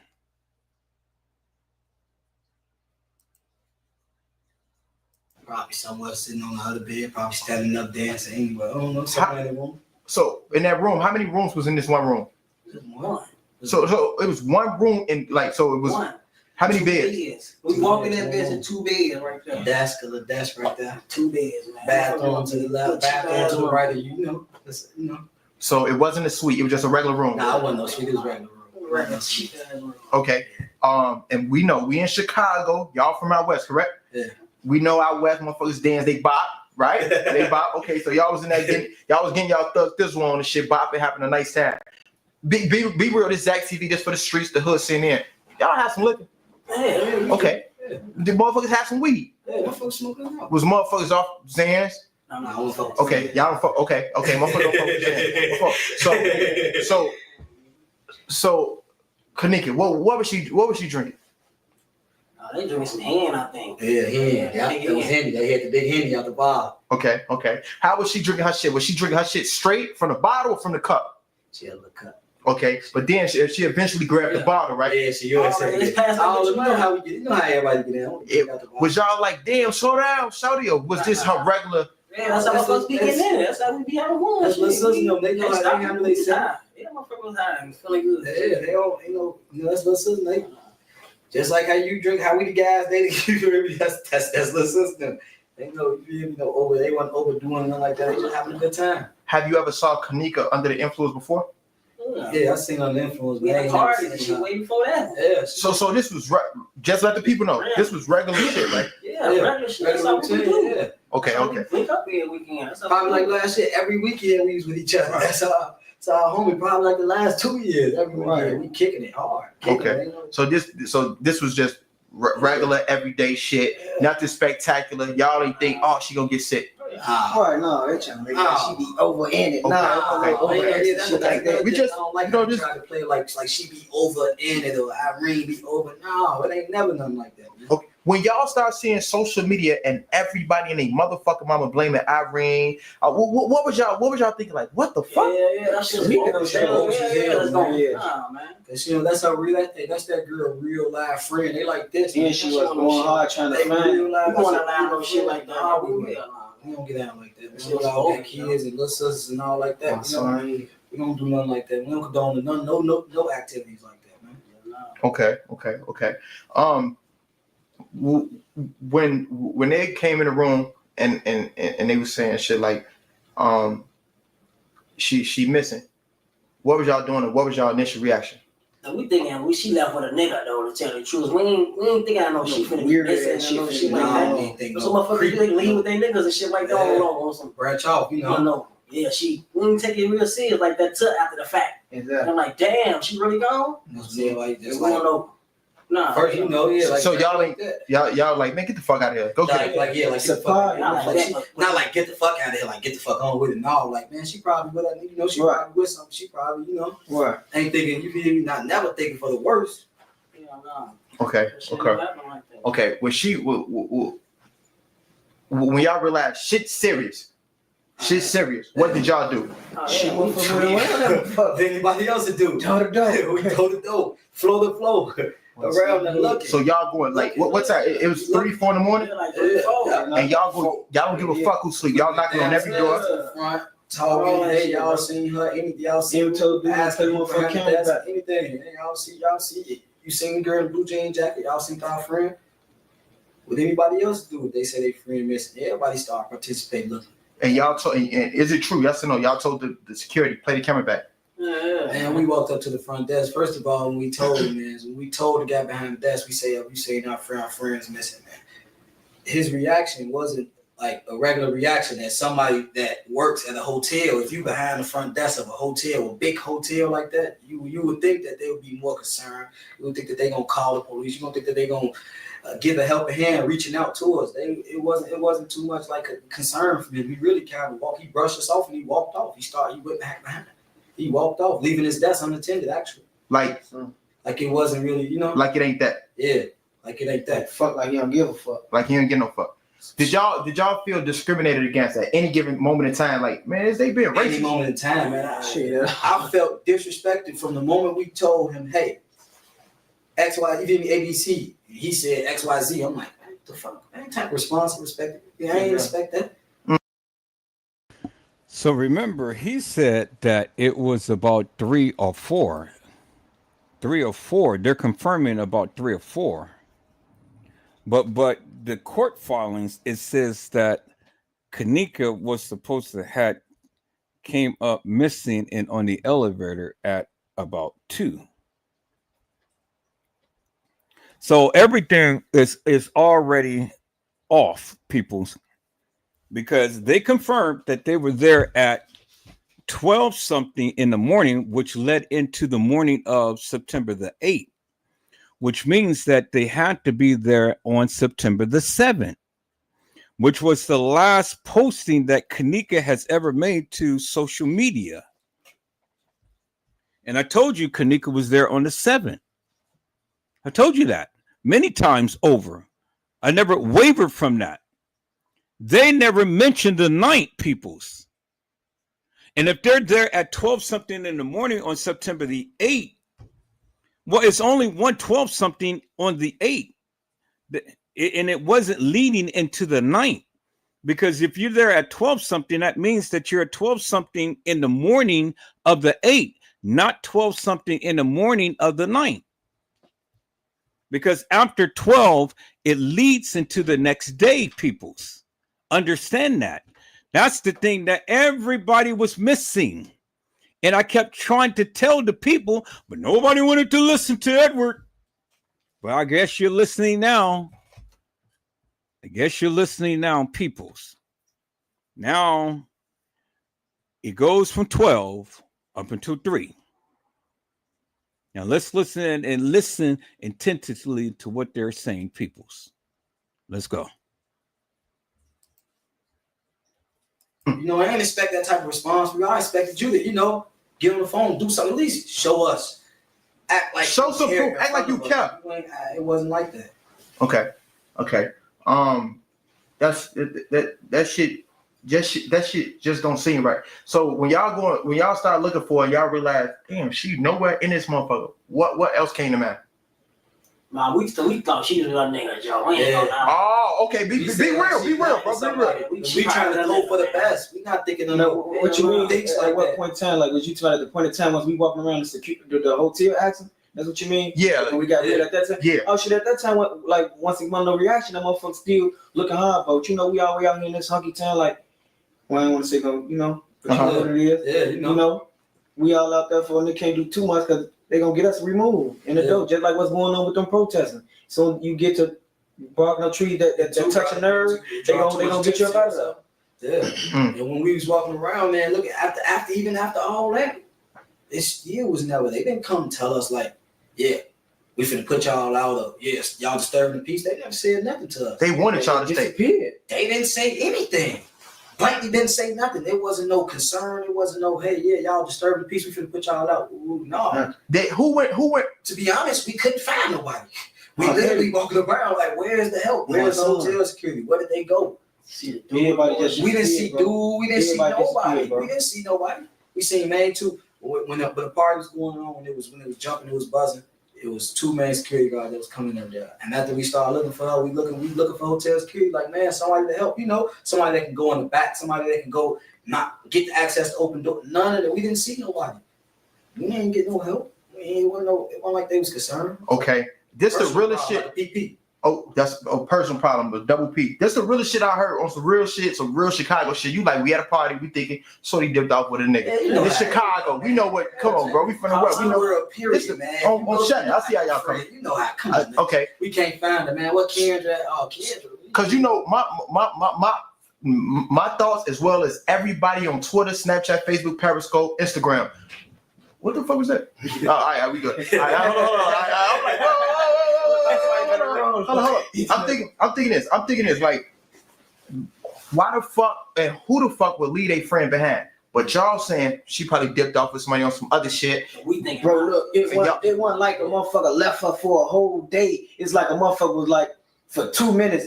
left. They took out outside for 2 minutes, bro, and then went back to look, and then it was gone. And like, so if I walk to go piss right now, you ain't gonna just think, oh, let me knock on the bathroom. He been in the bathroom for a long time. A motherfucker that took me through it, man. You ain't gonna be thinking no shit like that. You gonna be broke. Took a long time. Then to the morning come, you damn folks still in the bathroom. Now you might open the door. So you bogus for letting me go piss in the bathroom by myself? No, nobody thinking like that, bro. No. No matter what, if it would have been that, motherfucker would have been, while the party was deep, motherfucker would have been looking through the hotel. Motherfucker think like, oh yeah, she probably just went, got up with a motherfucker real quick. Okay. So when y'all was in the car, who had her mother keys? Because I read that in the paper. We got a different car. Y'all didn't go with the. Y'all didn't ride with them. They rode different. Everybody rode, hotel party. Everybody rode, get your ride. Everybody rode separately. What was y'all thoughts? You know what I'm saying? Leaving the hotel that night. Homie, we're really concerned to the next day. Exactly. Like at that point in time, like she's still missing. That's what exactly. Like in that moment, you still like, damn, where she at? But it's still like, oh, this shit still ain't real. It's right. It's like, hey, this shit ain't real, bro. Like this shit just ain't real, bro. This shit just ain't no shit that just be real, homie. There ain't no motherfucker be thinking about like that. Like that's some movie shit, bro. Niggas don't really be thinking like, oh, you might drop me off in front of my door, but don't watch me go in. Spin the block like, damn, I ain't even watch bro go in. Call my phone whole time, I ain't picking up. A motherfucker got me, but you ain't thinking in that 1 second that you put out there. A motherfucker might come around the corner. You creeping bro. You'll be thinking crazy all the time. If you think like that. Okay. So the next morning, which is Saturday, 8, 9. I'm gonna keep it like this. Actually, scratch that, because what you saying basically like when we was leaving, my thoughts when I was leaving up out of there, I was still like trying to think for the better, hoping like like trying to think on the light side. Exactly. But I peeped a lot of like stuff while I was in there, like some don't sit well with me, but this my I don't want to think like that. Exactly. Nobody's gonna think like that. Don't nobody want to think like that. You don't just go there. You got to get to 55 before you get to 100. You don't just go to 100. Exactly. You know what I'm saying? Exactly. You don't go 0 to 100 for real though. Nobody, you hear me? So it's like we still was thinking like at the same time, this side of your stomach feeling like man, but this side of your stomach like hope. You hoping for the better. That's you ain't thinking like man. You hear me? When did you get the call that she was found? Like the next day on Saturday. Next day on Saturday around like the midday. When did you get the call that she was found? The next day, Saturday, midday. Saturday. When did you get the call that she was found? The next day, Saturday, midday, which would have been September the 9th, peoples. See, peoples, this is why I do what I do. This is exactly why I do what I do. This is the research that I do. This is the things that I bring to the people. They said, when did you get the call? The next day, Saturday, midday. So it was September the 9th is when they got the call that she was found, not September the 10th. At 12 something in the morning. And this is what they said. Bingo to the bingo, peoples. All right, peoples, we're going to stop right here. We're going to hold off right here. We're going to come back with a part 2 to this. I got some things that I have to do and stuff, but I'll be back. It's still early. So you guys got to give me an hour and things. You guys digest all of this good juicies and stuff. And I'm going to be back. If the Lord says the same, I'll be back with part 2 to this. And we are going to come back right where we left off right here, peoples. Right where we left off right here with part 2 to exposed. YouTube being exposed. YouTuber is supposed to be. YouTuber being exposed. J4K. All right, people. So there we have it. I took you right to the point in time to when he had stated that they got the call the very next day that she was found, midday. Totally bypass and goes against everything that these hilarious and nefarious people have been saying, that Kenneka Jenkins have been found on the 10th of September 2017 at the 12:25 hour. It didn't happen, peoples. And it didn't happen that Kenneka was there on September the 9th. I have already proven it to you through the testimonies of the people, clear as daylight. Even Peasy and Killer never mentioned September the 9th. So whoever threw out this narrative that Kenneka ever came to the establishment on September the 9th, they lied, because that's not what Peasy and Killer stated, peoples.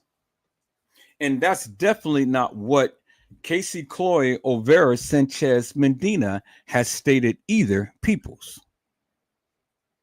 And Edward Joseph had exposed that, peoples.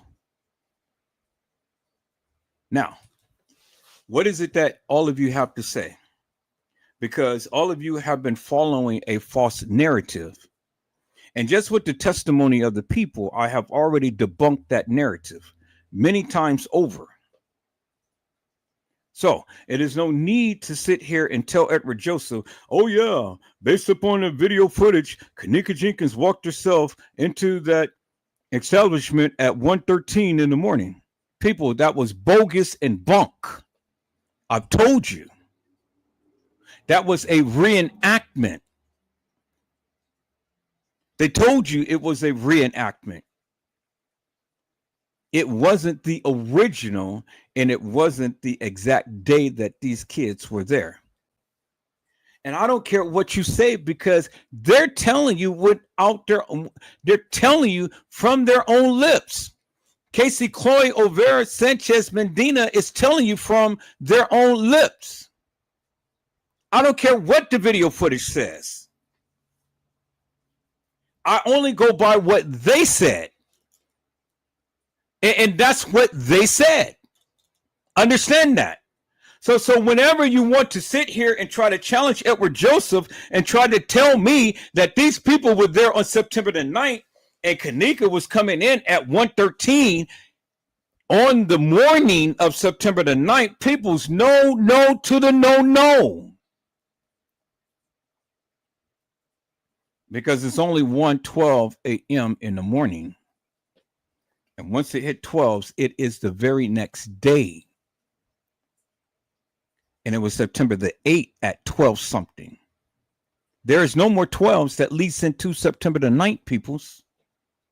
He told you they were there on the morning of September the 8th, which Kenneka was already there on September the 7th.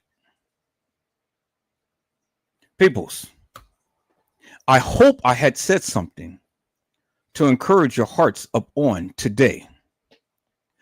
Tune in later on to when Edward Joseph Let's Talk Live, Edward Joseph Kitchen, Edward Joseph Gospel Hour, Edward Joseph's Blessings Giveaway 2025 will come to you with something wonderful.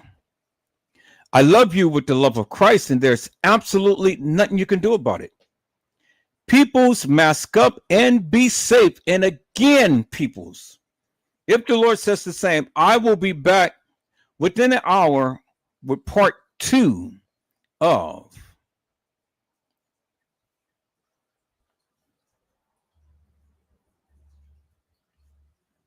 YT YouTuber being exposed, J4K. All right, peoples, you guys be blessed and get your rest. And hopefully within an hour, I will see you guys. But I have to do some things right now and get some food into my system and stuff. And so, it's still early. We still got enough time. It's still early. So you people on the East Coast, it's still early. It ain't nothing but 8:30 over there. I'll be back before it gets too late. And we're going to get in part 2 to this. But you guys got some juicies right now that you can go watch. Go black.